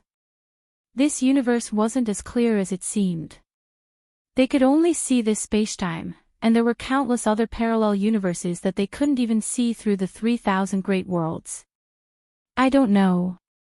The head judge's answer was the same. Lu Yin was helpless. Right now, they were waiting for the corpse kings to come out of the eternal kingdom. As long as they came out, the head judge would be able to enter the eternal kingdom. There was no need to worry about them coming out. They were born in this spacetime, so they could find their way back. Even though there were countless parallel universes, the one they were born in was like a lighthouse. But if the corpse kings came out, how would they return to the eternal kingdom? This was very strange. Even with the head judge's ability, he could only wait. Who knew how long he would have to wait? Lu Yin decided to start absorbing the astral source. It wasn't easy to not attract the attention of the astral source universe. Lu Yin stepped into the universe and slowly absorbed the astral source. The second Night King watched Lu Yin cultivate and shook his head. Some people were talented and had great achievements, but Lu Yin's talent was too high, which limited his development.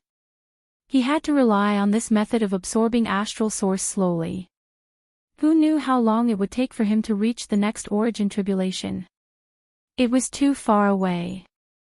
A few days later, Lu Yin left the astral source universe. He felt a headache coming on, the absorption was too slow. Ever since he started cultivating, it felt like he was cheating, and he felt very sullen. Senior brother, do you have any more astral source liquid? Lu Yin asked. The head judge didn't respond.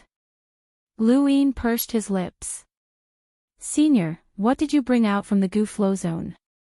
The head judge still ignored him. Lu Yin was speechless, as the man was even colder than Mr. Mu. Although Lu Yin rarely saw Mr. Mu, every time he did, he would benefit from it. Ask your men to search for that thing as much as possible, the head judge said. Lu Yin quickly asked, what's that? Wait until you reach the 6th origin tribulation, said the head judge. That name sounded familiar. Right, Kue Luo. That old man had said that he could tell Lu Yin about the Lu family once he became an emissary, but he had forgotten about it. He would definitely ask Kue Luo about it the next time he saw him. Waiting was boring. Lu Yin waited with the head inquisitor for more than 10 days, but he couldn't take it anymore and decided to take a look at the planet in front of them. The quality of the cultivators in the Neoverse was indeed higher than that of the Innerverse and Outerverse. There were 3 enlighters on this planet, and there were no less than 20 space-exploring cultivators. In a territory of eternity.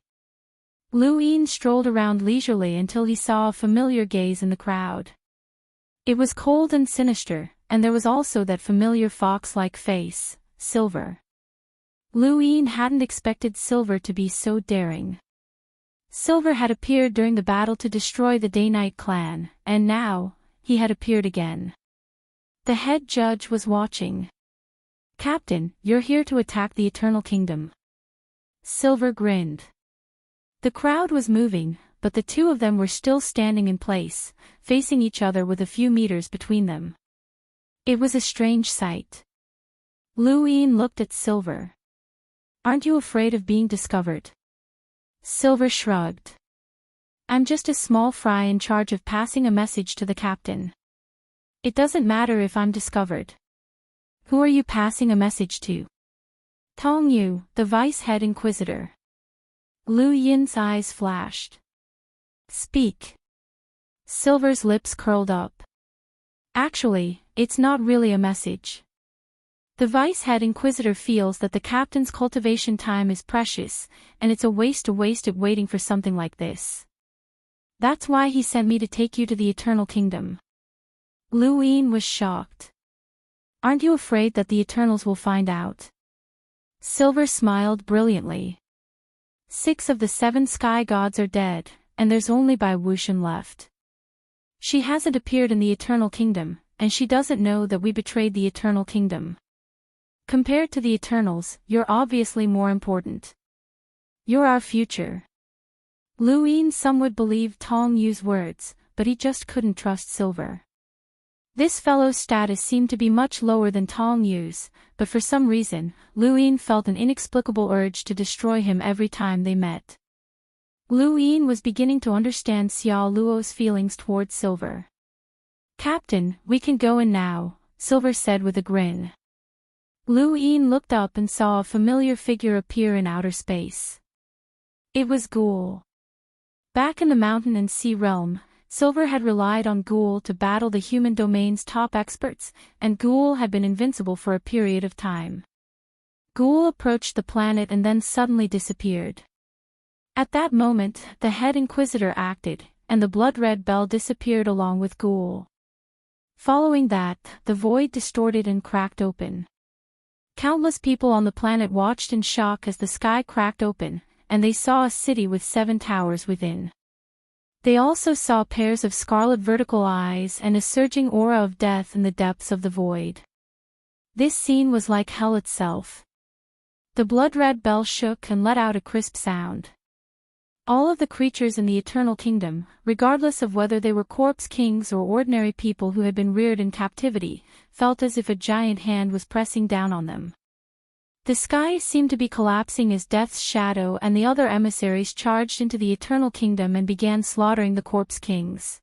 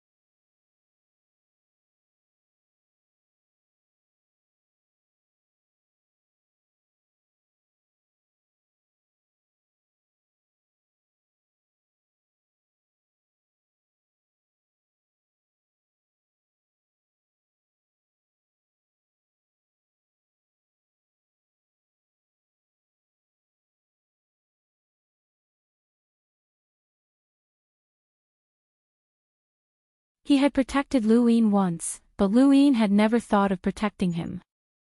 Mr. Feng had protected Lu-Yin because of the witch spirit scheme. They would always be enemies. Within the Eternal Kingdom, the miserable state of the humans appeared before Lu-Yin's eyes once more. Some had committed suicide, while others had gone mad. As for those who had been transformed underground, they had all been mercilessly killed. Not everyone was like Lu Yin. Those who could not control the aura of death would eventually become tools for slaughter, and with the interstellar quartz methods, they would naturally be exterminated. Lu Yin entered the Eternal Kingdom and arrived at the street that Silver had once led him through.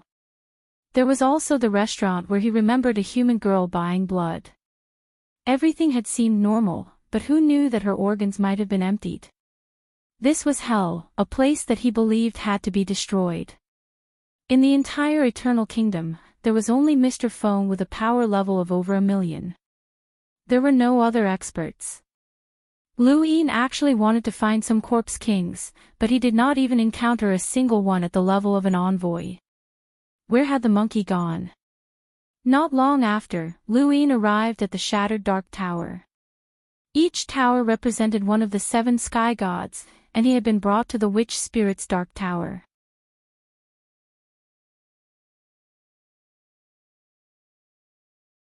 Welcome aboard. Stay tuned and subscribe to Han Li's Wuxia Adventures for more thrilling content. Chapter 1926. He stepped into the ruins of the Dark Tower, hoping to find the monkey. There was a soft sound, and Lu Yin stopped in his tracks and slowly turned around. A figure walked out from the corner of the ruins. Lu Yin's expression changed as he stared at the figure in shock. Undying Yushan. The person who had appeared was none other than Undying Yushan, a person who had once been presumed dead but who had been repeatedly mentioned. When Lu Yin had merged with the Corpse King's body, he had seen Undying Yushan enter the Dark Tower. He knew that the man was still alive, but he had not expected that he would still be in the Eternal Kingdom. Undying Yushan walked out and looked at Lu Yin with a sigh. "Kid, you've grown up. What should you call me?" Lu Yin looked at him with a complicated expression. "Your Majesty." Undying Yushan nodded, gratified. "I never thought that someone from a small planet in the outerverse would reach such heights. I'm very happy." Lu Yin's eyes narrowed. Truthfully, Undying Yushan had treated him well, very well. When he had first arrived in the Great Yu Empire from Earth, Undying Yushan had treated him like an elder. After interacting with him several times, Lu Yin had begun to think of Undying Yushan as someone he could confide in. He couldn't be considered family since his identity as a member of the Zishan family was fake, but he still felt gratitude and respect for Undying Yushan. When news of Undying Yushan's death at the hands of the Neo-Human Alliance had spread, Lu Yin had been both furious and heartbroken. Undying Yushan had even given him a copy of the Yu secret art, which was a secret technique. At that moment, Lu Yin had truly felt like family to Undying Yushan. However, with Ku Wei's appearance, Undying Yushan's life and death had become a mystery. Lu Yin's impression of the man had gradually changed, especially after seeing Ku Wei enter and leave the Eternal Kingdom. He no longer had the same respect for Undying Yushan, only vigilance and caution. "Isn't your Majesty dead? Why are you here?" Lu Yin asked.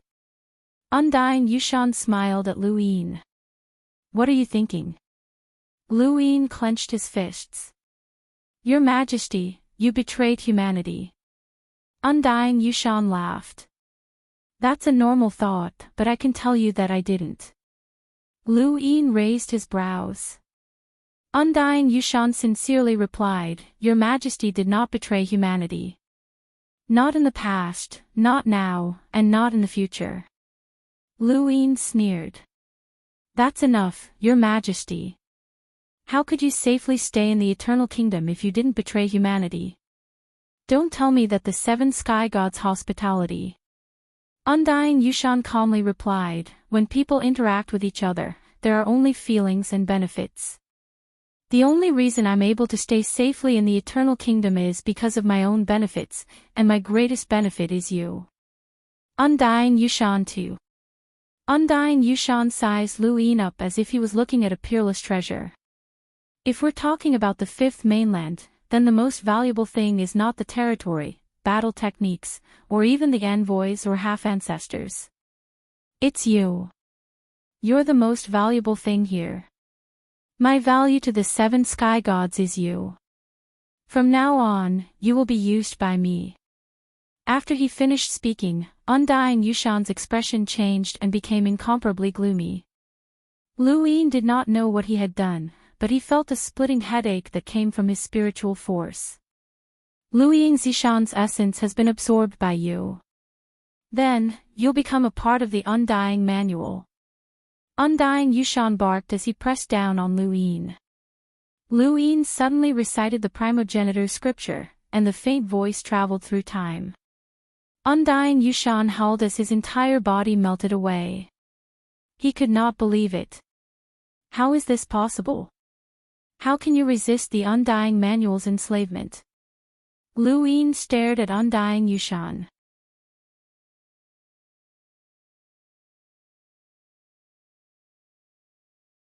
Lu Yin continuously used Death Mask for a full 10 hours, but he still couldn't fully use it. Left with no other choice, he slammed his palm against the seal and left behind his own aura. He then tossed the seal to the bottom of the Kingdom of Eternity and continued using it as the foundation. From now on, this would be his personal territory. Lu Yin walked out of the Kingdom of Eternity and saw that the head Inquisitor had already left with the Hall of Honor. The Corpse King had been destroyed, and Mr. Feng had been taken away. No one knew if he was still alive or not. The ordinary people who had been kept captive in the Kingdom of Eternity had also been taken away. All of the Kingdom of Eternity was silent, and there wasn't a single trace of life. Underground, the death chi was as thick as a sea.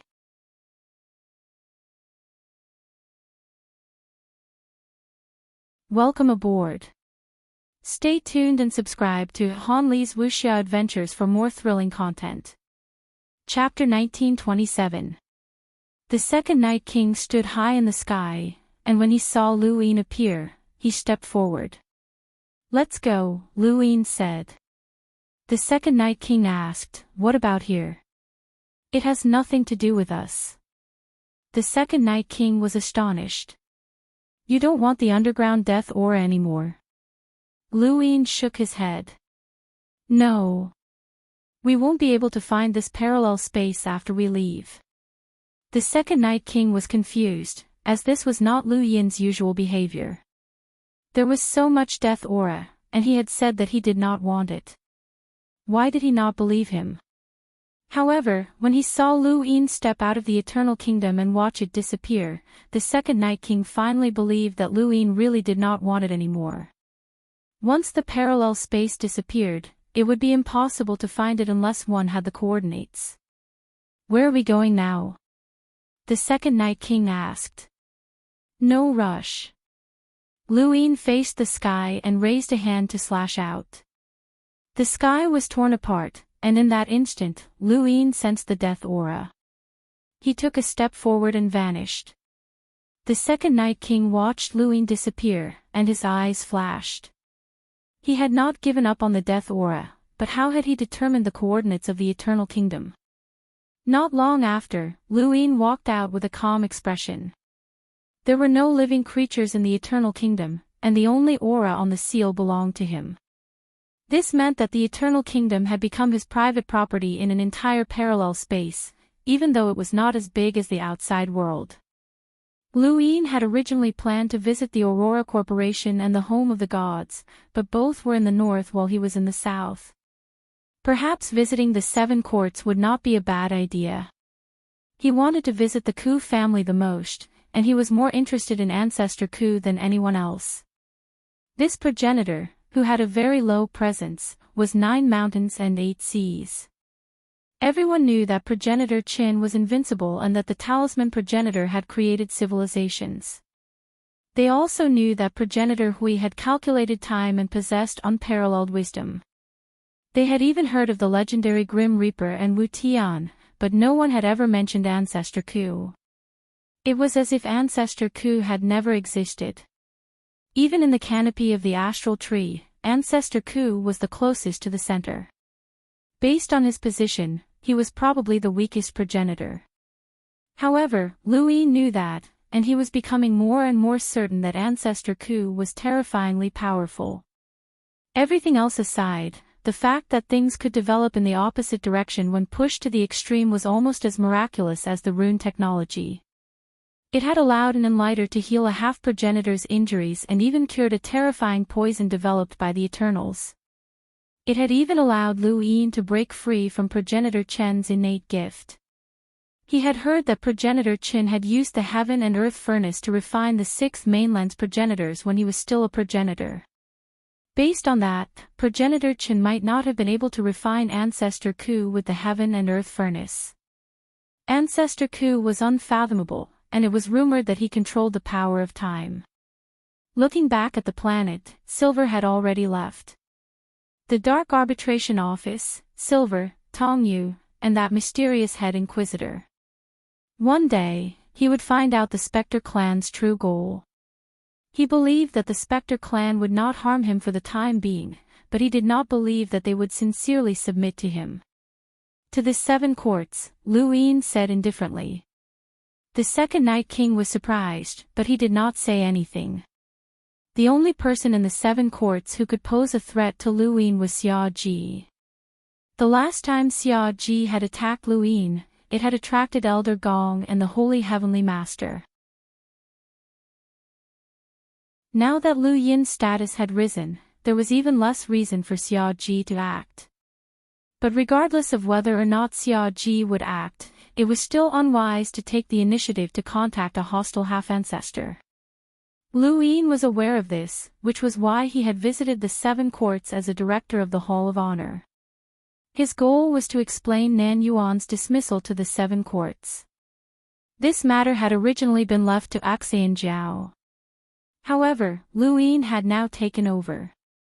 Similarly, in the south, the second Night King led Lu Yin to the 7 courts. Back when Lu Yin had been thrown into progenitor Chen's tomb by the witch spirit god and then taken to the realm mountain by Muen, he had not been able to take a good look at the 7 courts.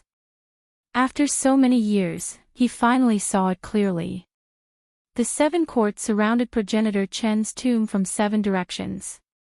The Yu family's Great Styx River, the Ku family's Spirit Void Land, the Su family's Star Luo region, the Xia family's Summer Blade Continent, the Hui family's 10,000 Elephant Mountain, and the Shi family's Bone Plain.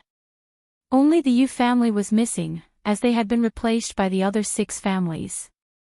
As he looked at the Summer Blade Continent in front of him, Lu Yin recalled a rumor that the Summer Blade Continent was actually a blade that progenitor Chen had once used. He did not know if this was true, but he could not see any rune lines. It was not easy to see rune lines in the Neoverse, as they were all on guard against the home of the gods. If we go any further, we'll attract the attention of the 7 courts, the second Night King said. Lu Yin clasped his hands behind his back and said, "Knock." The second Night King was stunned, but then he raised his hand and made a knocking gesture. He pointed his middle finger at the void, causing layers of ripples to spread out and move towards the Summer Blade Continent. The second Night King's strength was shocking, and he was second only to a half-ancestor. His strength spread out, causing the entire 7 courts to tremble. Deep within the Summer Blade Continent, Xia Ji opened his eyes, revealing a cold and unconcealable killing intent. This brat actually dares to come.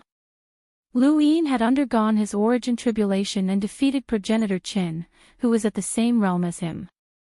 This had shattered Xia Ji's belief that progenitor Qin was invincible, which had caused Xia Ji to lose his composure and contact Lu Yin.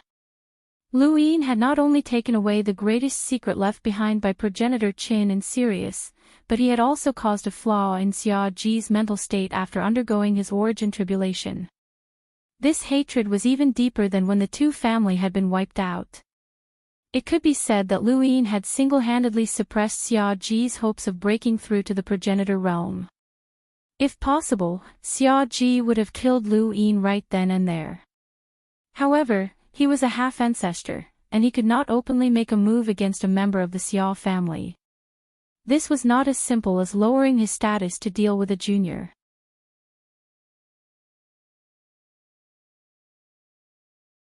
Lu Yin did not have any ill feelings towards this woman, even if she was likely an enemy. Alliance head Lu, is there anything else other than Nan Yuan's matter? Xia Meng asked. Lu Yin thought about it. There's another piece of advice. Xia Meng looked at him. Speak. Lu Yin's expression was solemn. Although the Board of Governors will always reserve a spot for the 7 courts, this spot can be filled by many people and can be constantly replaced. I hope that the person who replaces Nan Yuan won't cause trouble for me. Otherwise, I'll have a headache. Xia Meng replied, I'll pass on your message to the family head. There's no need for that. Just pass it on to Xia Ji. Xia Yi is just a useless piece of trash. Lu Yin's attitude changed when he mentioned Xia Ji. Xia Meng frowned. No matter what, Xia Ji is an ancestor of the Xia family. Alliance head Lu, please be more courteous. Lu Yin smiled. Alright, I'll give you some face and not scold someone from your Xia family. Xia Meng didn't know how to continue this conversation. This youth was no longer someone she could bully. Lu Yin was the only one who had ever scolded a Xia family half-ancestor outside of the Summerblade mainland. Farewell, senior, Lu Yin said. Xia Meng's tone was calm. Alliance head Lu, regardless of whether you're a friend or foe, you've saved so many commoners in the Outerverse. I admire you for that. She then turned and left.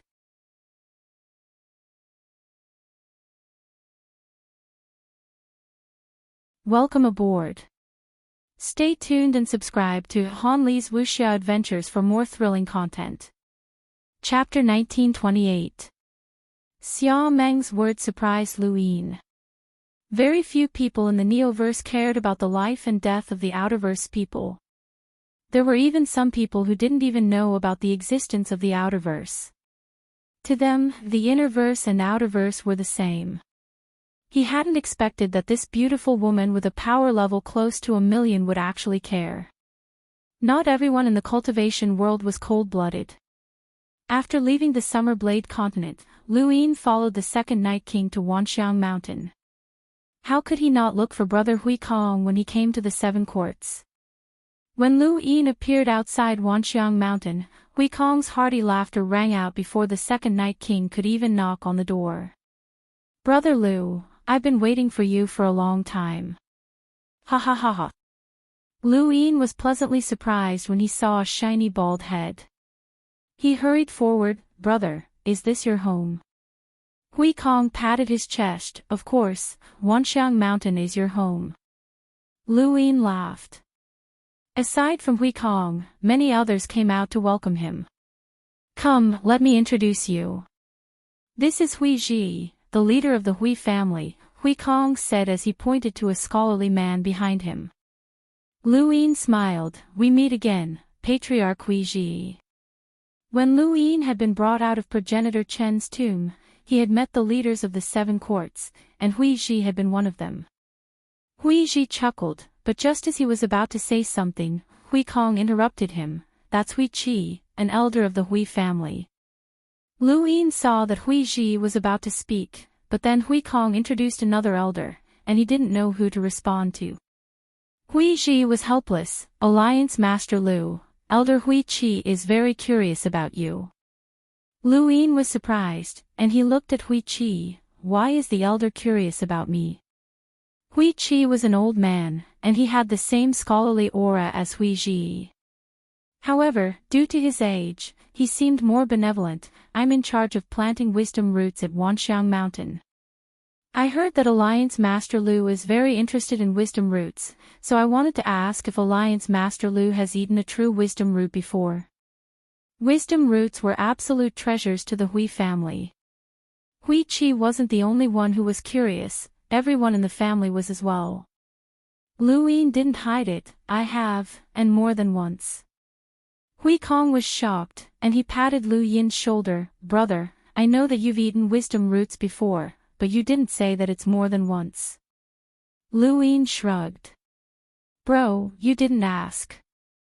I forgot. Hui Kong laughed heartily. However, brother, it's also a stroke of luck that you were able to obtain the wisdom root. I wasn't wrong, you are indeed very talented. Hui Ji was speechless. Was this related to talent? Hui Chi hurriedly asked, Alliance Master Lu, may I know where your wisdom came from? Lu Yin replied, one of them was obtained by unlocking a source box, and the other came from another region of space. The third one is someone called Little Can. He had concealed the fact that Mr. Mu had gifted him a wisdom root, as he could not explain Mr. Mu's identity. Hui Ji was surprised. Another starry sky. Shao Kan. What's your surname? Lu Yin shrugged. I know that you want to know if he's a descendant of the Hui ancestor from another part of the universe, but unfortunately, I wasn't able to find out. Huiji felt regretful. Alright, that's enough. Let's go, brother.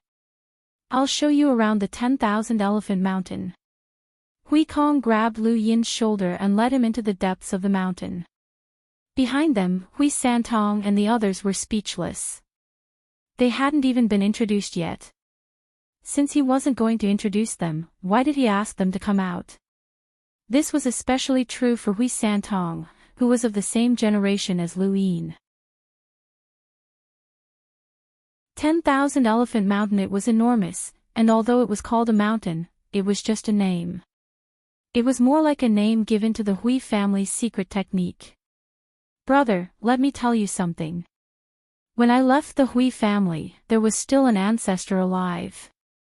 That old man was of the same generation as Xia Ji, and he had almost broken through to become a half-step ancestor. Unfortunately, he died. Now, you are the Hui family's most senior member. Look at the current state of the Hui family. The patriarch isn't even an emissary, and the elders are only at 3 origin tribulations. Even they can't beat you. What a joke. Brother, look at this wisdom root. It's been planted in a mess. Lu Yin followed Hui Kong around the 10,000 Elephant Mountain. Along the way, all of the Hui family's cultivators bowed to them, which made Lu Yin feel embarrassed. However, he was still most interested in the wisdom root. The planting of wisdom roots was spectacular, and one couldn't see the end of it. They were planted in the soil, and if not for Hui Kong's introduction, Lu Yin wouldn't have known that wisdom roots were planted there. Every year, the Hui family sells a lot of wisdom roots to the outside world, but they aren't very valuable. You've already used them. Aside from calming your heart, they aren't very useful. Fortunately, some cultivators just can't calm their hearts. Otherwise, the Hui family wouldn't have any source of income, unlike the Mavis clan, where their toilets are filled with star essence. Brother, can we only absorb astral sources through the astral source universe? Lu Yin suddenly asked as he looked at the spectacular planting of wisdom roots. Hui Kong nodded. Yes. He then looked at Lu Yin. I heard that your origin tribulations were so freakish that even progenitor Chen appeared. Lu Yin smiled bitterly and told him about his tribulation. Of course, he had to hide the 4 astral source cyclones. It wasn't that he didn't trust Hui Kong, but that there were some things that couldn't be revealed, and there was no need to. How ruthless. You forcefully sucked out an origin tribulations, and even a progenitor was alerted. Brother, your future won't be too good. Hui Kong sighed. Lu Yin pursed his lips. There's no other way. I can only take it slow. Hui Kong was helpless. I can't help you with this, but it's a good thing that your strength is outstanding. You were able to deal with someone like Hui Chi when you were an enlighter, and now, you should be able to fight against someone with a power level of over 800,000. Pretty much. Hui Kong smiled. Then that's fine. After so many years, I've only comprehended one principle, which is to adapt to the circumstances. Don't force things, don't chase after them, and take it slow. Opportunities are destined by the heavens, and who knows if everyone's path of cultivation is predestined. Lu Yin looked at Hui Kong strangely. Brother, your words are very strange. Hui Kong looked up and sighed. When I first stepped onto the path of cultivation, I thought that the explorer realm was the peak.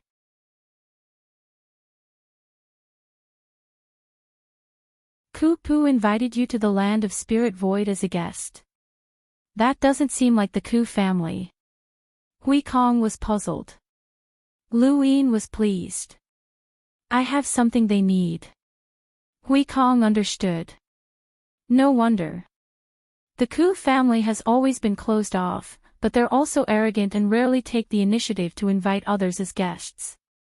Brother, you should be careful when it comes to the Ku family. What's wrong? Lu Yin did not understand. Hui Kong muttered to himself, the Ku family is not simple. I remember that old guy saying that he'd heard Ancestor Hui mention Ku Pu before. He said that Ku Pu was not simple and that anyone who underestimated him would be unlucky. Right, I remember something else, but I forgot. Let me think. Lu Yin was not in a hurry. Brother, have some tea. He obviously knew that Ku Pu was not simple, but he had not thought that he would be able to learn something from Hui Kong. Oh, right. Hui Kong slammed the table. I remember now. That old guy heard Ancestor Hui mention something. Anyone can die, but Ku Pu is the least likely. Lu Yin's gaze froze. What does that mean? Hui Kong shook his head. I don't know. That old guy only said that. We weren't interested in Ku Pu at the time, so we didn't ask. If you hadn't wanted to go to the Ku family, I wouldn't have remembered.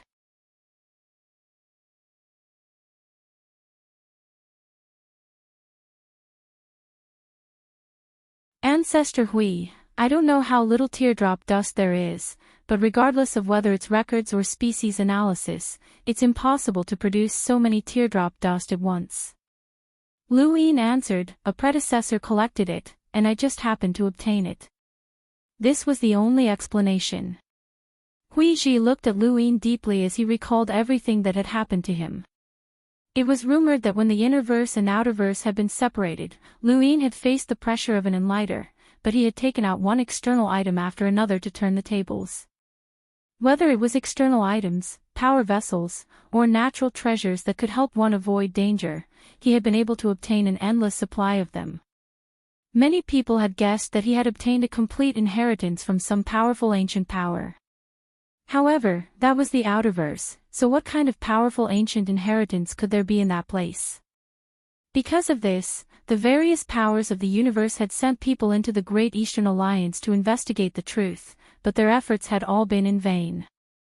However, according to Hui Ji's analysis, it was unlikely that there was an ancient inheritance hidden in the outerverse. Instead, it was more likely that there was a great world.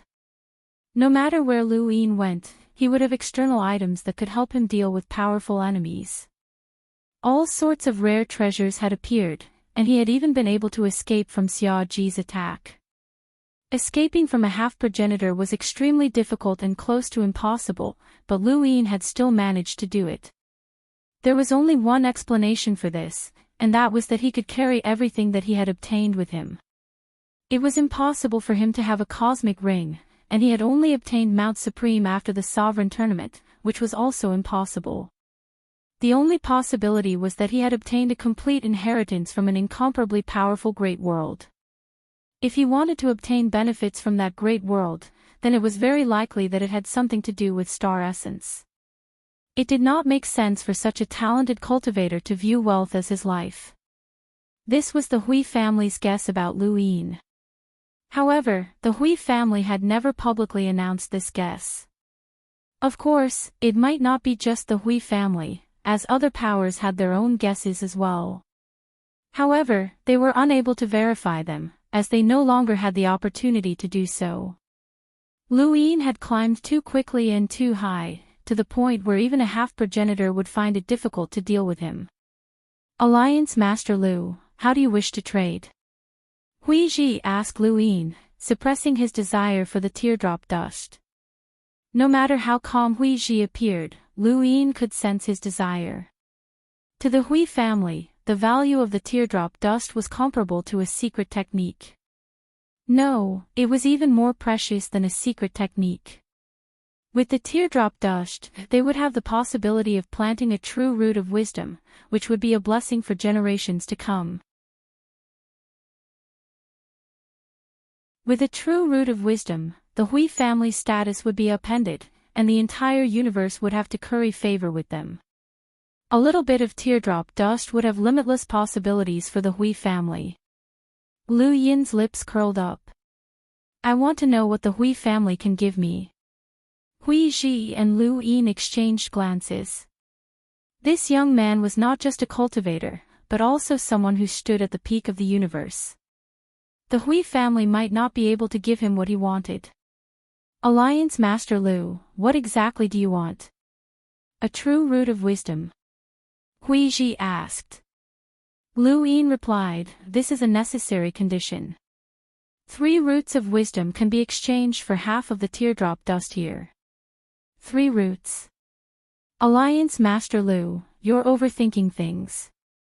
If the Hui family had 3 roots of wisdom, why would we hide it? Based on the relationship between Elder Hui Kong and you, what's the big deal about giving you 1 root? Hui Ji exaggerated. Lu Yin pursed his lips and began to play the emotional card. There's no need for that, patriarch. I'll explain things to Brother Hui Kong. If your family truly respects him, then you won't hide the fact that you have a root of wisdom. You can lie to him, but I won't. Once our trade is over, I'll explain everything to him. But I can't say anything right now, as I won't make things difficult for my brother. Hui Ji raised his brows. No matter what, 3 roots is too much. Alliance Master Lu, let me tell you clearly. The Hui family doesn't have 3 roots of wisdom, and even if they did, it would only be enough to exchange for half of the teardrop dust. Don't you think that's too much? Lu Yin smiled. Patriarch, you said that there's a lot here, and it's even comparable to the amount of teardrop dust that Ancestor Hui obtained. How many roots of wisdom did Ancestor Hui leave behind? 10. 20. Or 100. I can imagine that this amount of teardrop dust is enough to plant many roots of wisdom. I'm saying that it's impossible to obtain so much teardrop dust in one go. That's not something that a cultivator can control. Based on Ancestor Hui's abilities, he could have obtained it twice, thrice, or even countless times. Ancestor Hui used countless teardrop dust to plant the roots of wisdom, Hui Ji retorted. This brat was as cunning as a fox, and he had been able to find a flaw in his words. Lu Yin sneered. Patriarch, there's no need to tell me this. I'm certain of your reaction. There's quite a lot of teardrop dust, so it's up to you whether you want to trade or not. If you're unwilling, then forget it. Alliance Master Lu, teardrop dust is useless to you.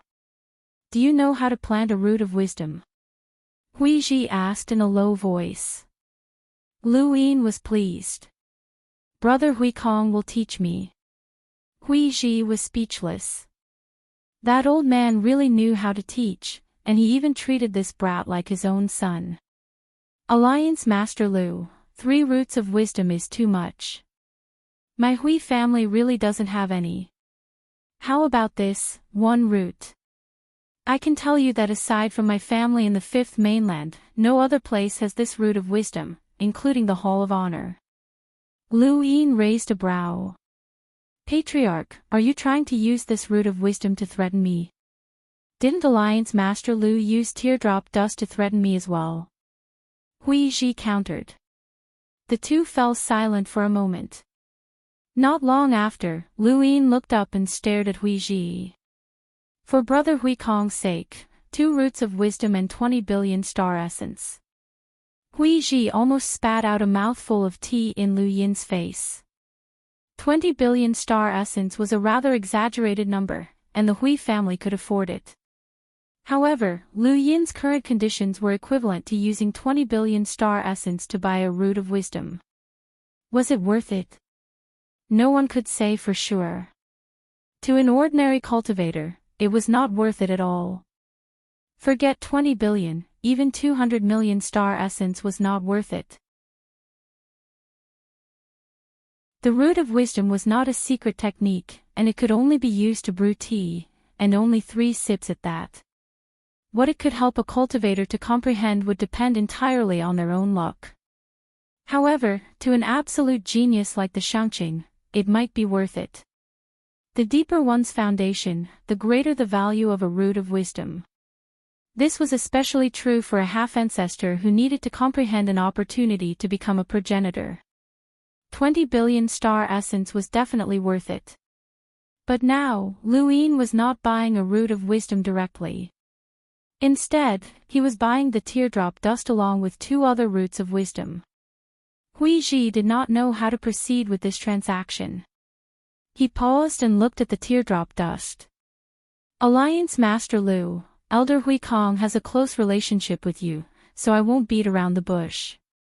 He paused and then looked at the teardrop dust. There is indeed a lot of this teardrop dust. I don't know how you obtained it, but just the teardrop dust alone is not enough to plant a root of wisdom. You'll need many other precious materials, and even if you can plant a complete root of wisdom, you'll only be able to plant 5 baths of it at most. Don't even think about it. With your conditions and the benefits that the teardrop dust will bring to the Hui family, we're making a huge loss. If Alliance Master Lu insists on this transaction, then I can only see you out. He then took another sip of tea. Lu Yin did not know whether Hui Ji was telling the truth or not. The Hui family was smart, and Lu Yin could not see through Hui Ji. He did not know how much this teardrop dust was worth, but it was indeed useless to him.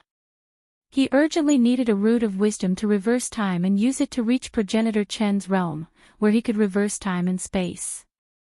This was a huge temptation.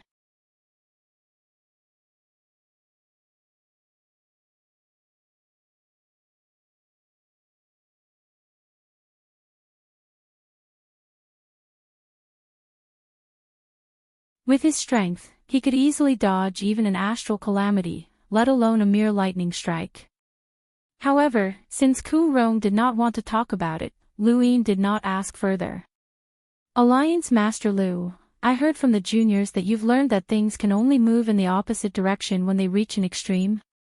Ku Rong asked directly. Lu Yin replied, that's right. Senior should know that I've been to another region of space where I learned that things can only move in the opposite direction when they reach an extreme. I also saw the Spirit Void Temple where the desolate ancestor once lived. Can you tell me more about it? Ku Rong asked without much emotion.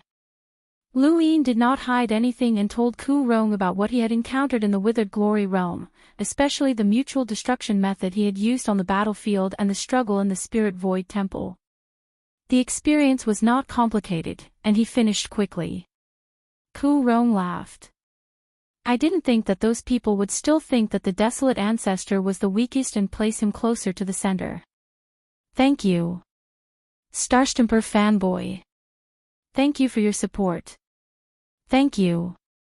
Thank you. Thank you.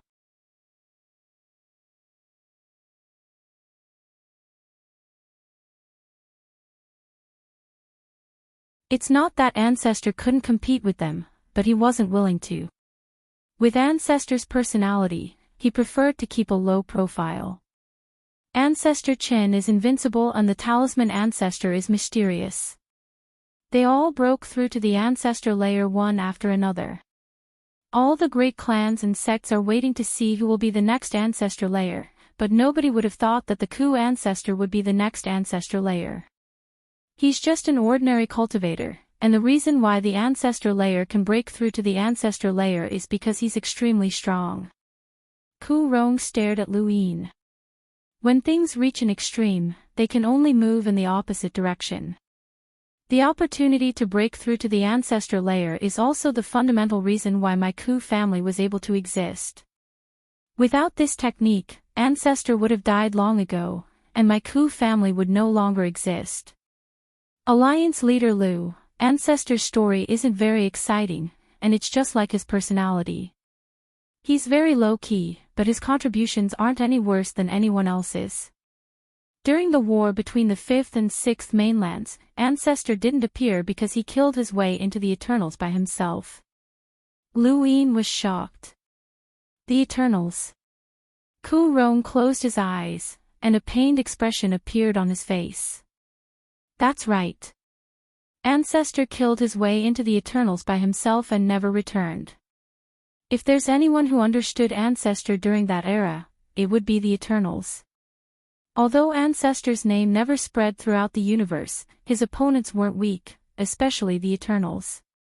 Ancestor's opponents were the 7 sky gods, and only the 7 sky gods were qualified to fight against Ancestor. Luin had never expected Ku Rong to disappear in such a manner. What about the ruler's realm's spirit void temple? It said that Ku Rong died there. Ku Rong shook his head. There's no Ancestor there. Perhaps it's his disciple, but Ancestor himself charged into the Eternals, and his fate is a mystery. Why did Ku Rong charge into the Eternals? Luin did not understand. Even Progenitor Qin, the symbol progenitor, and the powerhouses from the Lu, Wang, and Bai families had not done so why had Ku Rong done so? I don't know. Us descendants are useless, and we can't even find out if Ancestor is dead or alive, Ku Rong said bitterly. Just as Ku Rong had said, Ku Rong had been too low-key. Even though he had been a progenitor, he had not had much of a presence during that dazzling era. If Axian Nu had not told Luin about this, Luin would not have known that Ku Rong was one of the 9 mountains and 8 seas. What kind of concept was the 9 mountains and 8 seas? Only absolute powerhouses were qualified to occupy such a place, and it was not something that anyone who had become a progenitor could occupy. During the era of the Daosaur sect, the 5th mainland had been overseen by progenitors all year round, and there had even been more than one.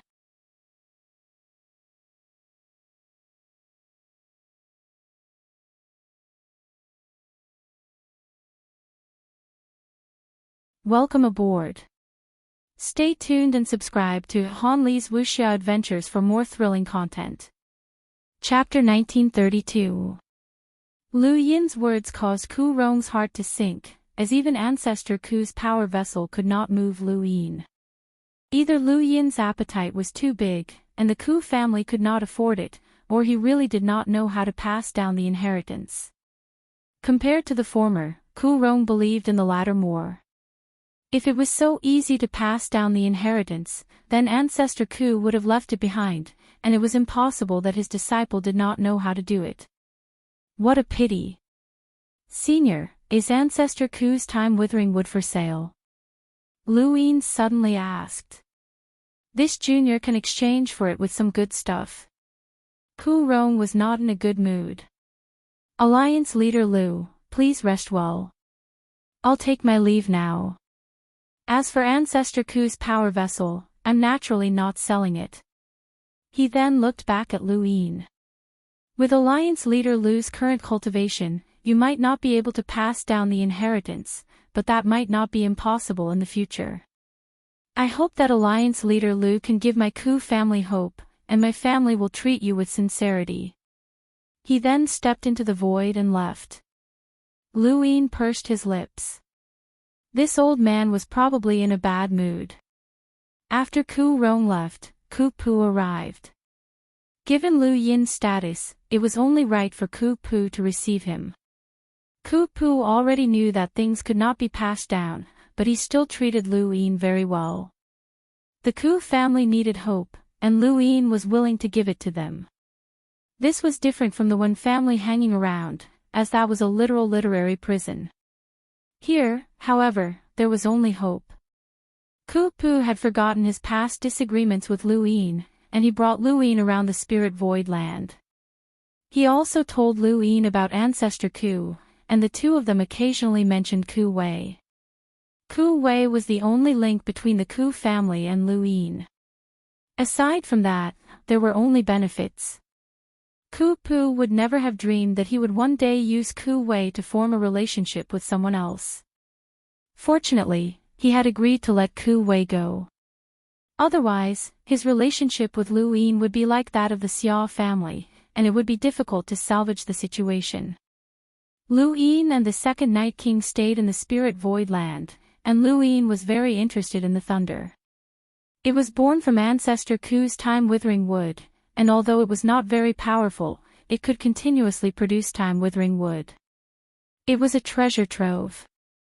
The next day, Lu Yin declined Ku-pu's offer to bring him around the spirit void land and walked alone. In the sky, lightning suddenly appeared and fell, bombarding the river.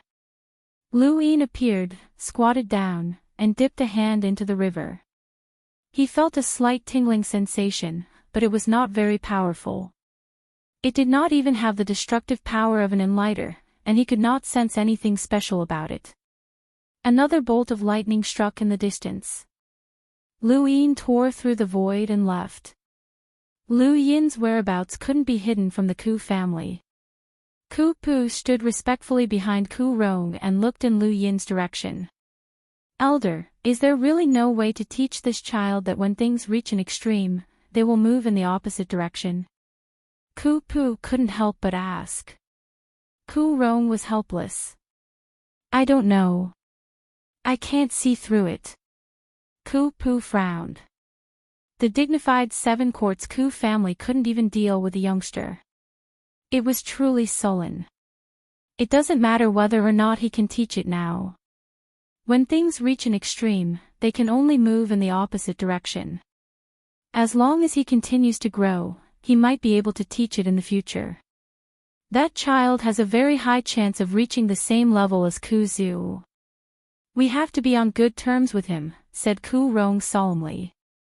Ku-pu was shocked. He can reach the ancestors' level. Ku-rong looked at Ku-pu. This child underwent his origin tribulation and defeated progenitor Qin. No matter how strong the ancestor is, progenitor Qin will always be synonymous with invincibility. Once this child becomes a progenitor, he might be able to rival progenitor Qin. At that time, it might not be impossible to teach him. When things reach an extreme, they can only move in the opposite direction. You have to look at the future. Why is this child protected by the Hall of Honor? It's because the Hall of Honor is able to see into the future. The Seven Courts cannot exist forever. We are united because of progenitor Chen's tomb, but we might also fall apart because of it. No one can predict what will happen in the future, so it's not wrong to leave a way out. Understood, Ku-pu replied respectfully. Ku-rong said, "Give him a time wood. It's one of the 5. Ku-pu's expression changed, and he was somewhat reluctant, but he still replied, "Yes." Ku-zu's past had piqued Lu Yin's interest in the land of spirit void. He wanted to learn more about Ku-zu's past, but he could not stay here forever. Even though the Ku family treated him with respect, Ku-lei even bowed when he saw him. Lu Yin picked up his gadget and contacted someone, Madame Yu. This was one of the most important reasons why he had come to the Seven Courts. In the Eternal Kingdom, Undying Yushan's appearance had caused great waves. Back then, he had divined that Undying Yushan had involved someone else, the Netherworld progenitor. This ancient progenitor was an ancestor of the Yu family. If Lu Yin wanted to know more about the Netherworld progenitor, he would have to go through the Yu family. The Yu family had split up on their own accord, and the Yo secret art had even been taken to the Innerverse. There had to be a reason behind this, but the Sword sect had not been able to find out. Madame Yu had followed the Great Eastern Alliance to participate in the war against the Astral Beast domain and had made great contributions. The Sword sect could not touch them for the time being, which allowed the Yo court to live peacefully for a period of time. However, these peaceful days would not last for long. Madame Yu had recently sensed that the Sword sect's attitude towards them had changed. The most obvious change was the fact that elderly from the Sword sect had entered and left the Yo court as if there was no one there. He did not even care about an emissary like her, and that attitude gave Madame Yu a bad premonition. Coupled with what had happened with the Yu family, she had a lot on her mind. "Mother, is there any news from the main family?" Yo Year asked Madame Yu anxiously. Madame Yu's expression turned ugly. "Go and cultivate. This has nothing to do with you. If the main family is in trouble, then we'll really lose our foundation. The sword sect's attitude towards us is getting worse and worse. Mother, you just joined the war against the astral beast domain, but they're still acting like this?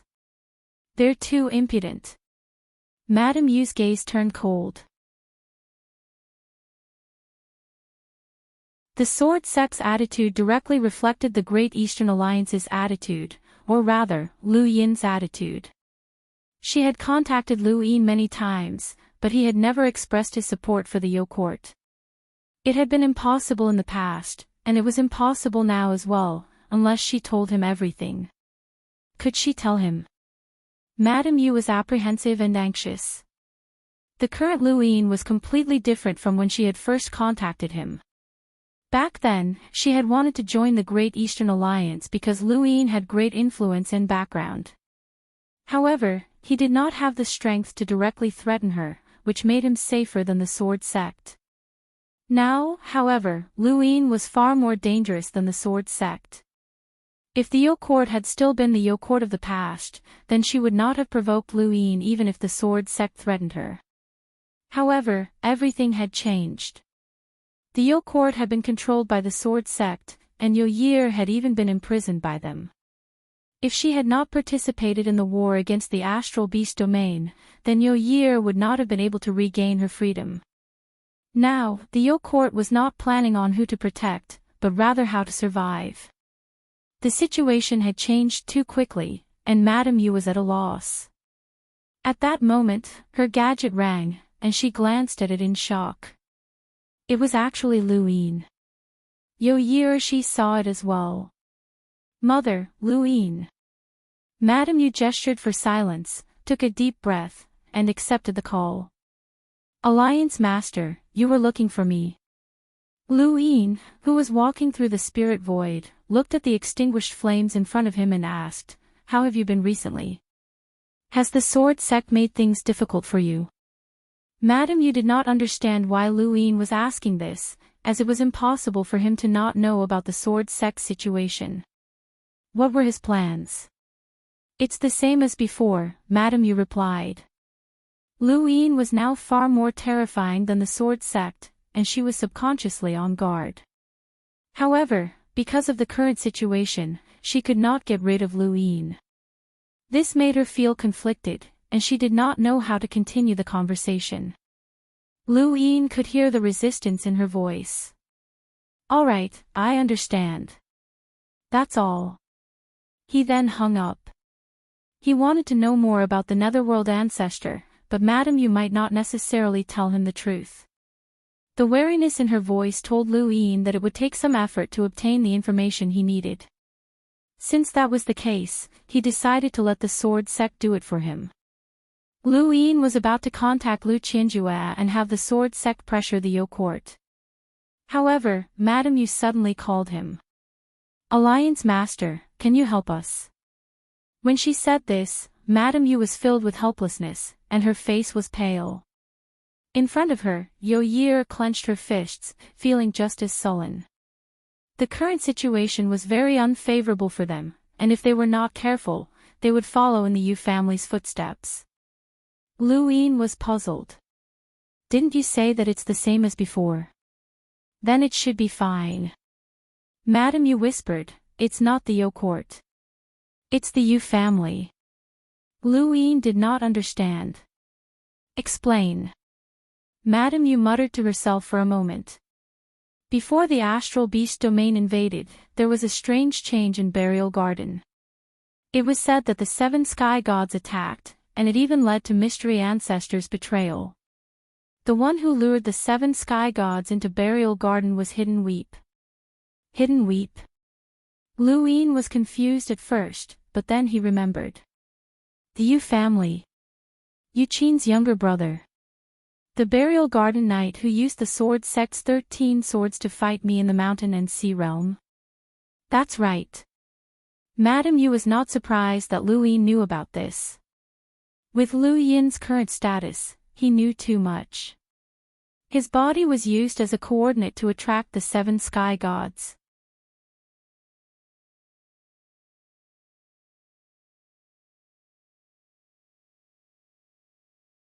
Welcome aboard.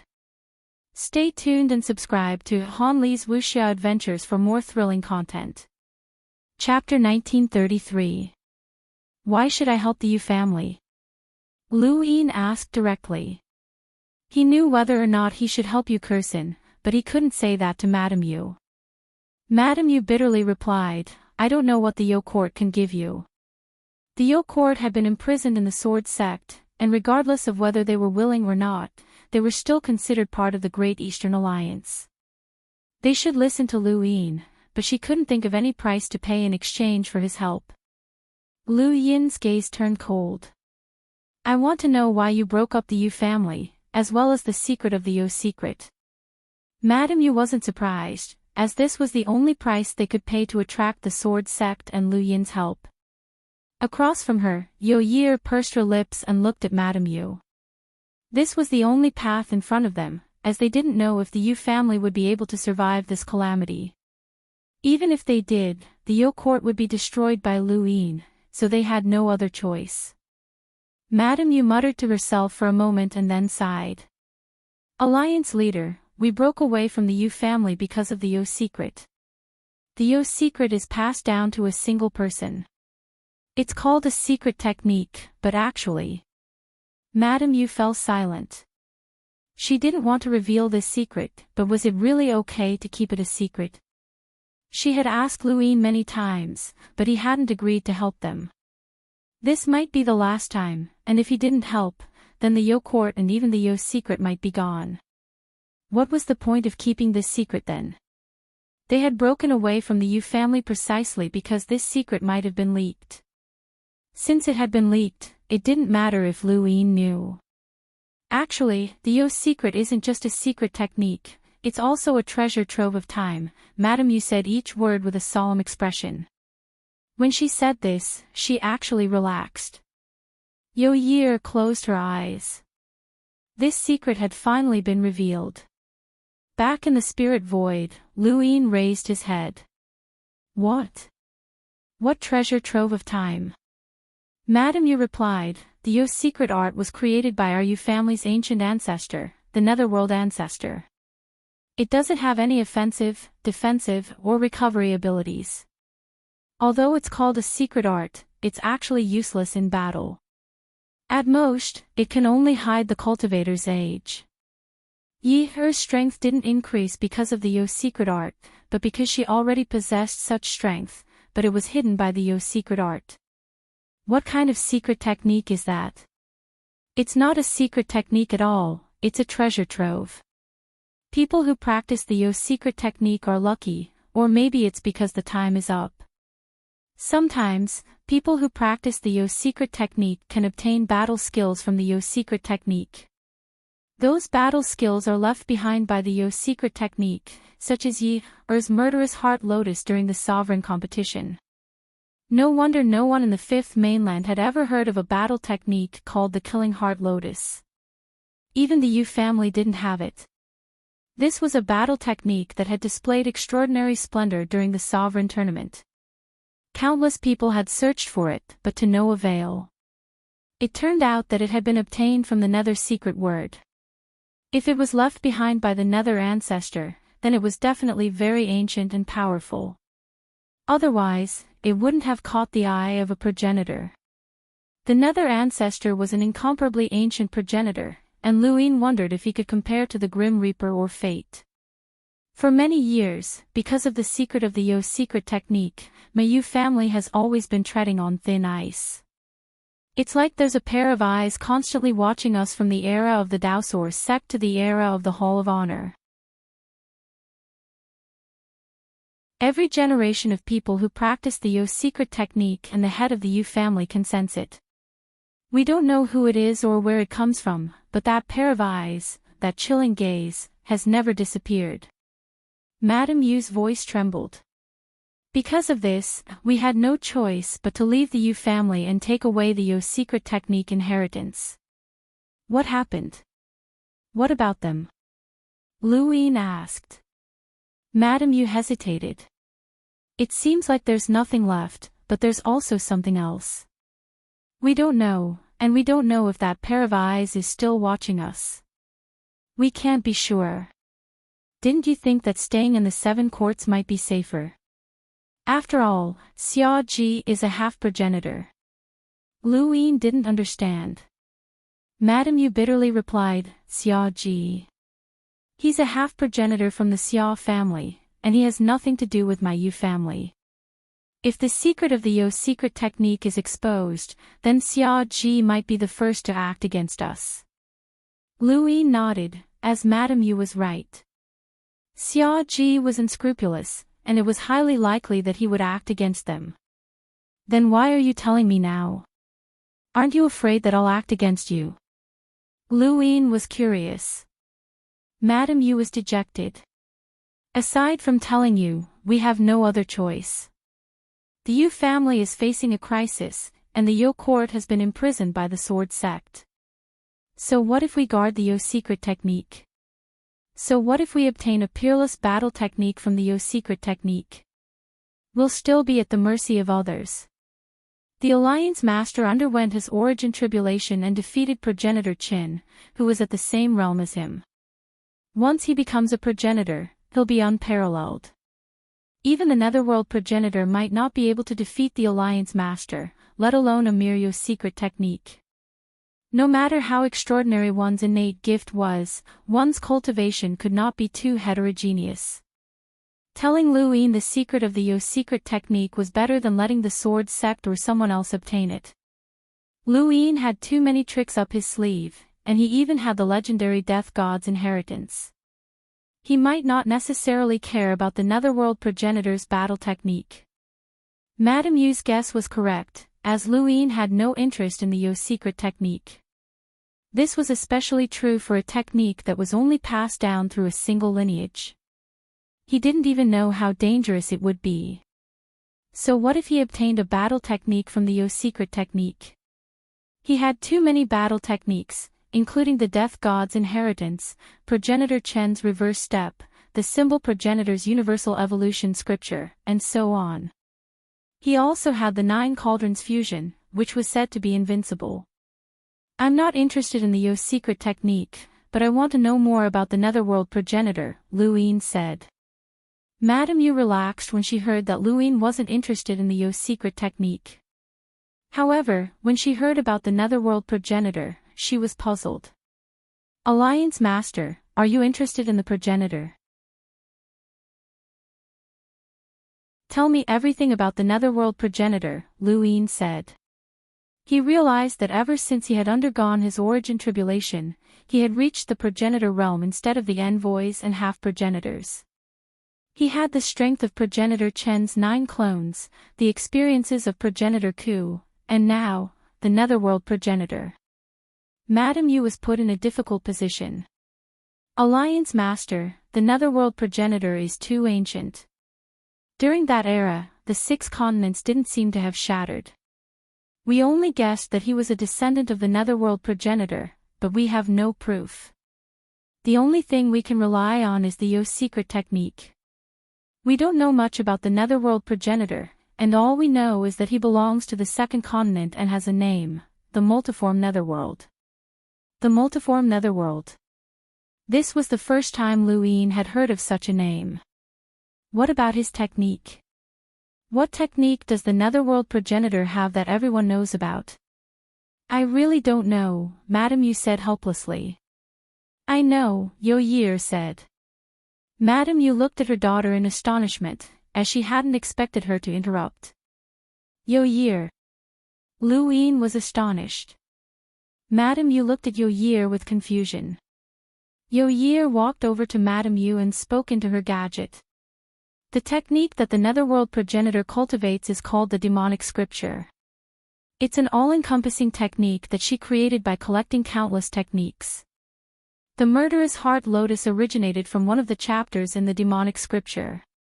I don't know anything else. What about the undying scripture?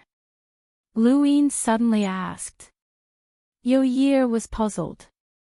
The undying scripture. I don't know, but I think I've heard of it before. Madame Yu was astonished. The legendary ancient scripture from the Starfall Sea. It said that cultivators are immortal, and it was obtained by someone from the outerverse. The Xia family even sent people to the outerverse to obtain it. Right, it's the Great Yu Empire. Is this related to the Netherworld progenitor? Her tone didn't sound like she was faking it. Lu Yin looked up and saw a bolt of lightning descend. It was less than 10 meters away from him, illuminating his face. Alliance Master, we've said everything that needs to be said. Please help the Yu family, Madame Yu pleaded. Yo-Year added, please help the Yu family, Alliance Master. If Year obtains any battle techniques or techniques from the Yo secret symbol, I will definitely tell you. I won't hide anything from you. Luin asked, does the Yu family have any information related to the Netherworld progenitor? For example, places, rumors, items left behind, and so on. Madame Yu replied, the reason why our Yu family has been recognized as the Netherworld progenitor's descendants is because of the Yo secret symbol.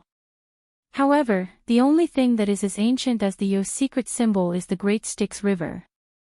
During the era of the Daosaur sect, our Yu family lived at the center of the Great Styx River, and this history can be traced back to an even more ancient era. Our Yu family has lived on the Great Styx River since the beginning of our recorded history, and this has never changed. Lu Yin replied, got it. He then hung up. The 7 courts contained 7 secret techniques that could be traced back to ancient times, allowing one to contact 7 progenitors. Lu Yin currently knew that the Yu family's Netherworld progenitor, the Ku family's Ku progenitor, the Su family's Su Wang Tian, the Hui family's Hui progenitor, and the Xia family's progenitor Qin. As for which progenitor the Shi family and the Yu family were connected to, Lu Yin wasn't sure. His harvest from this trip to the 7 courts had been much greater than he had expected, and he would definitely have to visit the Yu family next. Should he visit the Shi family or the Su family? The irreconcilable hatred between the Shi family and the Spectre clan piqued Lu Yin's interest. Their legacy was the Bone Sea, and Lai Gu's body-strengthening battle technique was quite interesting. Although they were currently the weakest in the 7 courts, they had once clashed with the Spectre clan, and they had definitely not been weak at their peak. In fact, they might have even been second only to the Xia family. As for the Su family, Lu Yin was also interested in their legacy technique, battle strategy theory.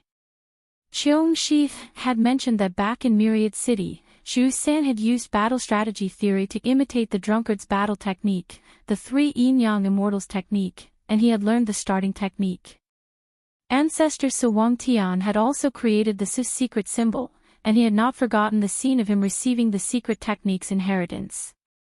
Ha ha ha, I, Su Wang Tian, have observed chess, played chess, retracted chess, and comprehended chess for hundreds of thousands of years.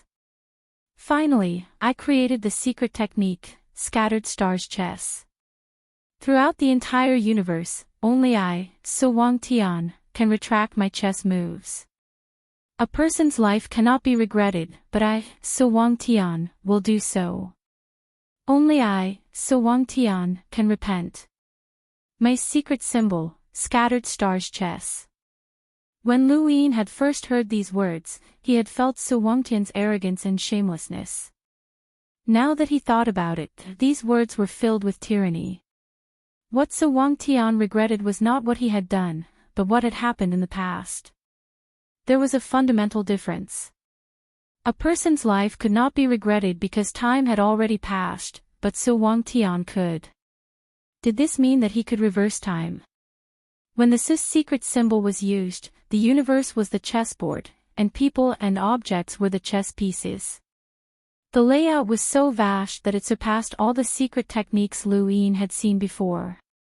However, it was still far from being able to retract a chess move. To retract a chess move, one had to be linked to time. Lu Yin's understanding of the secret symbol was still insufficient. If possible, he really wanted to go to the Su family's chessboard and try to comprehend it again. Was that even possible? Lu Yin looked forward to it.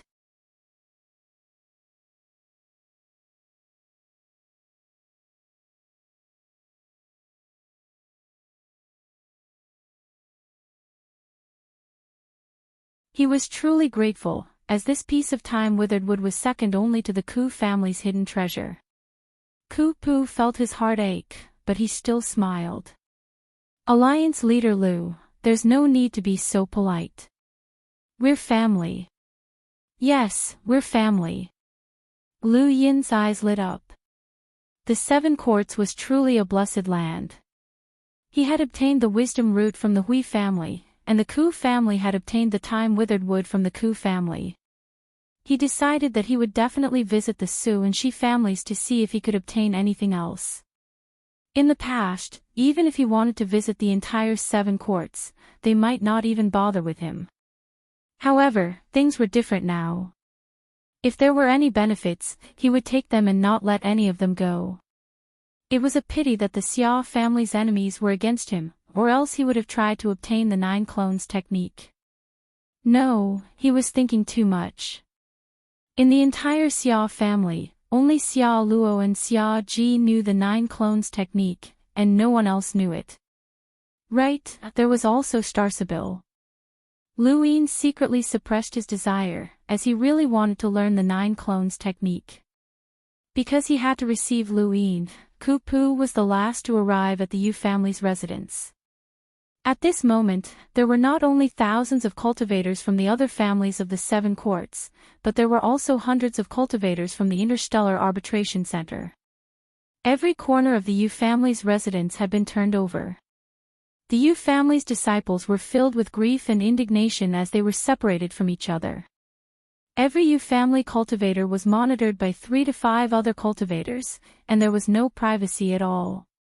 Clan leader Yu Kursin, daughter Yu Qin, elder Yu Ren and the others, a total of a dozen or so people, formed a circle with their backs facing each other. Everyone was isolated. They could not see each other, nor could they hear the words of the people next to them. However, their every word and action could be seen by everyone in the surroundings. This was an investigation of the entire Yu family. It was very embarrassing for the Yu family, but it was unavoidable. This was only because the Hall of Honor was apprehensive of the 7 courts. Otherwise, the Yu family would have been collectively taken to the arbitration world, and no one knew what they would have gone through. Young King Qing hated Lu Yin, especially when he found out that the second Night King had long since submitted to Lu Yin. His hatred for Lu Yin had reached a monstrous level, but after the trial at the arbitration world, he no longer dared to provoke Lu Yin. One could only imagine how unforgettable his experience must have been.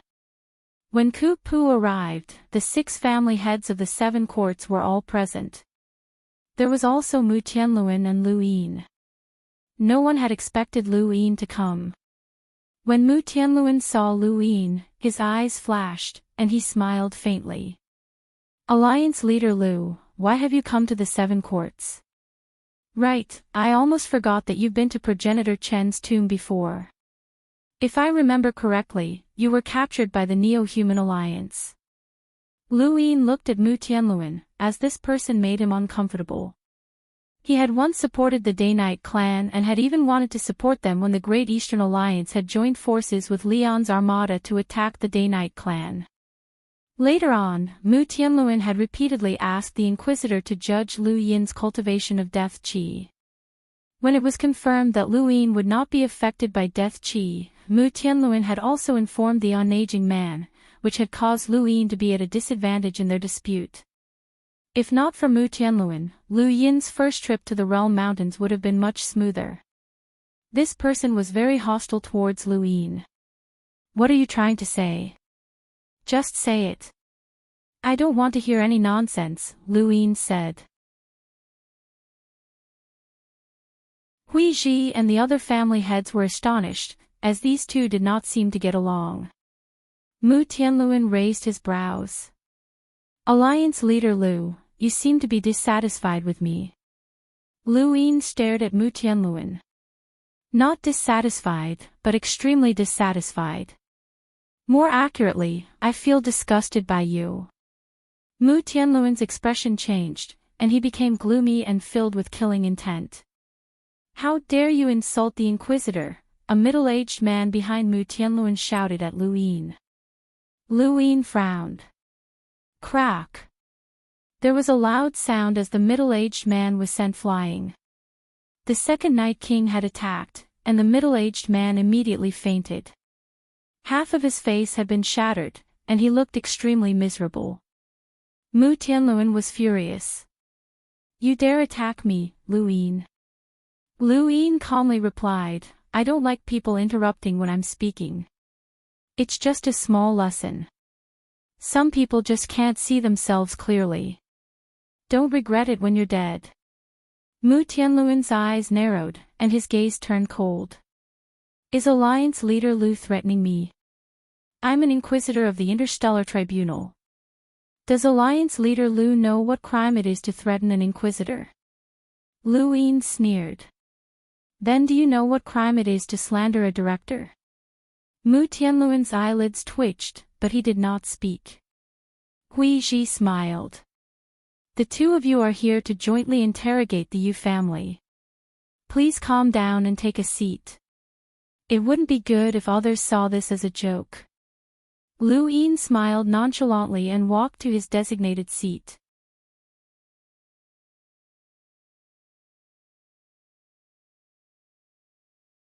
Welcome aboard.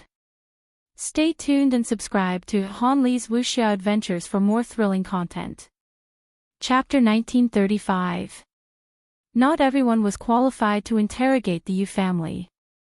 Even if Ku Pu had brought Lu Yin here, he could only stand to the side and watch without a seat. Since he had a seat, it meant that he had the right to ask questions. However, Lu Yin's status was special, as he was a director of the Hall of Honor. Mu Tianluan's expression relaxed when he saw Lu Yin sit down. His expression was no longer cold, and he sat down as well. Yu Kursin saw all of this. Before these people had even taken their seats, they had been sitting right in front of her, and she had seen the conflict between Lu Yin and Mu Tianluan. The important members of the Yu family who were being interrogated were seated back to back in a circle. Similarly, Lu Yin's group also sat in a circle, facing these people. Across from Lu Yin was Yu Kursin's daughter, Yu Qin. Yu Qin looked at Lu Yin with a complicated expression. This was someone from the same generation that she had once competed with, but now, he was looking down at her from above and even had the qualifications to question and interrogate her. This was an uncomfortable feeling, especially since this person had defeated Yu Qi in a direct battle. That battle had shocked many people, including Yu Qin herself. She had once thought that Yu Weep was invincible among those of the same generation. Yu Kursin, tell us about Yu Weep's history and everything he's been through, Hui Ji said. The Hui family was in charge of this trial, and Mu Tianluan was only a supervisor to prevent the 7 courts from harming Yu Weep. Yu Kursin looked up at Hui Ji. There's nothing much to say. We've already investigated everything about him. Hui Ji frowned. Yu Kursin, I hope that you understand the severity of this matter. This is only an internal trial of the 7 courts. If you're brought to the Interstellar Court, things will be different. That's right, Sister Kursin. Tell us what you want to know. Xia Ahua rubbed her chin and blinked. She then looked at Lu Yin and smiled seductively. Lu Yin glanced at her, especially at her clothes. They were very revealing, and he thought of Xia Shaoxian. That woman liked to borrow other people's battle techniques for her own use, and he had met her in the mountain and sea realm. Yu Kursin calmly explained everything about Yu Weeping. Yu Weep's history was not complicated. Everyone wanted to know what he had come into contact with and who was most likely to be the traitor. They also wanted to know if they could find a weakness in the Neo-Human Alliance through his experiences. Half a day later, Yu Kursin finished. You're his mother. How did he die? Huiji asked. Yukersen's eyes flashed with pain. He's not dead. Huiji was surprised. He's not dead. Yuka thought to herself, he never died. How can a dead person be revived? So, he faked his death? Huiji asked. Yukersen looked at Huiji. Whether or not he faked his death, he's dead now. Tell me how he faked his death, Huiji said. Yukersen calmly replied, I told you before. Say it again in detail, Mu Tianluan said sternly. Yukersen was silent. She had a proud and aloof personality. Moreover, she was recalling the process of her son's death. Mu Tianluan said in a low voice, it seems like there's no need for this joint trial. Just take her to the arbitration world. She'll tell us everything there. Huiji, Silao, Yen, and the others frowned. Yukersen was, after all, the head of the Yu family in the 7 courts. If she was brought to the arbitration world for trial, it wouldn't be a good thing for the 7 courts. In this joint trial, they hoped to prove that the Yu family hadn't colluded with the Neo-Human Alliance in order to deal with the Interstellar Arbitration Institute. But, looking at Yukersen's attitude, it wouldn't be easy to help even if they wanted to. Elder Yu, do you know anything about Hidden Weep? Huiji asked another person, the elder of the Yu family. Lu Yin looked over and saw a kind-looking old man with a tired face. His hands were full of calluses. He was the owner of the wooden ship. Hidden Weep. That's a good kid, Elder Yu said in a hoarse voice, as if he didn't understand the situation. His words left Huiji speechless. A good kid. A good kid would betray humanity. Elder Yu, you have to understand the situation. Hidden Weep betrayed humanity. He's a traitor. Mu Tianluan shouted. Elder Yu looked up in shock. A traitor? No way, he's still a kid. Mu Tianluan frowned and looked at Huiji. This old man was pretending to be stupid. At that moment, Lu Yin spoke up, Elder, why would you say that Hidden Weep is a good kid? Mu Tianluan was dissatisfied. Alliance Master Lu, Hidden Weep betrayed humanity and provided the coordinates to the burial garden. You can't be thinking that this kind of person isn't a traitor, right? Lu Yin calmly replied, what does my question have to do with you? Just shut up and listen. Mu Tianluan was furious, as Lu Yin wasn't giving him any face at all. Xia Ahua smiled. Alliance Master Lu is so domineering. Ku Pu, Huiji, and the rest exchanged glances. Lu Yin was indeed becoming more and more domineering, and he wasn't giving Mu Tianluan any face at all. Xia Yi spoke up for the first time. Alliance Master Lu, you're also a lockbreaker. Did that make you think highly of the Yu family? Don't forget that when this kid was brought out of progenitor Chen's tomb, Yukersen spoke up for him just because he was a lockbreaker. Mu Tianluan's eyes trembled. Are you referring to the time when Alliance Master Lu was captured by the Neo-Human Alliance? That's right. Alliance Master Lu was captured by the Neo-Human Alliance, Xia Yi said. The two echoed each other, trying to prove that Lu Yin was related to the Neo-Human Alliance. Even if he wasn't controlled by the death energy, he might not be able to shake off the Neo-Human Alliance's connection. Although this wouldn't cause any real harm to Lu Yin, it would at least make him bear the suspicion that he was related to the Neo-Human Alliance. Of course, this was still useless, and Ku Pu and the rest felt that they were just trying to disgust Lu Yin. Lu Yin crossed his legs. An idiot and a piece of trash, yet you're still trying to echo each other. What did you say? Xia Yi was furious. Mu Tianluan stood up and gritted his teeth. Alliance Master Lu, you've already been implicated in a personal attack. I will lodge a complaint against you at the Interstellar Arbitration Center. I'm the presiding judge, and Xia Yi is also the Xia family's leader. Lu Yin rolled his eyes. I'm talking about an idiot and a piece of trash. What does that have to do with you? You're blaming me for what you said. You. Xia Yi also stood up and glared at Lu Yin. Alright, everyone, don't forget the purpose of our joint trial, Hui Ji said in a low voice. He then looked at Mu Tianluan. Presiding judge, is this how you casually interrupt a suspect's trial in the Interstellar Arbitration Center? Mu Tianluan stared at Hui Ji with an unfriendly gaze, as Hui Ji's words were quite rude. Brother Xia, you should sit down. To be honest, you can't beat Alliance Master Lu, Xia Ahua said with a smile, her words angering Xia Yi. Ku Pu added, Brother Xia, we're from the 7 courts. Don't forget. Xia Yi glared at Lu Yin and sat down helplessly.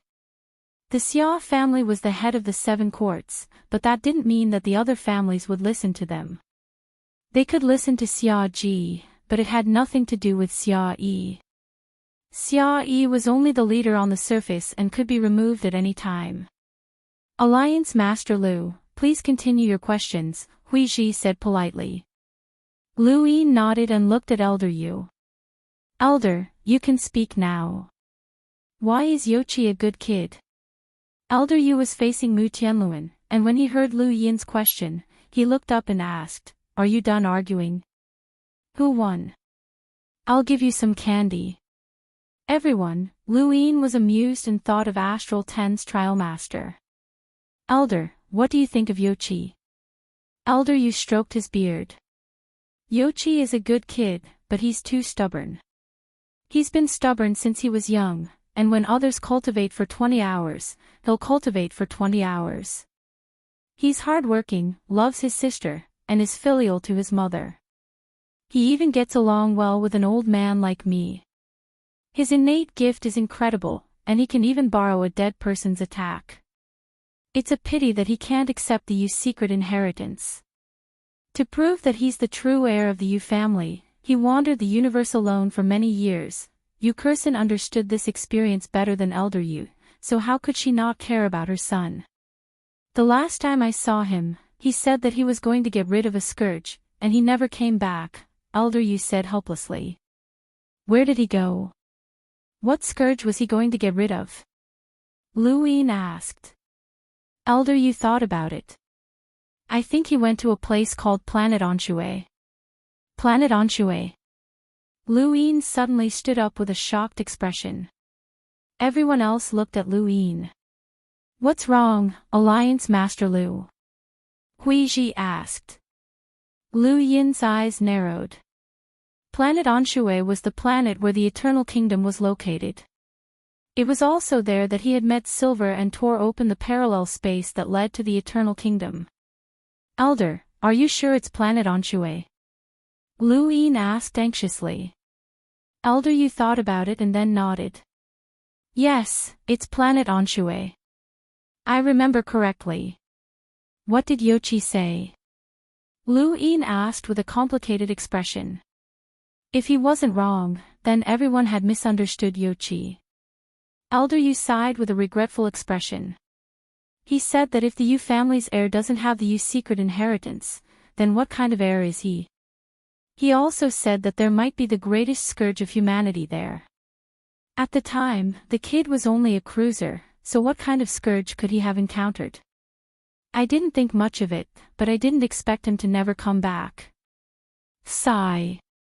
Lu Yin made a hand gesture and sealed off Elder Yu so that the old man couldn't hear anything.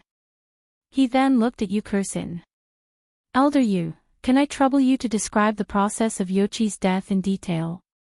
Or rather, the process of your confirmation of Yochi's death. I know that this process might cause you to recall painful memories, but it's very important for your Yu family's joint trial. Yu Kursin's tone was indifferent.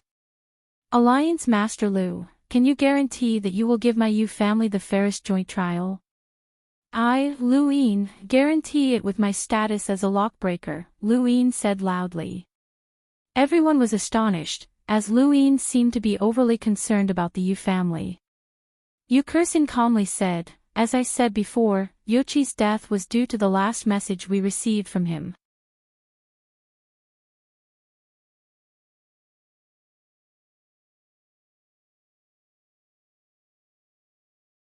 Welcome aboard. Stay tuned and subscribe to Han Li's Wuxia Adventures for more thrilling content. Chapter 1936. Yukursin opened her gadget, and a screen appeared in the sky. The screen shook, and the scene retreated. It was obvious that the photographer was fleeing. Suddenly, blood spurted out, and the screen fell. The final scene was of Yuweep coughing up blood, and his eyes were lifeless. Yukursin stared at the screen.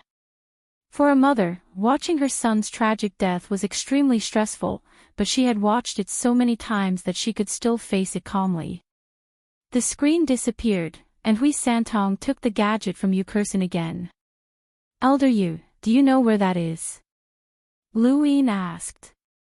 Yukursin shook her head. "I don't know. I can't tell from the image." Lu Yin gestured for Yukursin to be cut off and then looked at Elder Yu. "Elder, have you told Elder Yu about Anshui planet?"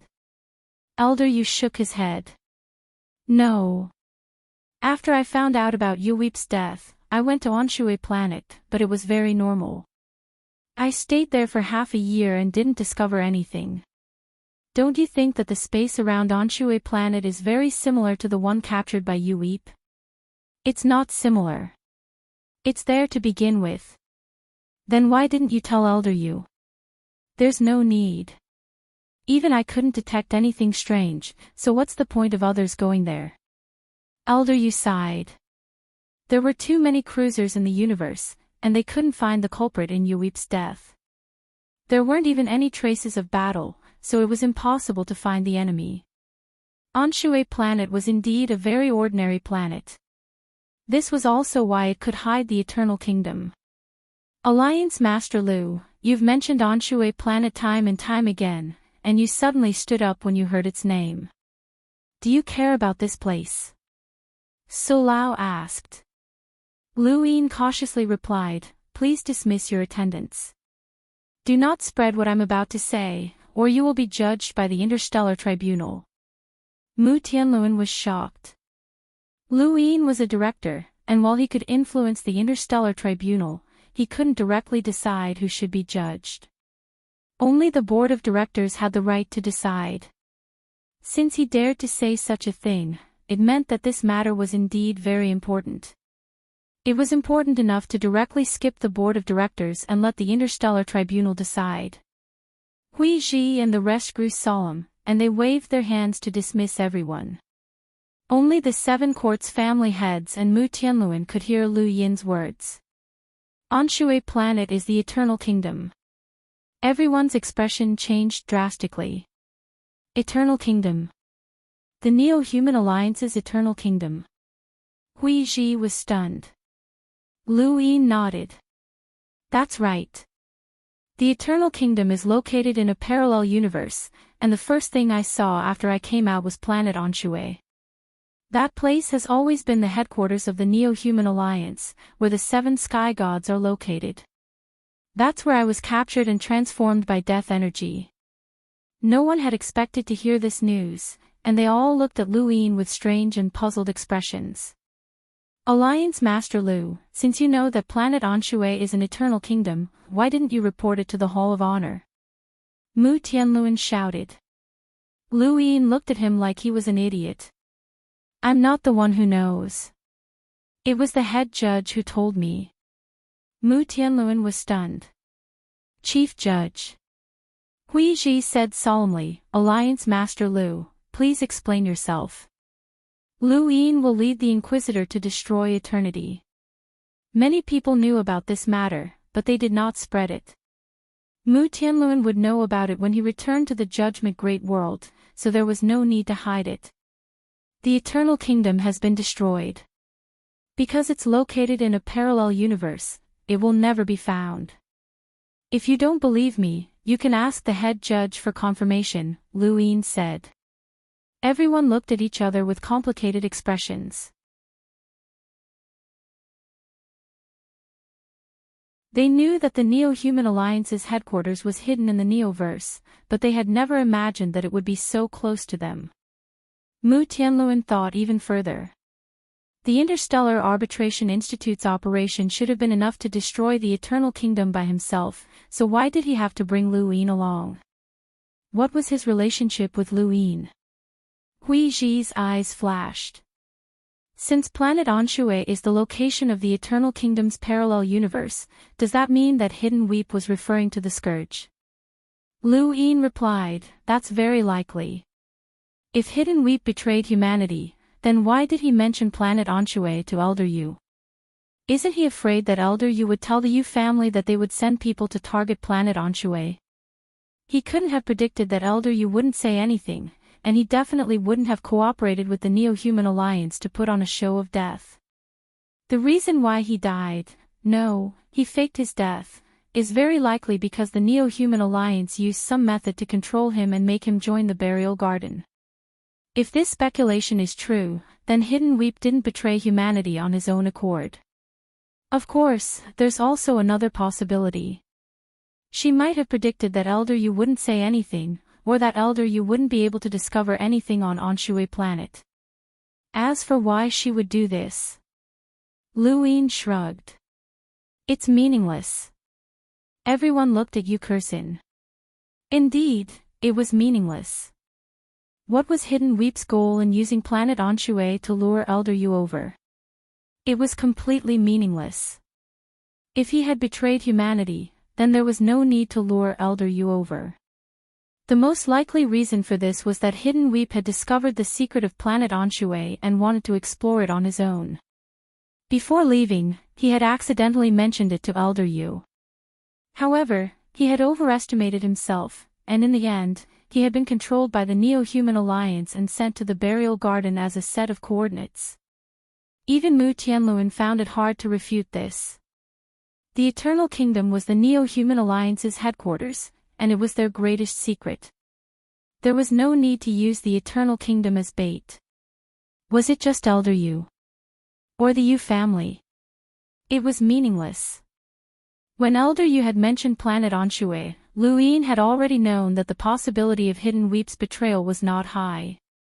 Mu Tianluan said, Alliance Master Lu, even if your explanation makes sense, as long as there's even the slightest possibility, we cannot rashly confirm that the Yu family did not collude with the Neo-Human Alliance. Of course. Lu Yin looked at Mu Tianluan. After all, it's a fact that Hidden Weep has become a set of coordinates for the Neo-Human Alliance. Perhaps he really did betray humanity and collude with the Neo-Human Alliance, but he didn't know about the secret of planet Anshui. Everything was just a coincidence, even if it was a very small one. Mu Tianluan's expression turned ugly, and he fell silent.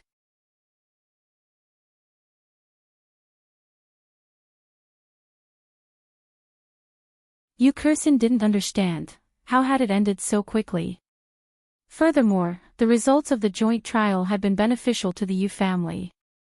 Not only had she not been taken to the Arbiter realm for trial, but the Yu family had also not been excessively imprisoned.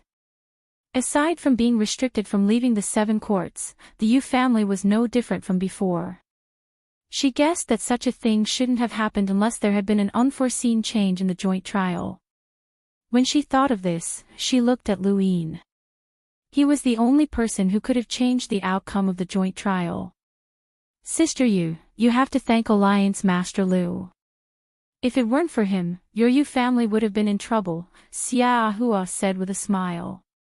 She then gave Lu Yin a charming look before leaving.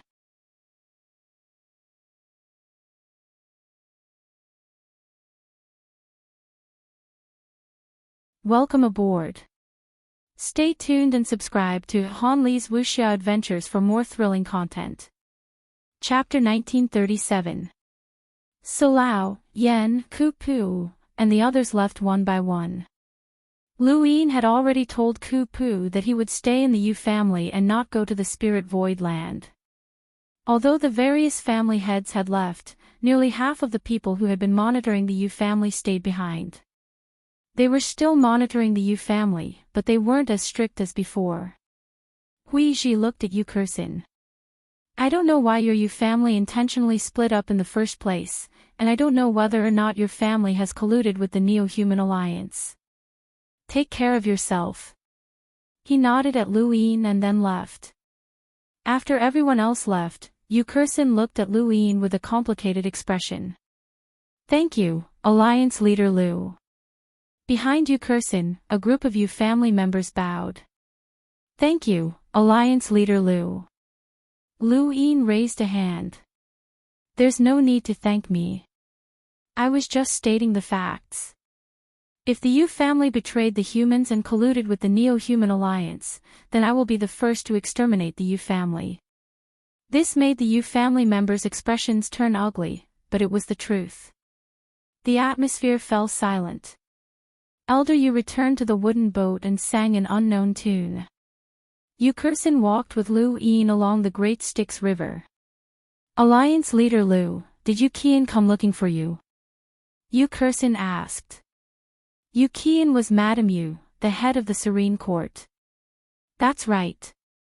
She invited me to the Yu family to give you a fair trial.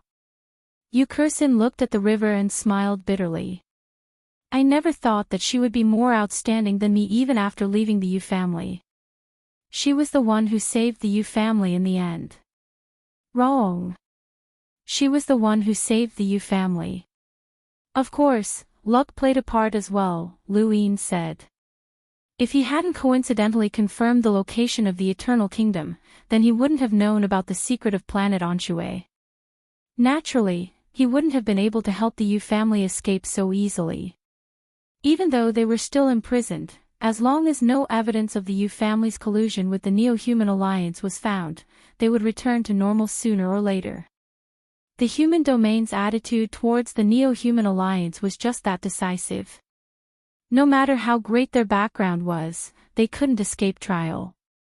The Yu family hadn't been tried from the start because they were giving face to the Seven Courts and also because Yu Qian had joined the burial garden and was considered dead. Otherwise, Yukursin would have been taken to the arbiters long ago. Alliance Master Lu, aren't you worried that all of this is just a coincidence? That Yu Qi is indeed a traitor, or that she was controlled even earlier? Yukursin. To determine that the Yu family wasn't guilty just by guessing, no matter how many coincidences there were, it was still child's play. Lu Yin looked at the Great Styx. Sometimes, the truth isn't important. What's important is the outcome. He could rely on his guesses to determine that the Yu family was innocent, but he could also rely on his guesses to determine that Qing Shaohuang was guilty. What was the difference? It was his status, his power, and his will. As for whether or not there were still traitors within the Yu family, that would be left to the Seven Courts and the Hall of Honor. Mu Tianluan wouldn't let go of this matter. All he wanted was to obtain a favor from the Yu family. However, there was one thing that was strange. Why wasn't the head judge's brother here? Only sent Mu Tianluan. Mu Tianluan alone wouldn't be able to distinguish the elders of the Yu family. The only person in the entire Yu family that couldn't be easily distinguished was Elder Yu. The head judge's senior brother hadn't come, and Xia Ji was in seclusion. Previously, everyone's attention had been drawn to Hidden Cry, and no one had suspected Elder Yu. After all, only Elder Yu knew whether Hidden Cry had mentioned planet Anshue, and he was the one who had said it. If he was lying, everything would be overturned. The unknown tune was getting closer and closer, and Lu Yin looked at the Great Styx River. The wooden boat was approaching, and Elder Yu was rowing. We need to take the boat. Yes. Lu Yin stared at Elder Yu for a while before smiling. Yes, he said before jumping onto the boat. Yukursin was astonished, but she also boarded the boat and bowed to Elder Yu. I'll be troubling you, Elder. Elder Yu chuckled and then sat at the bow of the boat, rowing by himself. A small boat on the Great Styx River. If only Yukursin had been replaced by Yen, Lu Yin thought to himself. What price did Yu Qian pay Alliance Master Lu? She was able to invite Alliance Master Lu, Yukursin asked. She wasn't looking at Luin, but rather at the Great Styx River. Luin replied, "What price does the Yu family think they can pay me? The entire Yu court belongs to the Great Eastern Alliance." Yu Kursin looked at Luin. "That's why I'm curious. Did she give herself to Alliance Master Lu?" Luin coughed and frowned at Yu Kursin. "That's not a funny joke." Yu Kursin smiled. "I hate Yu Qian." Luin raised a brow. "She's always been more outstanding than me, and she's always been a step ahead of me in everything. Even becoming the head of the Yu family was one step ahead of me. The position should have been hers, but she gave it up. At that time, I was grateful to her, but I also hated her. When I found out that she took the Yu secret away, I didn't feel any gratitude towards her." Yu Kursin slowly explained some of the Yu family's history. "I am the head of the Yu family, but the true head of the Yu family will always be Yu Qian. What is the Yu family without the Yu secret? Wherever the Yu secret is, the Yu family will be there. Yu Qian surpasses me, and Yu Yi surpasses Yu Qin. I really hate Yu Qian and her mother. If it weren't for them, Yu Qi wouldn't have needed to prove himself. He's very outstanding, more outstanding than anyone else. It's precisely because he doesn't have the Yu secret that he keeps trying to prove that he's the true successor of the Yu family. Why did Yu Yi obtain the Yu secret? Why did Yu Qian take it away?" Luin didn't know what to say as he looked at Yu Kursin's sorrowful face. Everything had a cause, and he couldn't blame Yu Qian and her mother for Yu Qi's death. However, from Yu Kursin's perspective, who else could she blame? Without experiencing her past, Luin wasn't qualified to comment. With a sigh, Elder Yu slowly sat down and placed a hand on Yu Kursin's heart. "Good child, you're no worse than anyone else." Yu Kursin wept loudly, releasing all of the pain and suppression that had accumulated over the years. As a woman, she couldn't compare to Yu Qian, and as a mother, she couldn't obtain the best inheritance for her children. As the head of the Yu family, she couldn't decide the fate of the Yu family. She had watched her son die without even being able to find the murderer. Even if her son appeared again, she wouldn't be able to recognize him. This pain was unbearable. Yu Kursin had endured too much, and her life had been too painful. Elder Yu was helpless, and he consoled her as if she were a child. Luin felt a little awkward, but he also sympathized with her. After a while, Yu Kursin finally calmed down. "I'm sorry, Elder." Elder Yu shook his head.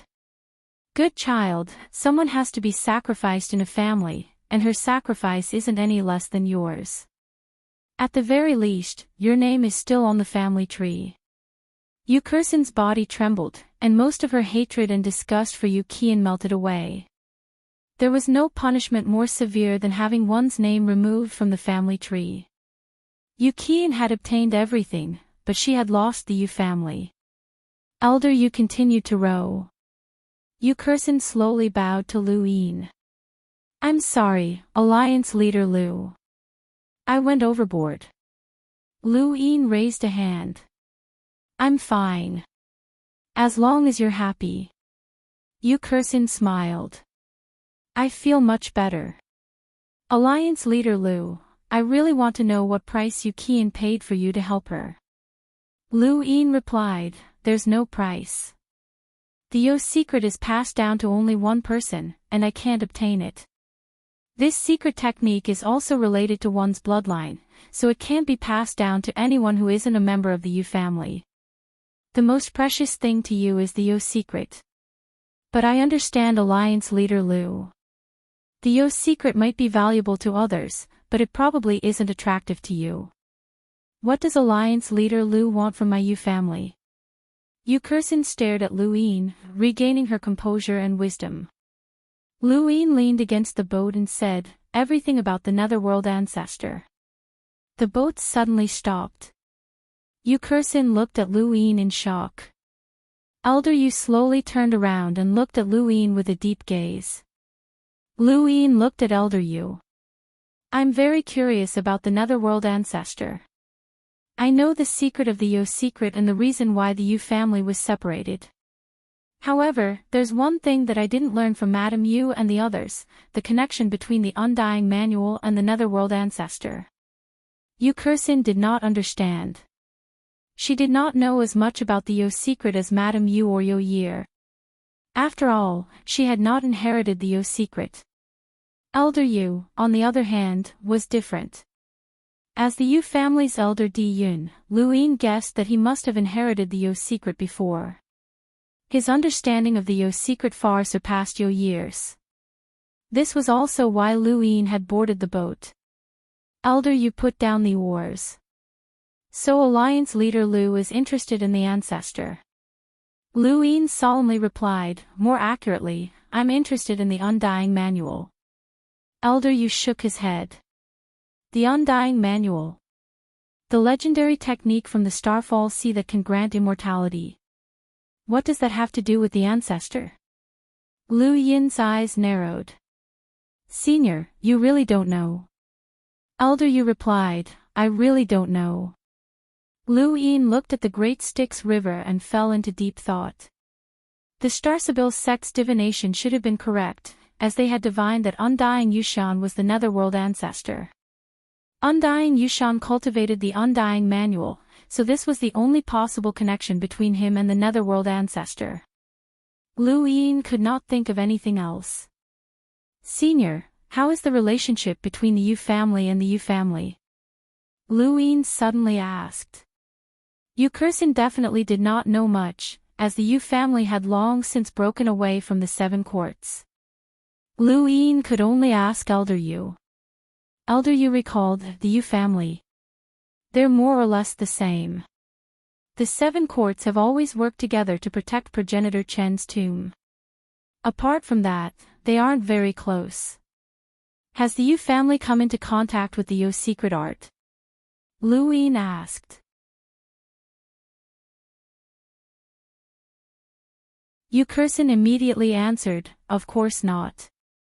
The Yu secret art is passed down to only one person, so how could the Yu family come into contact with it? Elder Yu looked at Lu Yin. I heard that you've learned the Yu family's Yu secret art and have a deep relationship with them. Now, you're asking about the Yu family and the ancestor. Can you explain why?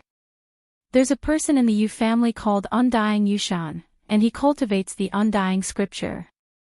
I once asked the Starsabil sect to perform a divination on him, but the result was that he was the progenitor of the netherworld. Undying Yushan's divination ended up with the progenitor of the netherworld, which is what I'm most curious about. Elder Yu and Yu Kursin exchanged glances. How is that possible? How could someone from the Yu family be related to the Yu family's ancestor? This is also what I'm curious about.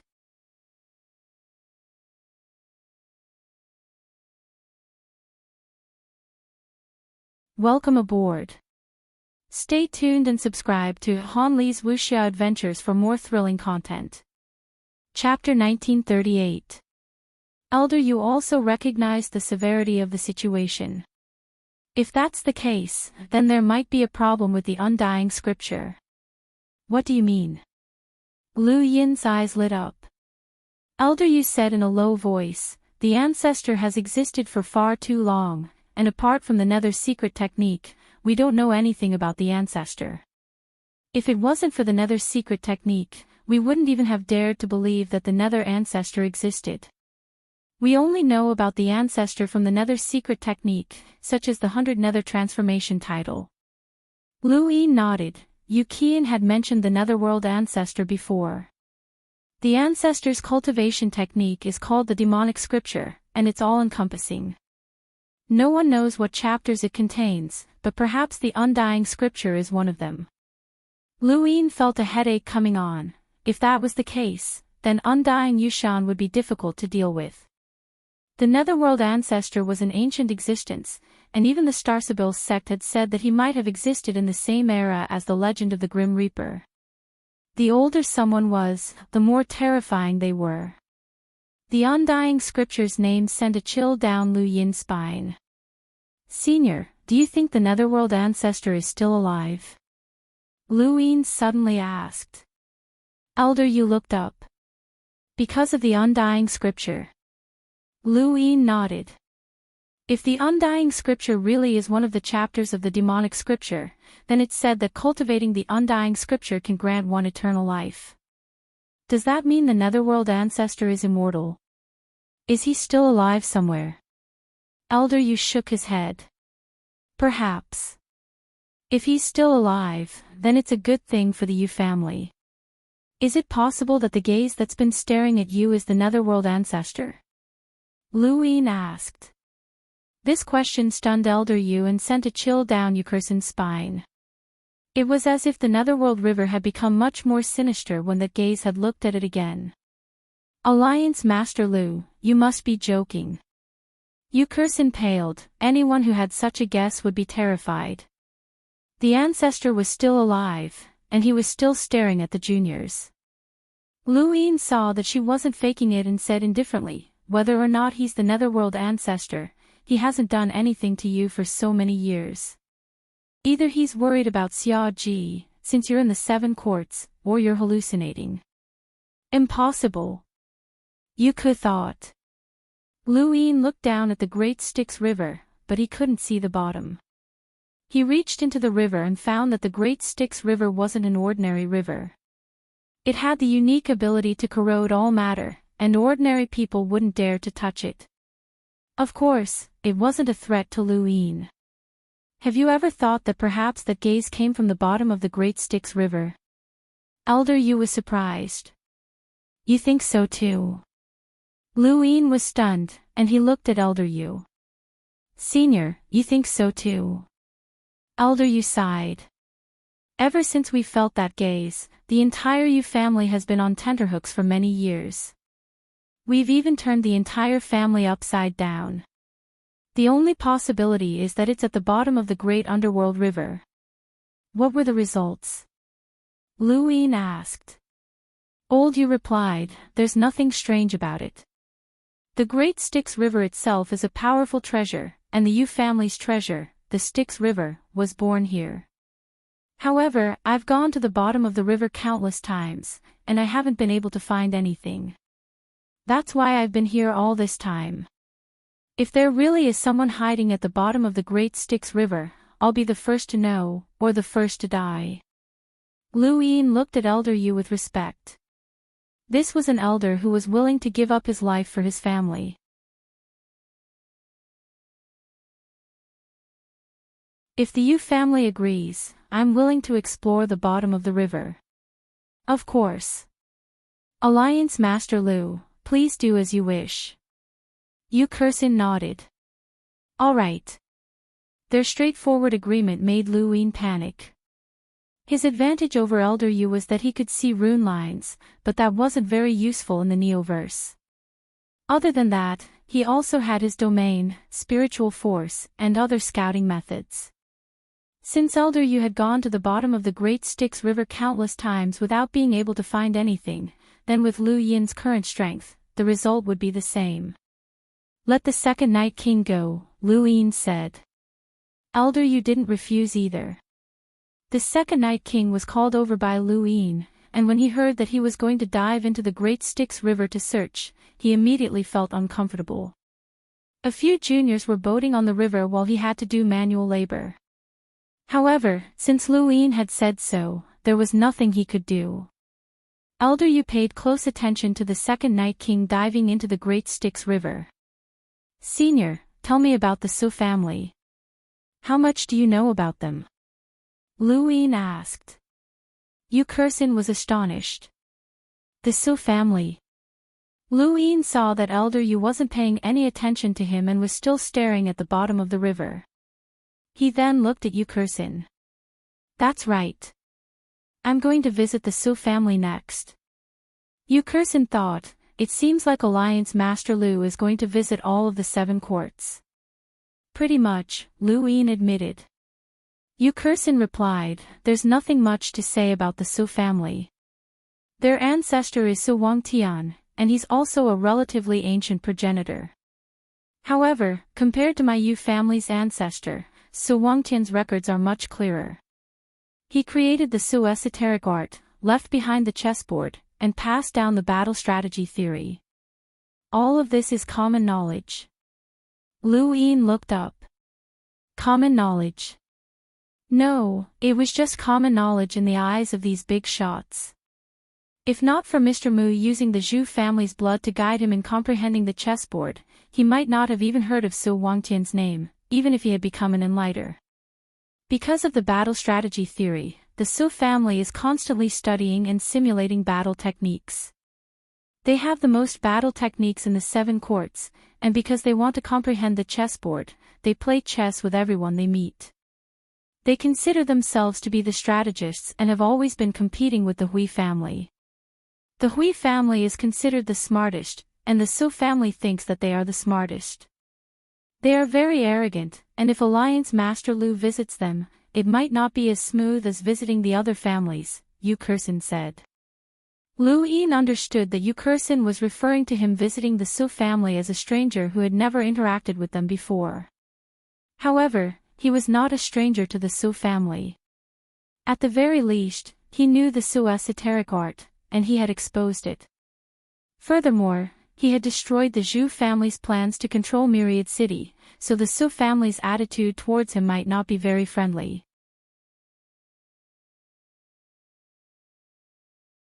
Has anyone observed the Su family's chessboard before? Lu Yin asked. Yu Kursin shook her head, but then she suddenly realized something. You're not thinking of observing the Su family's ancestors' motionless chessboard, are you? Lu Yin nodded naturally. Yu Kursin was speechless. You're really daring. The Su family's comprehension of the Su esoteric art came from that motionless chessboard, and the Su family's power vessel was also created by imitating that chessboard. Even the names are the same. The motionless chessboard's significance to the Su family is equivalent to the river Styx to my Yu family, and it's equivalent to the withered age tree's importance to the Ku family. How could they possibly allow you to observe it? Lu Yin muttered to himself as he stared at the bottom of the river. That's right, how could they possibly allow him to observe it? It's not impossible. An outsider has observed the motionless chessboard before, Elder Yu said, his gaze still fixed on the river. Lu Yin was surprised. Who? Elder Yu replied, the head inquisitor. The head inquisitor? Yu Kursin exclaimed. The head inquisitor they were referring to was the head inquisitor of the Interstellar court. Some people were wary of the head inquisitor, not only because the head inquisitor controlled the Hall of Honor, but also because of his strength. The head inquisitor's strength was extremely terrifying, and this was publicly acknowledged. Currently, the peak of the 5th mainland's cultivation world was the half-ancestors, but even they had to respect the head inquisitor. The head inquisitor went to the tactician family and observed the motionless chessboard? Lu Yin was just as surprised. Elder Yu looked at Lu Yin. Yes, that was many, many years ago. How did he do it? Lu Yin asked. Elder Yu recalled, subdued him. Subdued him. Lu Yin's eyes flashed. Elder Yu solemnly replied, a person who subdued the tactician family can observe the motionless chessboard. The tactician family is a classic example of someone who bullies the weak and fears the strong. They think of themselves as strategists and are good at planning before acting, so most of the time, they don't fight head-on. When faced with the head inquisitor, they cower because the opponent is too strong. Lu Yin blinked. Was being too domineering really enough? That was interesting, but unfortunately, he couldn't do it at the moment. The tactician family definitely had an elder with a power level of over 1,000,000. Lu Yin wasn't a match for such an existence at the moment, and even if he relied on the second Night King, it would still be an external force. What was the head inquisitor's power level when he subdued the tactician family? Lu Yin asked. Elder Yu replied, I don't know. Everyone can clearly see the head inquisitor's power level, but he has already undergone several origin tribulations. Even if his power level isn't 1,000,000, he should be close. Lu Yin nodded. He had only undergone one origin tribulation, and even if he had used the method of sealing the 3 stages to obtain 3 more astral cyclones, which was equivalent to having undergone 4 origin tribulations. However, he had already undergone one origin tribulation, and sealing off the 3 stages meant that the benefits of breaking through 3 origin tribulations would disappear. However, one day, he would be able to release 4 more astral cyclones and break through the 3 stages once more. At that time, his power would soar to an unknown level. Yu Kursin looked at Lu Yin and then at Elder Yu with a confused expression. She didn't know about this, but why had the elder told Lu Yin? At that moment, the second Night King rushed out of the great sticks. Lu Yin's trio looked over. The second Night King replied, "There's nothing out of the ordinary, but there's a strange flow of water that seems to ignore space." "That's the sticks," Elder Yu said.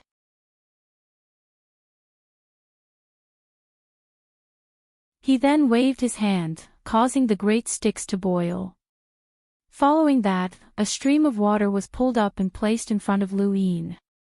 Under Lu Yin's puzzled gaze, the elder said, "Alliance Master Lu, this Styx is a power vessel of my Yu family.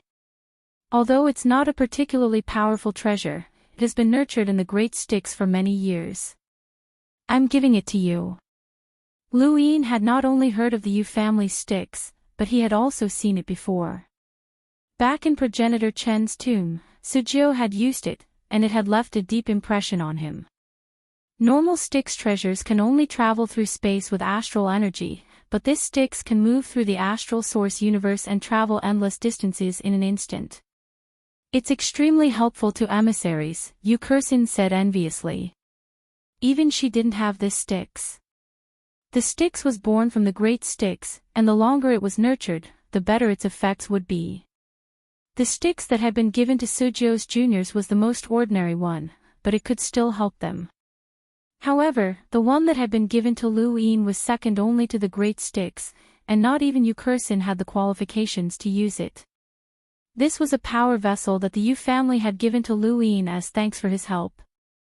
Lu Yin's eyes lit up, and he quickly put the Styx away. He had already profited greatly from this trip to the 7 courts.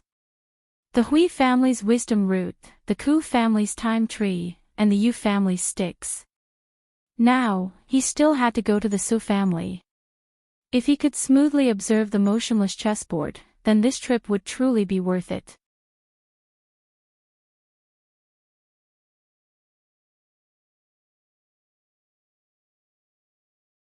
Welcome aboard. Stay tuned and subscribe to Han Li's Wuxia Adventures for more thrilling content. Chapter 1939. The Su family would never allow him to observe the chessboard without moving. Should he imitate the head judge? He couldn't do it alone. Yu Kursin left, and Elder Yu paddled.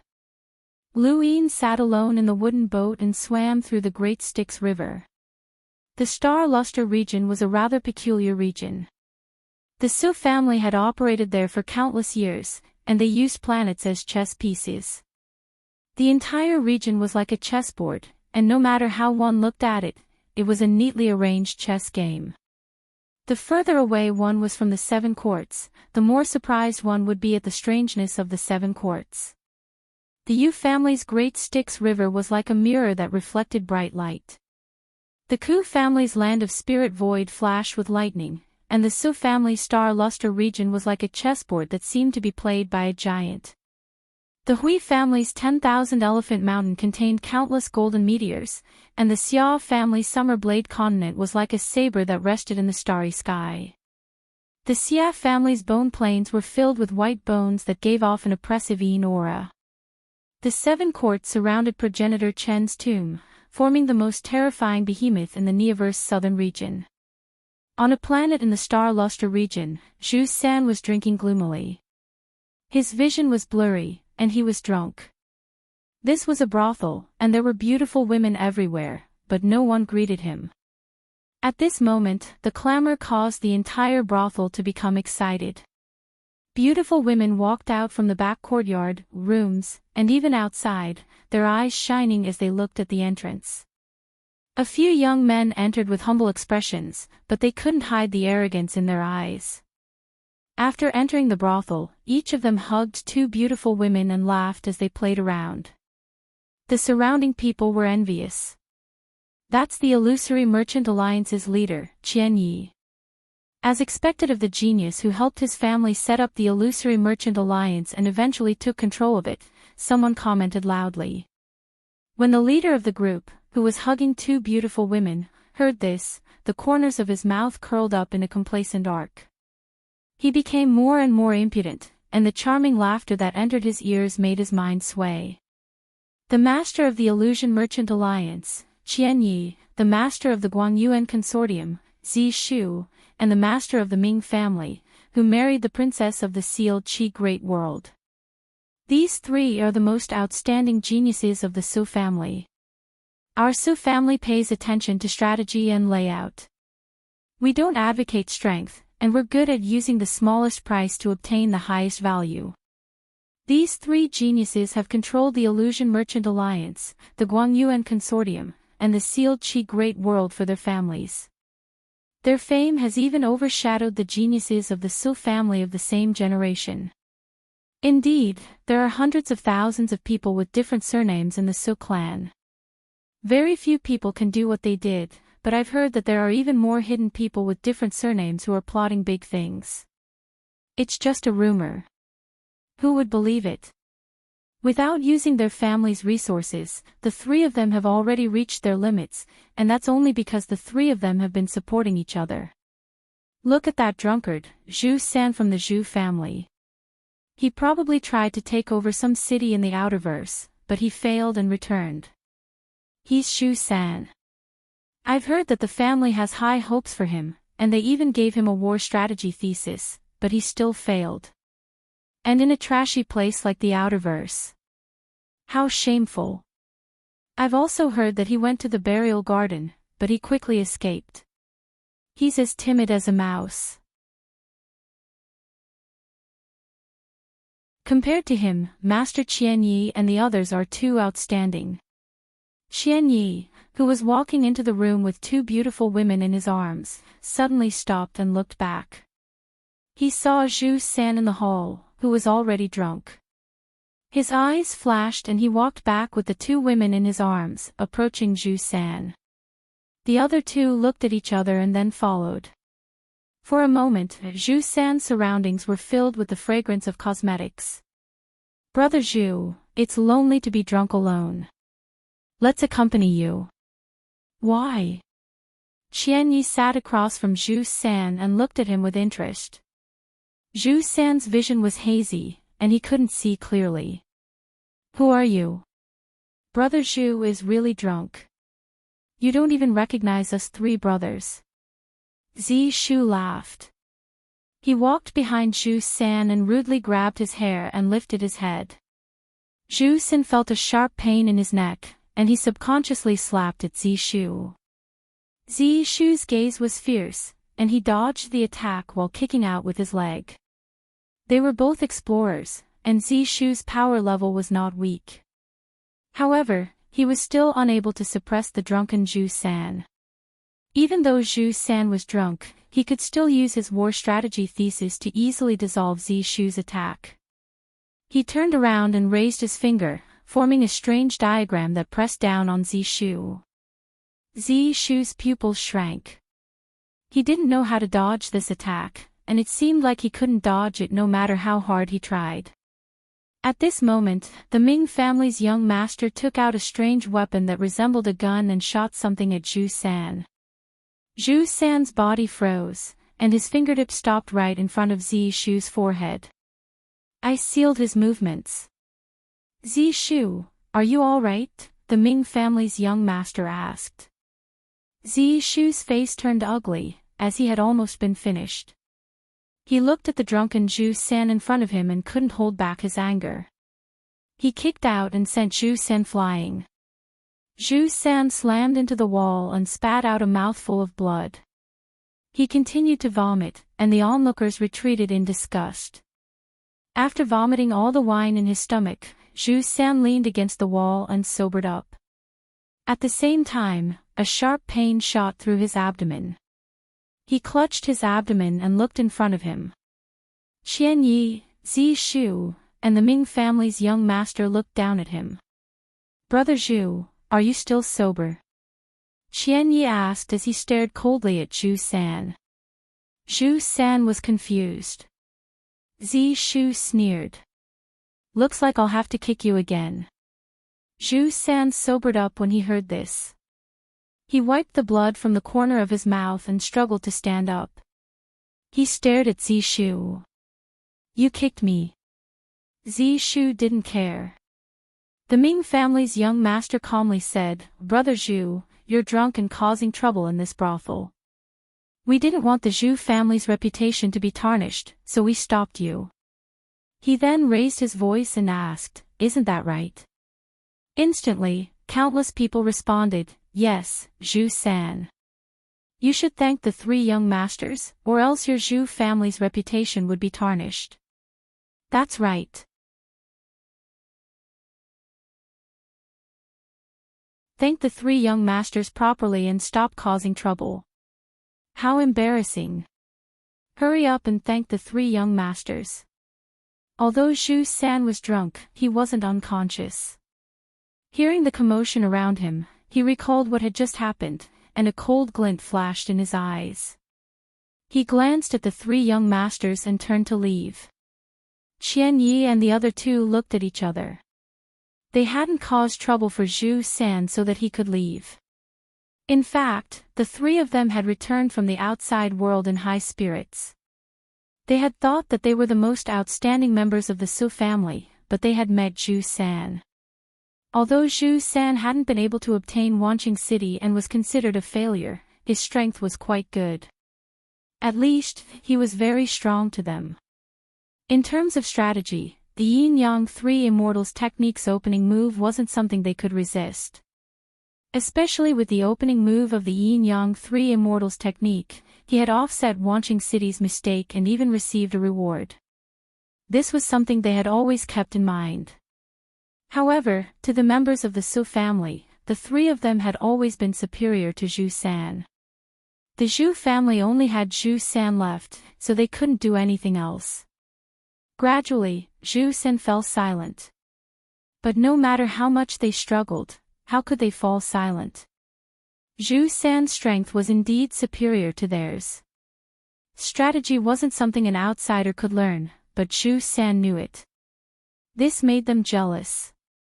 The three of them chased out of the brothel and stood in front of Zhu San. "Zhu San, we helped you just now. Why are you leaving just like that?" Zi Shu said fiercely. Zhu San's gaze turned cold. "What do you want?" The three of them looked at each other again, but before they could speak, Zhu San said, "How about I teach you strategy?" The three of them were shocked, but then they were overjoyed. Zhu San's gaze was mocking. "I'm willing to teach you.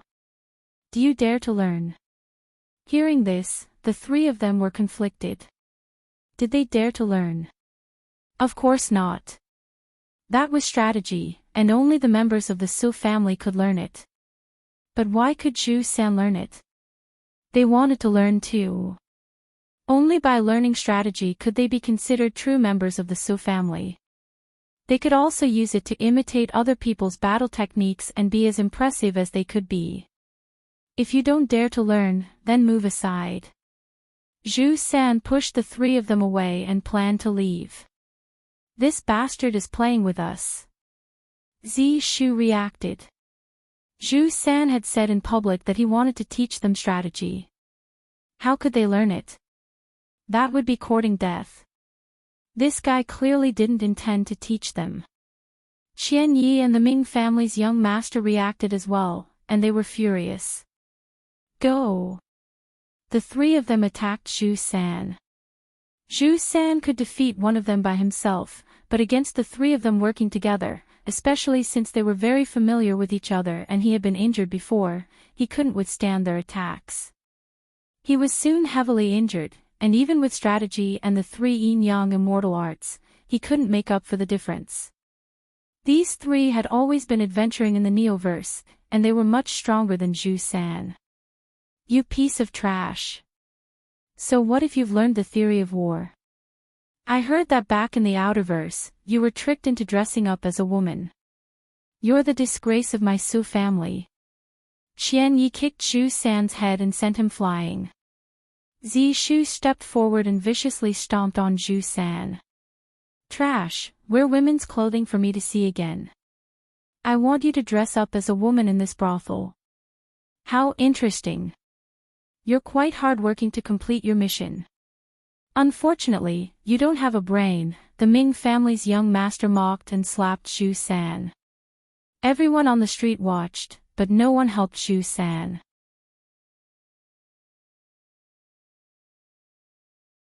In the astral sift region, this planet was inhabited by outsiders. Qian Yi and the other two were the most outstanding outsiders, and they even had elders from their families behind them. Zhu San was just one person, so how could he possibly be their match? No one dared to interfere. Zhu San coughed up blood as anger and hatred accumulated in his heart. He no longer cared about the Su family after he had used them. He had entered Burial Garden in hopes of securing a future, but he had encountered Lu Yin and was being chased down by others. In his panic, he had been forced to retreat. Now that he thought about it, he should have stayed in Burial Garden instead of being bullied in the astral sift region. While they were beating him up, a giant ruler fell from the sky and forced Qian Yi and the other two to retreat. This was a force field, and it was so oppressive that they almost vomited blood. Who is it? The three looked up, and a young man had appeared in the sky at some point, staring at them coldly.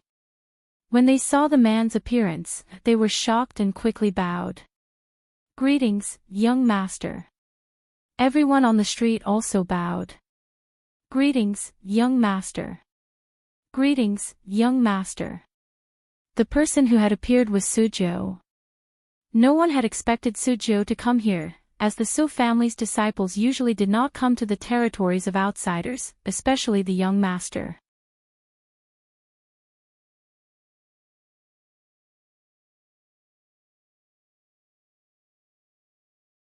Welcome aboard. Stay tuned and subscribe to Han Li's Wuxia Adventures for more thrilling content. Chapter 1940. Zhu San spat out a mouthful of blood and looked up at the sky. Suzhou's gaze landed on him, and he frowned. You're Zhu San. Zhu San stood up with difficulty and bowed. Greetings, young master. Suzhou replied, I'll give you an hour to wash up and follow me to see the patriarch. He then tossed a pill onto the ground. Everyone knew that this was no ordinary pill due to its medicinal fragrance. Qian Ye's mouth fell open, and his mind trembled. He recognized this pill. It was the Su family's best pill. Only those who were severely injured were allowed to take it. How could Zhu San take such a pill? He looked miserable, but he wasn't actually injured, so he didn't need such a pill. Zhu San was also shocked and looked at Suzhou in confusion. Suzhou said, Hurry up. Zhu San was startled, Yes. An hour later, Zhu San left with Suzhou under the complicated gazes of Qian Yi and the rest. They were heading towards the center of the astral mesh to see the patriarch. Many people looked at Qian Yi's group with schadenfreude in their eyes.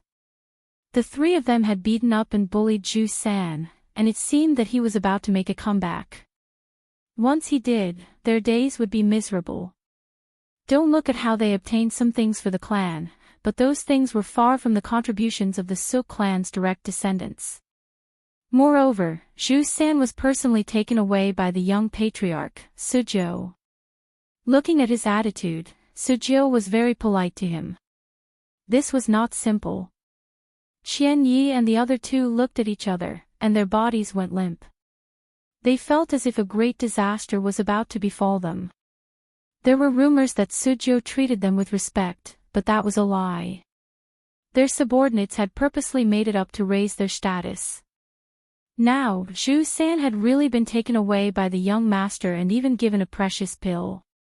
Who would have thought that Zhu San, who had been silent for so many years, would rise again? In outer space, Suzhou transformed his domain into a ruler and brought Zhu San to the center of the astral mesh. Zhu San nervously asked, "Young master, may I ask why the patriarch is looking for me?" He didn't feel that he had the right to meet the patriarch, nor did he have the value. Suzhou glanced at him. "You know Lu Yin, right?" Zhu San was astonished. "Lu Yin?" Seeing Suzhou staring at him, he thought for a moment and said, "When I tried to take Wan Qianqing, I failed because of Lu Yin." Zhu San told him a lot of things in the past. In fact, he had made a detailed record of these things. Regardless of whether the plan succeeded or failed, it had to be recorded. This was the style of the Su family. Looking at the vast planet in front of them, this planet was the center of the star Luo region and also where the clan leader, Su Lao Yen, was. Lu Yin wants to visit the Su family because he wants to meet a friend he hasn't seen in a long time. "Get ready," Suzhou said and stepped onto the planet. Zhu San was stunned. Lu Yin, it was actually Lu Yin. No wonder Suzhou had personally gone to pick him up. Lu Yin had wanted to meet him. But when did he become friends with Lu Yin? Long time no see. Friends. Lu Yin and the second Night King stood in space outside the astral mesa domain. In front of them was the Su family strategy elder Yen. "I didn't expect Alliance Master Lu to visit my Su clan. Your presence brings light to our humble dwelling," Su Lao Yen said politely. He had a smile on his face, but it didn't give off any warmth. Instead, it gave off a trace of coldness. Su Lao Yen led the rest of the Su family to welcome Lu Yin. This was a sign of respect for Lu Yin's status, but it didn't mean that they welcomed him. At least, the Su family's elder, Su Yu, wasn't present. Lu Yin stepped forward and smiled. "I hope clan leader Su doesn't mind my sudden visit." Su Lao Yen smiled. "After the Yu family's trial, I actually wanted to invite Alliance Master Lu to my Su family as a guest, but I was afraid that Alliance Master Lu would be busy, so I didn't ask. Since Alliance Master Lu is here, the Su family naturally welcomes you." "That's good," Lu Yin smiled, his gaze landing on the group behind Su Lao Yen. One of them had his head lowered, looking nervous and uneasy. It was Zhu San. "Zhu San, Alliance Master Lu is here to see you. Why don't you come out?" Su Lao Yen asked. Zhu San, who was standing behind Suzhou, shuddered and walked out. He didn't know why Lu Yin was looking for him. They definitely weren't friends, but there was no reason for him to come to the Su family to cause trouble. Suzhou looked at Lu Yin with a complicated expression. They had once been rivals, and Lu Yin had only been a junior to the Su family. Now, this person had grown to the point where the entire Su family welcomed him. Zhu San walked up behind Su Lao Yen and looked at Lu Yin with a complicated expression. He didn't know what to say.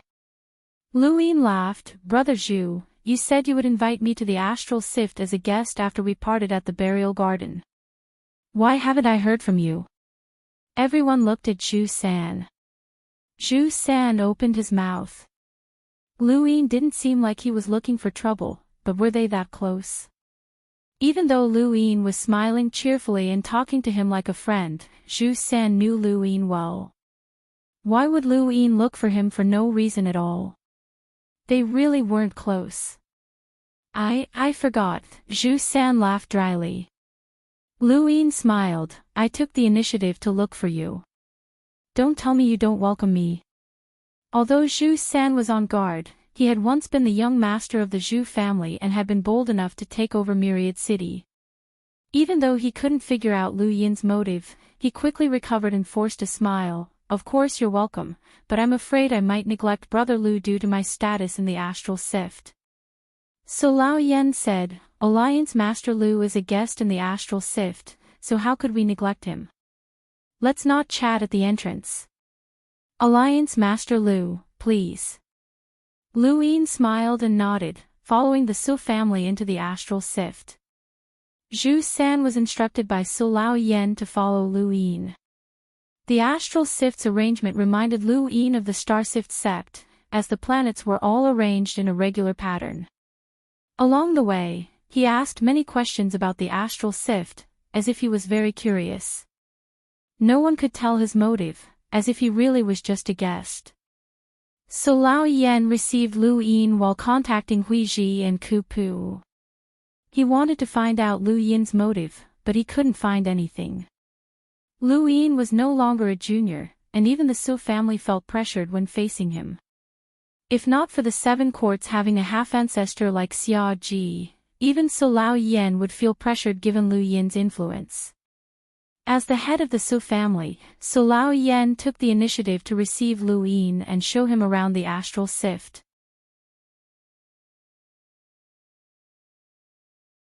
Zhu San, Su Jiu, and the rest followed along, and it wasn't until a day later that Su Lao Yen allowed Zhu San to receive Lu Yin.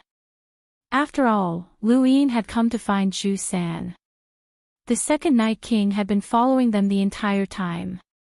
The Su family cared about Lu Yin's influence, but they didn't care about his strength. Only the second Night King could arouse their vigilance. Fortunately, the second Night King had been very normal the entire time, just like an ordinary person. Father, why don't you ask Lu Yin how he learned the Su family's secret character? Su Lao Yen couldn't help but ask. Su Lao Yen asked, what do you think of Lu Yin's relationship with Zhu San? Su Jiu thought about it. I don't think they're very close. Then why did he come to find Zhu San? Su Lao Yen asked. Su Jiu replied, I've thought about it before. Could it be that he wants to use Zhu San as an excuse to visit the Su family? Su Lao Yen solemnly said, Lu Yin is a very scheming person. If he uses Zhu San as an excuse to visit the Su family, then he must have some ulterior motive. It's not like he doesn't know that the Su's secret word has been exposed, but he still dares to come here. He must be prepared. So father doesn't want to act rashly before we know his goal. Su Jiu suddenly understood. Su Lao Yen turned around and looked deeply in Lu Yin's direction. The universe is a game of chess, and there's no time limit. It all depends on who can endure it. Lu Yin can't stay in the Su family for long, so his goal will be clear soon. He then ordered, bring me the information on Zhu San. Yes, father. After Su Lao Yen and the rest left, only Lu Yin, the second Night King, and Zhu San were left behind. Lu Yin looked at Zhu San, you didn't expect me to come looking for you. Zhu San was puzzled, full of apprehension and vigilance. Alliance leader Lu, we've never interacted before. Why are you looking for me? Lu Yin raised a hand and slowly patted Zhu San's shoulder, let's talk as we walk. Take me around the astral mesh and the planet you live on. Zhu San didn't understand, but he still did as he was told and brought Lu Yin to the planet he lived on. His residence wasn't too far from the street where the brothel had been located. Zhu San's eyes flashed when she saw the bustling crowd and the various beauties in the brothel. She brought Lu Yin along and landed on the street. Alliance Master Lu, my residence isn't too far from here. Let's walk over to avoid attracting attention. Lu Yin nodded, as you wish. Zhu San took a deep breath and led Lu Yin to the street where he was often looked down upon and bullied. This planet was where the Su family's outsiders spent their time, and those who could walk on this street were the more capable ones. Among them, Qian Yi and a few others were the most eye-catching. Although Zhu San had failed in his attempt to take over Wanqian City, he had accumulated a lot of resources over the years and often came here to spend. Most people recognized him. His goal in bringing Lu Yin here was simple, to intimidate others. Although he didn't know why Lu Yin had come looking for him, he didn't want to know. Even if Lu Yin wanted to use him, he wanted to collect some interest first. No one was stupid, especially someone like Zhu San who was good at seizing opportunities. In order to take over Wanqian City, he had even dressed as a woman. There was nothing he didn't dare to do. The streets were bustling with activity, and from time to time, there would be people talking loudly with beautiful women accompanying them. Occasionally, there would be people spending money like it was nothing. When Zhu San brought Lu Yin and the second Night King down the street, they immediately attracted a lot of attention. At this moment, Qian Yi and the other two were drinking gloomily on the 5th floor of the brothel. They had been here since yesterday and had stayed the entire night.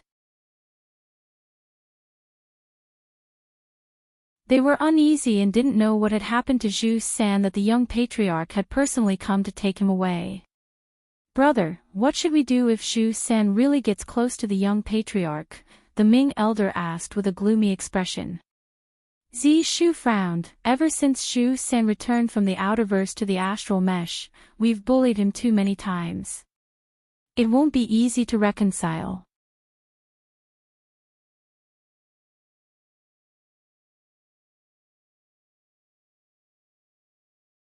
Welcome aboard. Stay tuned and subscribe to Han Li's Wuxia Adventures for more thrilling content. Chapter 1941. Qian Yi slammed his cup on the table, his gaze fierce.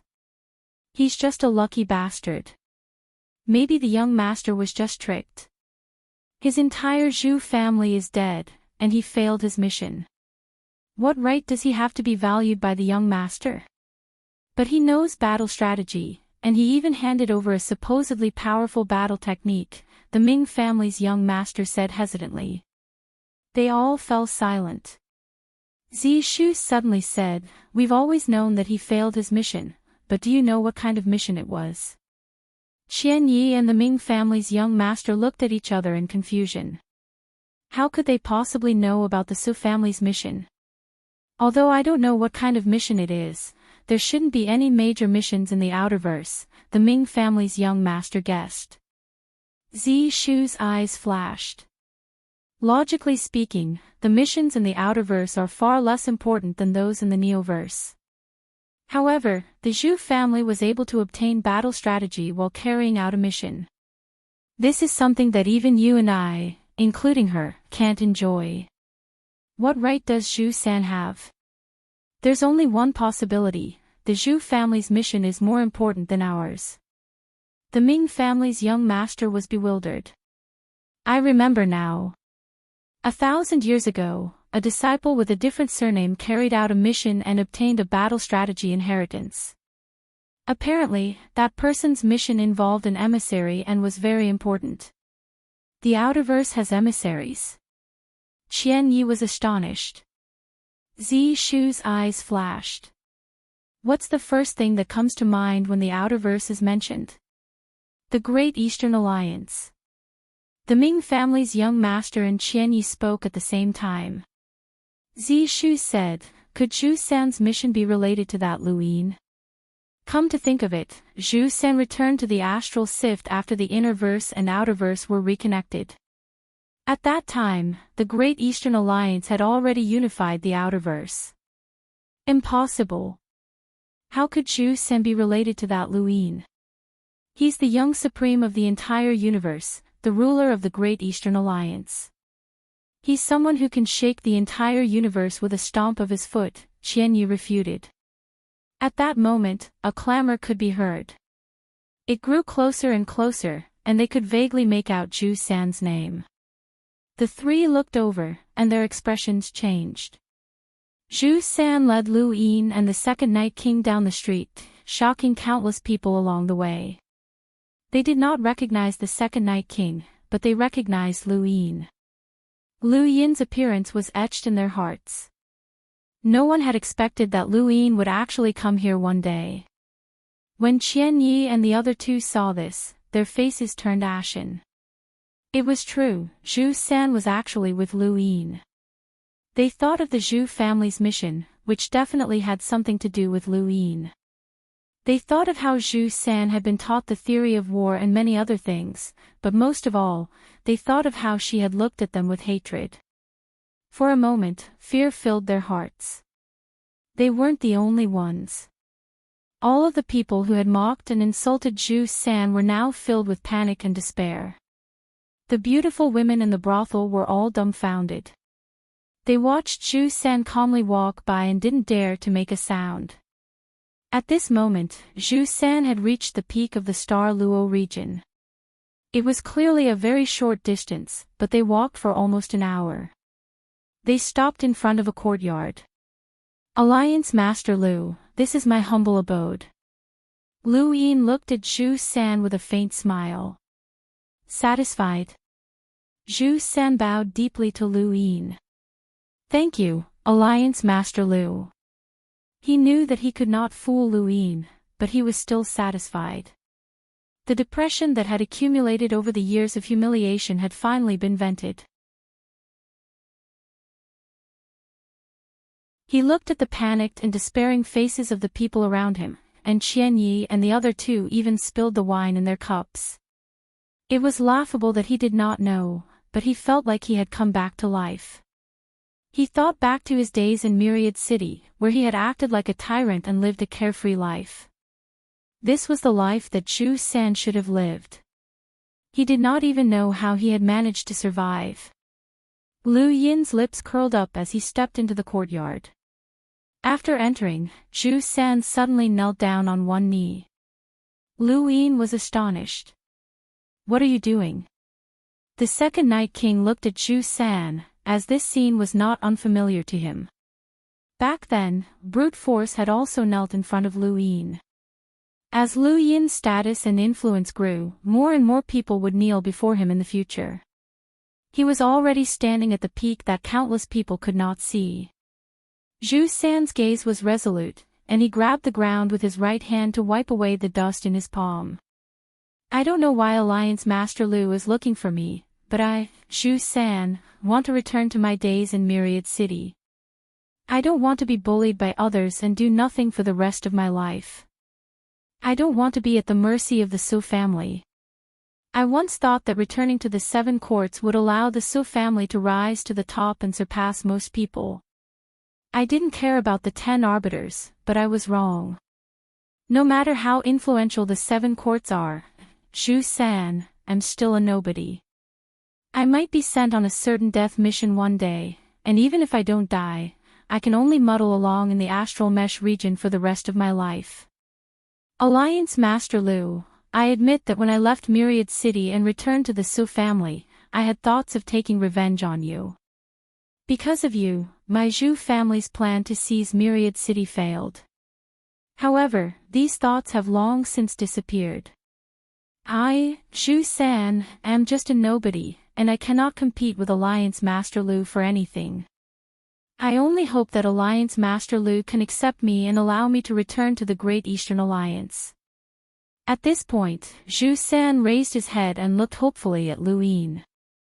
His eyes were bright and filled with an unprecedented conviction and determination. "I will do whatever Alliance Master wants me to do. I, Zhu San, do not wish to retire in the astral mesh region. I do not wish to die in some corner of the universe without anyone knowing. Please accept me, Alliance Master." Zhu San's other leg also knelt down, and he completely prostrated himself before Lu Yin. Without experiencing some things, a person would never be able to grow up. When Lu Yin had first met Zhu San, he had been extremely arrogant and had dared to challenge anyone. He had hidden his true intentions and wanted to marry Qiong Shir and seize Myriad City, but he had failed. All of his ambitions had been reduced to nothing, and all that had been left behind was his desire and hatred for the 7 courts. After that, he had returned to the Su family. However, this was a decision that he regretted to this day.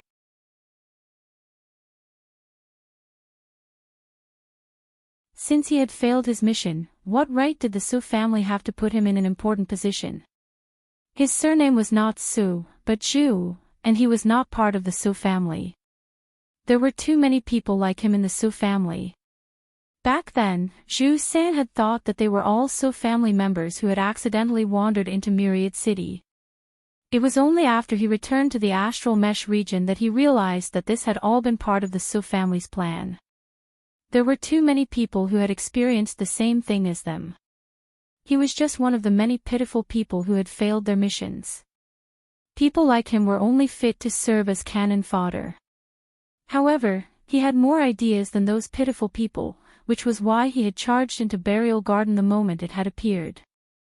Unfortunately, he had run into Xia Yi, who had been chasing after Lu Yin, and he had been forced to flee. He had been lucky that he had ended up in the Neo-verse when he had exited. Otherwise, he might not have been able to make it back. All of the grievances he had suffered in the astral mesh region were finally released. Seeing Zhu San surrender gave Lu Yin a headache. He had originally come to the Su family to use Zhu San's secret knowledge of the three immortals yin-yang technique to cause trouble for the Su family. He wanted to observe the Su family's motionless chessboard, but now that Zhu San had surrendered, Lu Yin could no longer cause trouble for him. It was not that he cared about Zhu San, but rather that Zhu San was a member of the Su family. If Zhu San sincerely surrendered to Lu Yin, it would be of great help to him in the future. Deep in his heart, Lu Yin also wanted to return a favor to the Zhu family. The reason he had been able to learn the Su secret art was because of the Zhu family. His bloodline and the Su secret art had been of great help to him on his cultivation path. "Why should I believe you?" Lu Yin asked. Zhu San raised his head. "I can give the war strategy theory to Alliance Master Lu." Lu Yin's eyes flashed. The war strategy theory was a technique of the Su family that could simulate many battle techniques. The three immortals yin-yang technique had been simulated by Zhu San through the war strategy theory. In theory, this technique could not be leaked to outsiders, and it would be difficult for others to learn it. Even if they did learn it, they would be afraid of the Su family's revenge. However, Lu Yin did not have such worries. Regardless of whether he could learn the war strategy theory, it was a fact that Zhu San had leaked it to outsiders. To the Su family, this was an absolute capital offense. Once the war strategy theory was leaked, Zhu San would become the Su family's mortal enemy. There would be no way for him to return. "Go find Su Lao Yen," Lu Yin said. Zhu San did not understand and looked at Lu Yin. Lu Yin looked at him and slowly spoke. That night, Zhu San met Suzhou. "Where is Lu Yin? Why did you come to the Su family?" Suzhou asked. Zhu San hurriedly said, "Young master, quickly report to the family head and hide the three immortals yin-yang technique." Suzhou was puzzled. "What do you mean? The three immortals yin-yang technique? Isn't that the battle technique you obtained by imitating Qiong Shi? Zhu San's face paled. "I'm not familiar with Lu Yin at all. In fact, we were enemies when we tried to steal Wan Qianqing. Lu Yin is not here as a guest. He has a motive." Suzhou's expression did not change. Of course, he knew, the entire Su family knew. They could tell that Zhu San was not familiar with Lu Yin, which was why Suzhou had come to find him. "Speak clearly," Suzhou said in a low voice. Being targeted by Lu Yin was a headache even for the Su family. Zhu San said, "It's all my fault. I learned the three immortals yin-yang technique through the war strategy theory and taught it to the family. Lu Yin is using this as a reason to cause trouble for the family.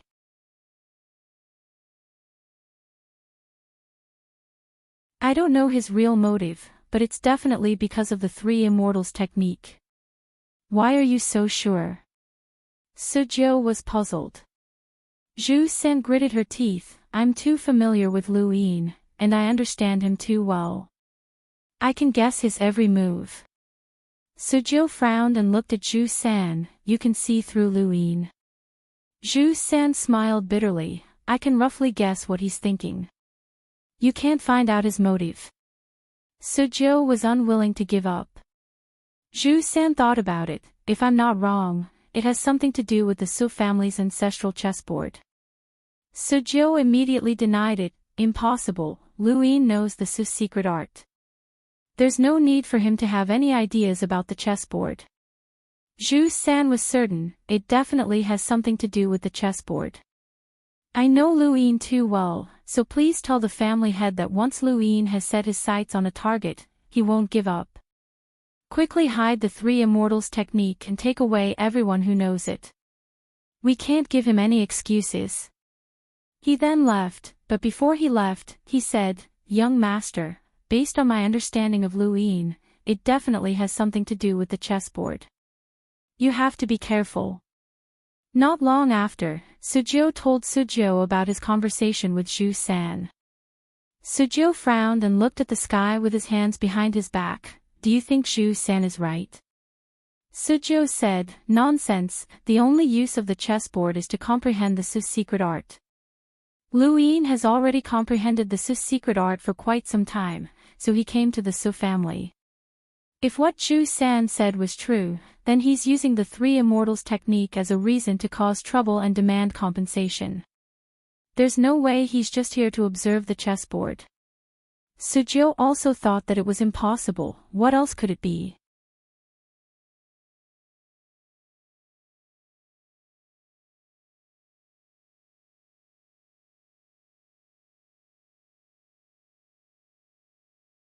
Who simulated it? Lu Yin shouted, attracting the attention of many. Suzhou said in a low voice, "Brother Lu, I respect you as a guest, but your attitude is too much." Lu Yin said sternly, "That's a senior's yin-yang three immortals technique. Back then, I had a drinking contest with that senior, and I specifically asked for his guidance. This battle technique is incomparably exquisite, and there aren't many in the entire universe who know it. How can your Su family learn it? How did you learn it? And you're teaching it to outsiders.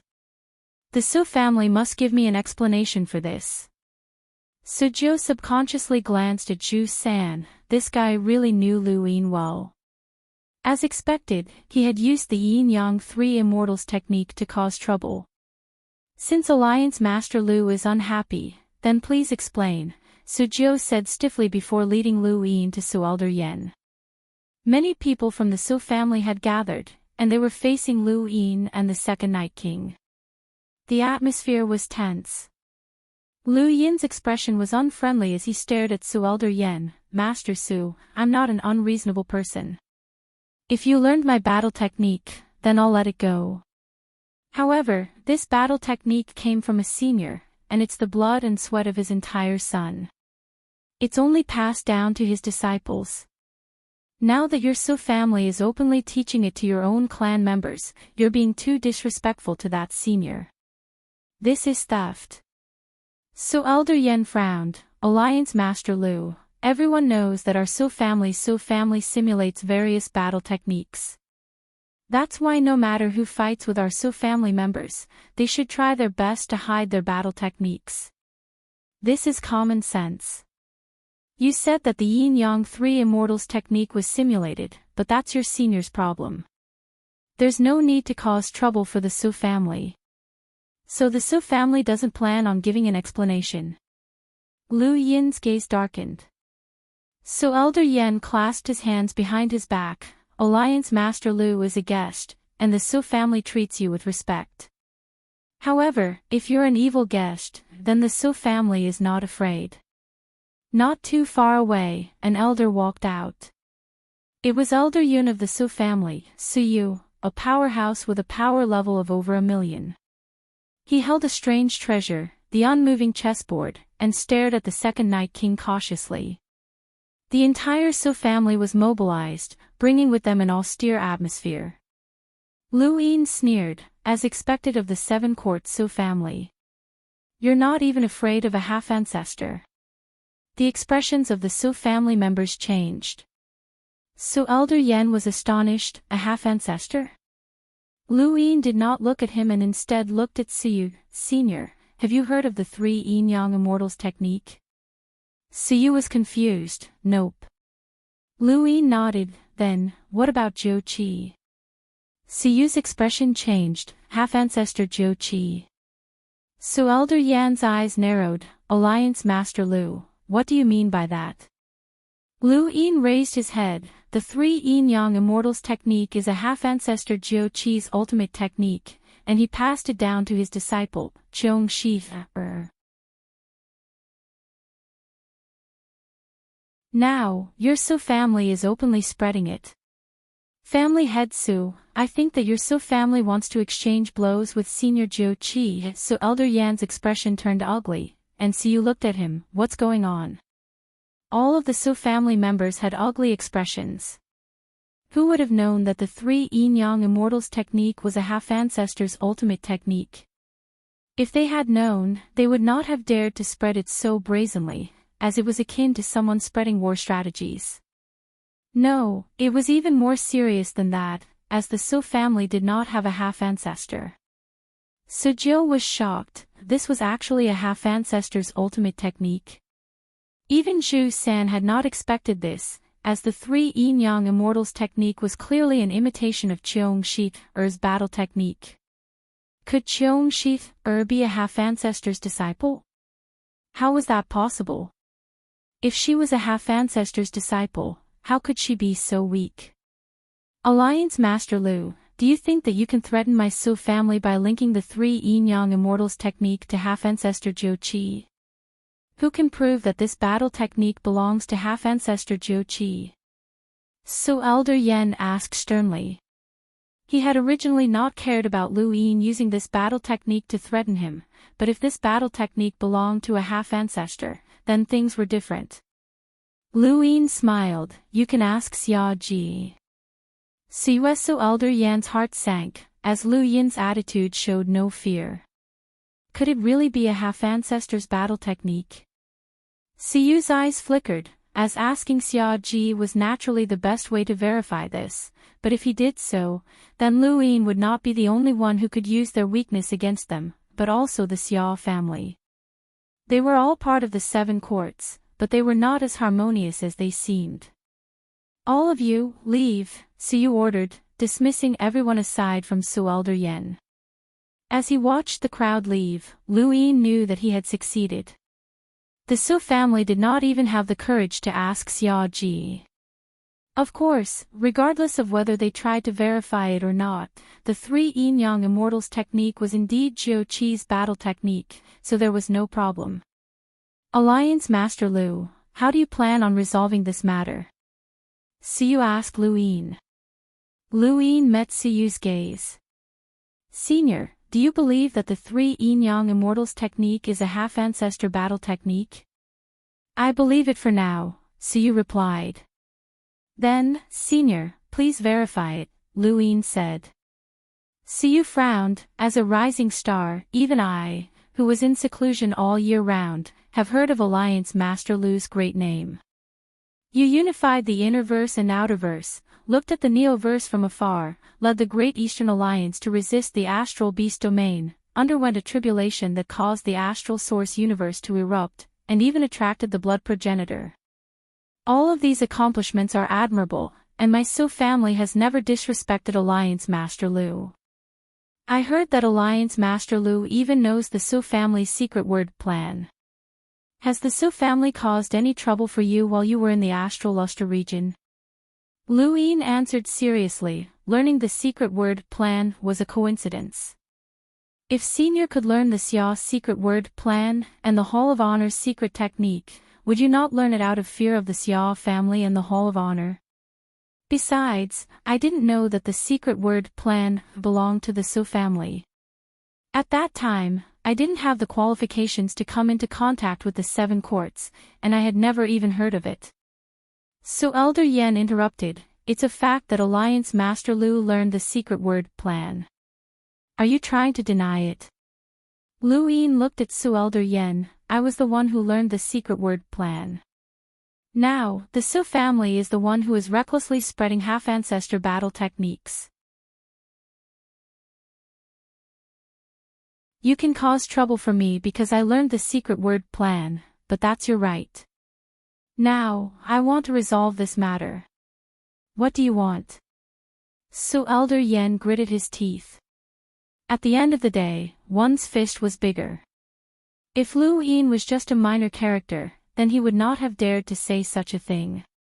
He would not have even dared to reveal that he had learned the secret word plan. They were currently facing a half-ancestor, and if they had known earlier, they would not have dared to reveal that they had taught the yin-yang 3 immortal arts. Now, it was too late, and they could only seal Lu Yin's mouth.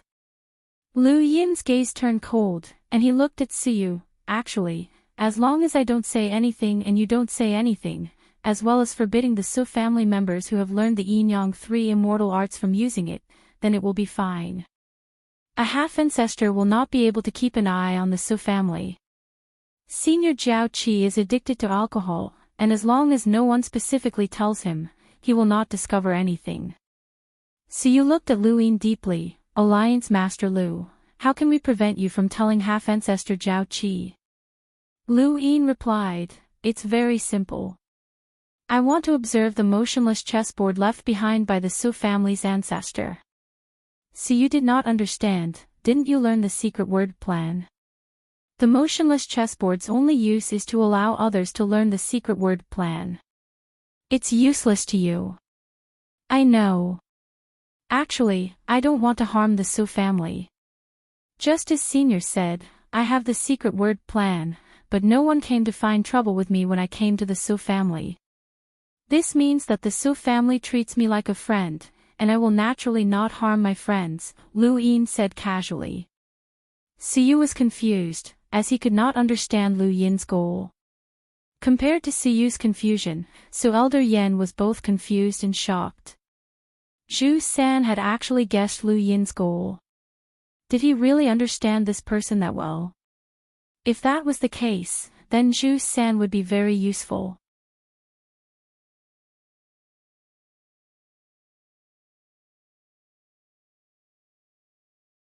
Welcome aboard. Stay tuned and subscribe to Han Li's Wuxia Adventures for more thrilling content. Chapter 1943. Lu Yin was like the sun in the sky, and even the 7 courts wouldn't dare to say that they wouldn't come into contact with him in the future. They might even have conflicts or wars. Once Lu Yin reached a power level of 1,000,000 or even a half-step ancestor, would the 7 courts be able to stay out of it? Xia Ji alone wouldn't be able to threaten him. They had to be prepared. In the end, Siyu agreed to let Lu Yin observe the motionless chessboard. Lu Yin had already comprehended the mystery of the Su word, so observing the motionless chessboard was meaningless. The Su family had a strange treasure, the motionless chessboard. The one Lu Yin was observing had been left behind by the progenitor Su Wangtian, and it was located in the Su family's ancestral home. As long as the Su family wasn't destroyed, the motionless chessboard wouldn't be taken away. Under Siyu's lead, Lu Yin arrived at the Su family's ancestral home. Alliance Master Lu, please enter, Siyu said solemnly, but it was impossible to tell if he was happy or angry. Lu Yin looked at the home and said, thank you. He then walked in. The Su family's ancestral home wasn't big, and it was just like a normal family's courtyard. Humans were born from nothing, and this place represented the Su family's nothingness. When Mr. Chumu had used the bamboo pillar's blood to allow Lu Yin to cross the river of time to observe the motionless chessboard, he had heard Su Wangtian's arrogant words. He hadn't expected the Su family's ancestral home to be so ordinary. Had Su Wangtian never lived here before? Was this just the 7 courts Su family's ancestral home? There was a small house in the Su family's ancestral home that was pitch black. Lu Yin pushed open the door and entered before closing it behind him. He saw a dusty motionless chessboard in the corner of the house, illuminating its surroundings with moonlight. This scene was very familiar, as Lu Yin had seen this same chessboard before. He approached it step by step, looking at the dusty pieces on the board. Back then, he had been standing, but this time, he was sitting on one side of the board. No matter who his opponent was, he was willing to play this game, even if it was Su Wangtian. He had defeated progenitor Qin, who was at the same level as him, so he had nothing to fear. A formless breeze blew past, and the dust on the chessboard was swept away. Lu Yin stared at the chessboard and subconsciously raised his hand, wanting to pick up a piece. Suddenly, his body trembled, and his eyes glazed over. A moment later, he appeared in outer space, surrounded by chess pieces. He was also a chess piece. He looked up and saw two giant figures sitting on either side of him. One of them laughed loudly. "You're definitely going to lose this time, ha ha ha ha. I don't think you've ever won against me, you're terrible at chess." Another deafening voice rang out, almost shattering Lu Yin's brain.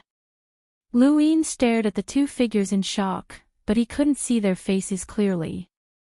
Beside them, chess pieces were moving. Someone was playing chess. Are they playing chess? Why was he a chess piece? He was clearly the player. Lu Yin opened his mouth to shout, but no sound came out. "Ha ha ha, what do you think? You're definitely going to win. So Wang Tian, you will always be a weakling when it comes to chess. You can't even win against an ordinary person." So Wang Tian, never calculate when I play chess. I'll just take one step at a time. I'm not like you, who can see through the game with a single glance. What's the point of playing chess? To us, chess is no fun at all. I don't want to play with you. You have to play with me, unless you can beat me. What's the point?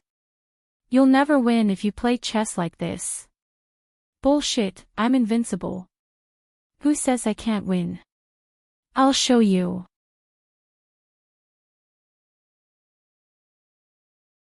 Lu Yin tried to jump out of the chessboard, but no matter what he did, he couldn't.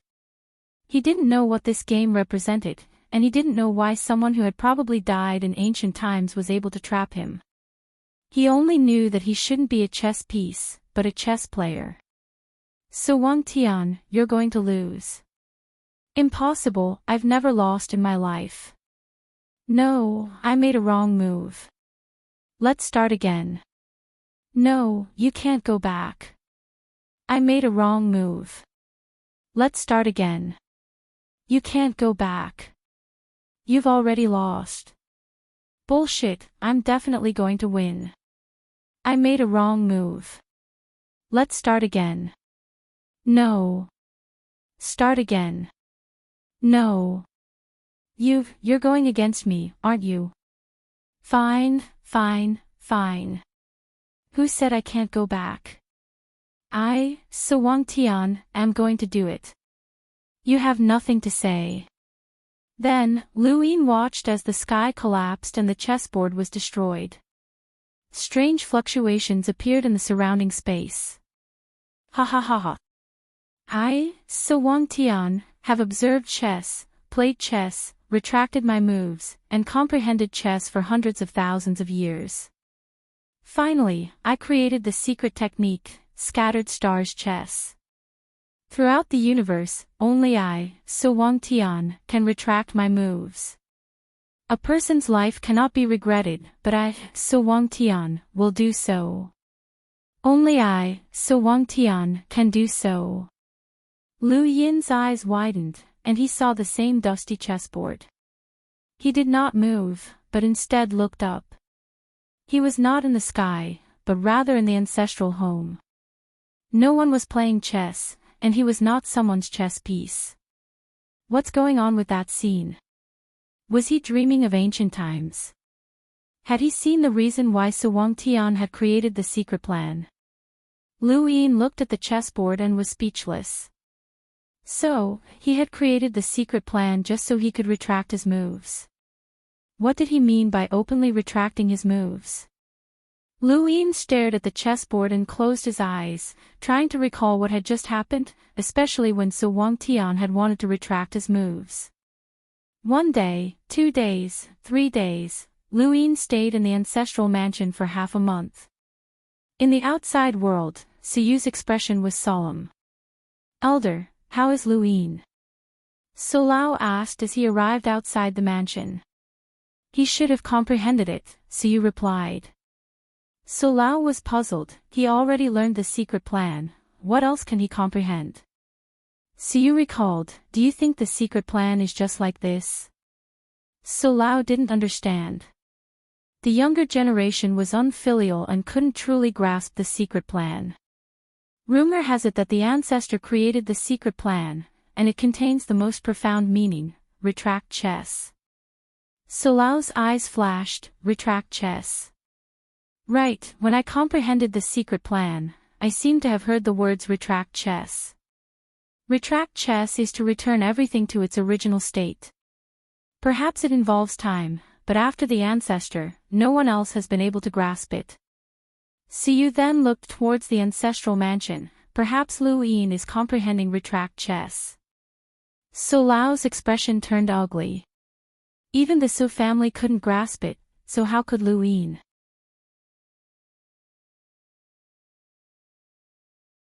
If Lu Yin grasped retract chess, the Su family would lose all face. Lu Yin sat beside the chessboard for half a month. When he opened his eyes, they were filled with confusion. That feeling was very clear, but he couldn't grasp it. He needed time.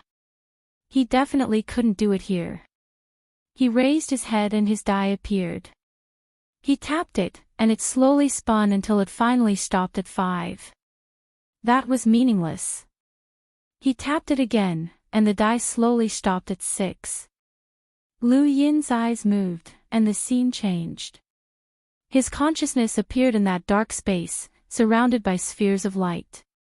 He was in the Su family's ancestral mansion, and who knew if that old bastard Siyu would rush in. He had to seize the moment. Lu Yin fused into the nearest sphere of light. The next moment, the scene in front of him became clear, and he saw a valley with a hubbub of voices. There were no less than 1,000,000 people, and they were all cultivators. Lu Yin was shocked, as these were not ordinary cultivators. The moment he fused into this person's body, several terrifying auras swept past him.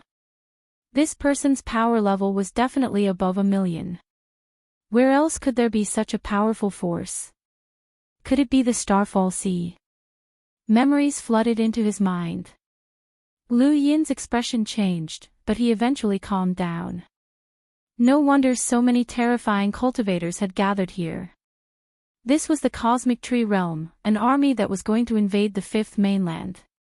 It was led by the 4 Libras, which had gathered 4 half-progenitors, dozens of envoys, and tens of thousands of space-exploring cultivators. Aside from that, there were nearly 1,000,000 cultivators serving this army. This was the first time the Cosmic Tree Realm had come into contact with the 5th mainland since the decisive battle between the 5th and 6th mainlands during the Daosaur Sex era. The person he had fused with was Long Quan. Long Quan was someone who was qualified to compete with Long Ku for the position of the White Dragon tribe's leader. When the true main bloodline had been destroyed, the Long Ku branch had taken the opportunity to take over. This had always been Long Quan's sore spot. As a branch bloodline, he did not think that the Long Quan branch was weaker than the Long Ku branch, but he had not grasped the right timing. Thus, he had always been thinking of ways to suppress the Long Ku branch.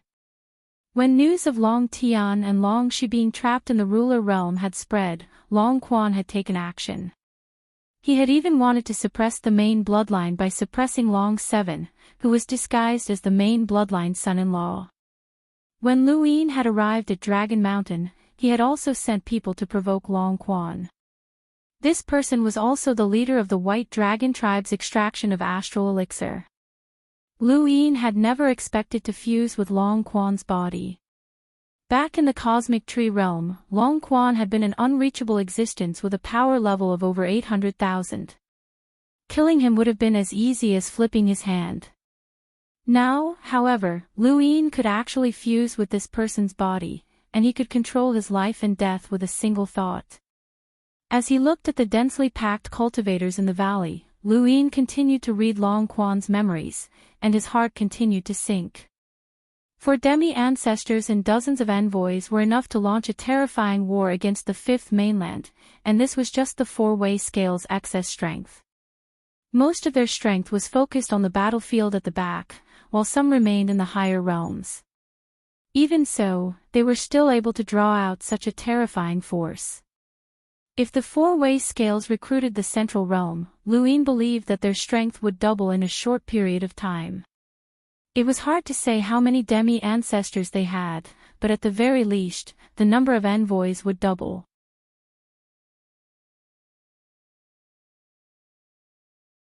According to Long Quan's information, the Wang family had already communicated with the Genesis Court, and they were about to enter the fifth mainland through the Genesis Court.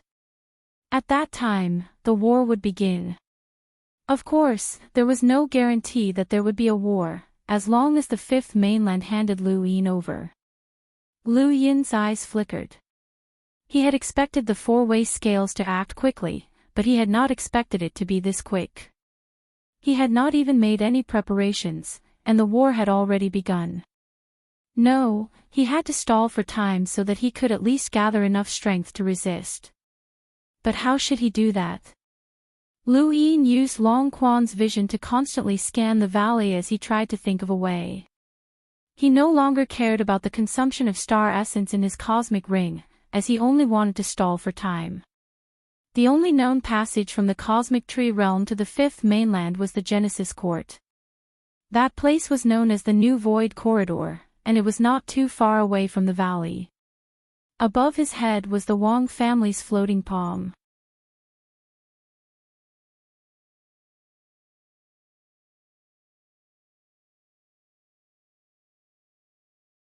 Welcome aboard.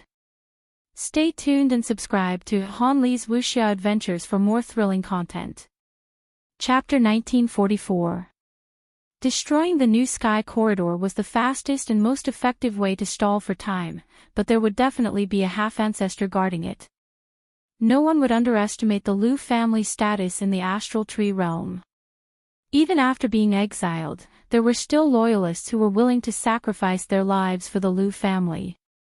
These people would do everything in their power to destroy the New Sky Corridor and prevent the expeditionary army from going to the abandoned lands. Even Long Quan couldn't get close to the corridor, as anyone who did would die. The Shinkong corridor was now out of the question. Lu Yin scanned the entire valley and suddenly noticed a strange creature that was conversing with an elder from the Wang family. There weren't only people from the Wang family in the area, but there were also people from the Bai, Xia, and White Dragon clans. This strange creature was from the Genesis Court, and it represented the court in communicating with the four cardinal scales. As long as the communication was successful, the expeditionary army would be able to enter the fifth mainland through the New Sky Corridor. Lu Yin's eyes lit up, and he stepped into the void and disappeared. When he reappeared, he wasn't too far away from those people. He wasn't in a hurry to approach them, but instead walked over step by step, worried that he would be alerted. You're asking for too many resources. It's not like the Genesis Court doesn't understand this part of the universe. The amount of resources consumed by the battlefield on the other side is astronomical. If we transfer a large amount of resources to you, it will affect that battlefield, Elder Wang Shang said. He had once gone to the fifth mainland alone to kill Lu Yin, but Hui Kong had forced him back. Because of this person, Hui Kong had used up all of the golden meteors he had nurtured in the technocracy, and he had been forced to return to the human domain. The strange creature had an indescribable shape, but it looked like a piece of metal with facial features and intelligent eyes. It spoke in a clear voice. Dean Sun said that this is the only condition. If you don't agree, then we won't open the New Sky Corridor. Us attacking the human domain in the abandoned lands should be a good thing for the Genesis Court, Elder Qing Xing from the Frigid Immortal sect interjected. The strange creature replied, the Genesis Court isn't the one fighting the human domain. It's Ibn City, and we have a good relationship with them. As far as this old man knows, Lu Shaoxian has an extremely high status in the human domain. Back then, he even appeared in your dimensional battlefield and entered through Ibn City. I think he already has a good relationship with Ibn City. If they join forces to deal with the Heaven Creation Academy, your days won't be easy, Wang Shang said. This is the only condition. If you don't agree, then we won't open the New Sky Corridor. Everyone felt helpless. It was impossible for a half-martial ancestor to lower their status to negotiate with the Sky Creation Court. Among them, Wang Shang was naturally the most suitable. After all, the Wang family had always been in contact with the Sky Creation Court. Off to the side, Long Kuei had a complicated look in his eyes. He recalled how Long Lu Shaoxian had changed his name to Long Qi, had dominated the starry sky of trees. If only he was not Lu Shaoxian but Long Qi. At this moment, Long Quan walked over. The few of them looked over but did not pay much attention to him. Long Kuei's expression was uncomfortable. The two major branches of the White Dragon clan were competing with each other. He belonged to Long Ku's lineage, so he naturally rejected Long Quan. Senior. Long Quan faced Wang Shang and bowed respectfully. Wang Shang grunted. What are you doing here? Dragon Spring respectfully said, I brought a message from the Great Elder. Then, he looked at the strange creature from the Sky Creation Court and said, it's for this guest. Wang Shang was puzzled. A message from Great Elder Ni Huang. Although the expeditionary force this time is led by the Wang clan after all, the passage to the abandoned land was provided by the Wang family. However, the strongest person was the White Dragon clan's Great Elder Ni Huang. She was an extremely strong half-ancestor and was infinitely close to the progenitor realm. She was on par with the Myriad Dao ancestor. Even other half-ancestors had to be respectful in front of her. Since it's a message from Senior Ni Huang, just say it, Wang Shang said. Long Quan was in a difficult position and hesitated. Wang Shang's eyes flashed, and he took the lead to leave. He knew that Long Quan wanted to talk to the people from the Sky Creation Court alone, so he did not suspect anything about Long Quan. The others also left. Long Kuei frowned. Great Elder Ni Huang had actually entrusted a message to Long Quan. Was she planning to support Long Quan's lineage? To the Great Elder, it did not matter who became the clan leader. During the ancestral worship ceremony, Great Elder Ni Huang had listed Long Qi as the successor of the White Dragon clan. She had not cared about Long Ku's lineage and had arranged a marriage between him and the Xia family of the Shenwu continent. This incident had caused Long Ku's lineage to have no advantage over Long Quan's lineage. Everyone knew that in Great Elder Ni Huang's heart, anyone could be the clan leader. Regardless of whether he was willing or not, Long Kuei could only leave. Only Long Quan and the strange creature from the Sky Creation Court were left. No matter what you say, the condition is the condition, the strange creature said as it glanced at Long Quan. Long Quan looked at the strange creature and said, I'm sorry. With that, he struck out with his palm, hitting the strange creature's body without any hindrance and breaking it into pieces. This scene shocked countless people. Wang Shang was the first to see it. His expression changed drastically as he shouted, Long Quan, what are you doing? Near and far, many gazes looked over. Long Quan shouted angrily, what Lu Shaoxian? What Lu Yin? It's all fake. It's a trick that your frozen immortal sect, the Wang family, and the Shenwu continent have teamed up to deal with my White Dragon clan. Who doesn't know that Long Qi's innate talent is extraordinary and that he's going to be accepted as a disciple by ancestor Mu Xie? Even the formation masters in Jiayuan are amazed by his lock-breaking talent. It's all because you're afraid that my White Dragon clan will rise, so you set up this trap and made Long Qi carry the title of a dead man. Long Quan's words made Wang Shang, who had been about to attack, pause. Long Quan was not even afraid of death, just to expose a lie. Generally speaking, people who said such things were telling the truth. If they were not afraid of death, why would they lie?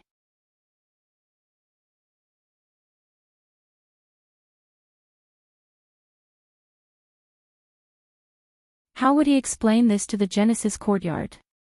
The negotiations for resources had already reached a stalemate, and now, they were even more difficult to negotiate.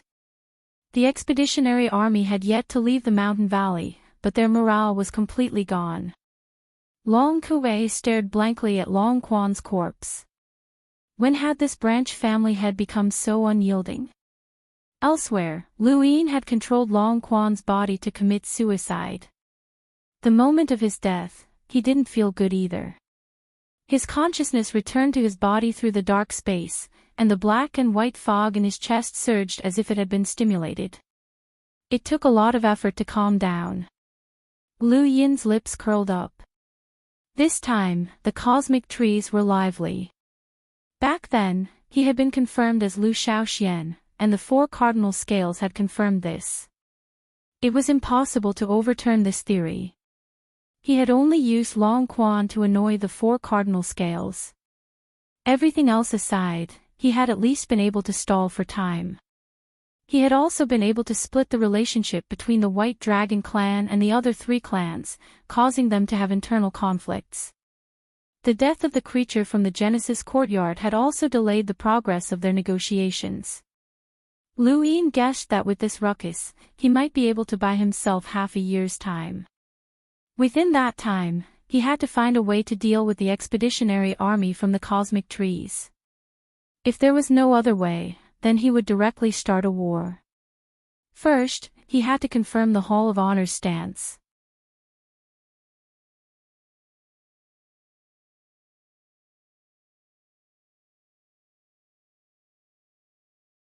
Welcome aboard. Stay tuned and subscribe to Han Li's Wuxia Adventures for more thrilling content. Chapter 1945.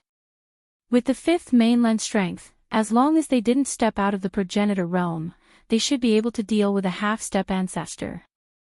Lu Yin sighed and decided not to think about the cosmic tree domain for now. Right, he checked his cosmic ring to see how many star essence he had spent. He had wasted a lot of time in that valley, and he had even taken control of Long Quan's body to commit suicide. 20 billion. Lu Yin's face twitched, and his expression turned ugly. It wasn't that he had 20 billion left, but that he had spent 20 billion. That was 20 billion. 20 billion, and it was gone just like that. Lu Yin closed his eyes in pain. He was out of money again. The only consolation was that this money had been well spent. It had definitely been well spent. He put down his cosmic ring and stopped thinking about this annoying matter. He raised his hand, and his die appeared. He tapped it, as cultivation was still more important. This time, things went smoothly. At 4:00, he entered the time-stop space. After entering the space, Lu Yin immediately extended the time to nearly a year. He then sat down cross-legged and recited the primogenitor scripture. At the same time, he recalled the time when he had played against Su Wangtian and the feeling of wanting to regret a move. 1 month, 2 months, 3 months. Finally, half a year passed. Lu Yin suddenly opened his eyes, as he still felt like he was missing something. Although reciting the primogenitor scripture had allowed him to touch upon a thread, it would take him a very long time to fully comprehend it. He didn't have that much time to waste. When he thought about this, Lu Yin reluctantly took out the root of wisdom. The astral source in his palm boiled, and he used the root of wisdom to brew tea. A complete root of wisdom could only be used to brew 3 cups of tea. After the first sip, Lu Yin recalled that feeling, and it immediately became much clearer. It was as if he was experiencing it himself. He had thought that the planned secret arts regret move was related to time, but in reality, it had nothing to do with time. Instead, it was related to space. After drinking the root of wisdom tea, it was as if he had been enlightened. At the same time, he recited the primogenitor scripture and used the hazy voice to impart enlightenment. Lu Yin finally grasped that thread, but it still wasn't enough. He drank another sip of the root of wisdom tea, and after a month, his eyes shone with a divine light. He stood up and waved his hand, distorting the void. At the same time, the star-scattered chessboard appeared beneath him. Plan's secret art, scattered star chess, regret move. Lu Yin stared at the distorted void, and the star chessboard, the star chessboard. The star chessboard's regret move. He had clearly distorted that part of the void, but he had used the secret of Plan to perfectly restore it. This was the secret of Plan's repentance. The so-called retracting move was to use its influence on space to perfectly restore it. Anyone who made a move would definitely affect the space around them. Even the weakest ordinary person would affect the air around them. Retracting chess was to restore this effect. This was retracting chess, reverting to the previous step. It had to be said that Su Wangtian was truly a genius. He had created such a terrifying secret technique just to reverse a move. Lu Yin suddenly developed a great interest in countermeasure Wangtian. Now that he had comprehended the strategy secret, regretful chess, there was only one last sip of wisdom root tea left. Lu Yin drank it all in one gulp, recited the primogenitor scripture, and then began to cultivate the art of serious. Serious art was the inheritance of progenitor Qin.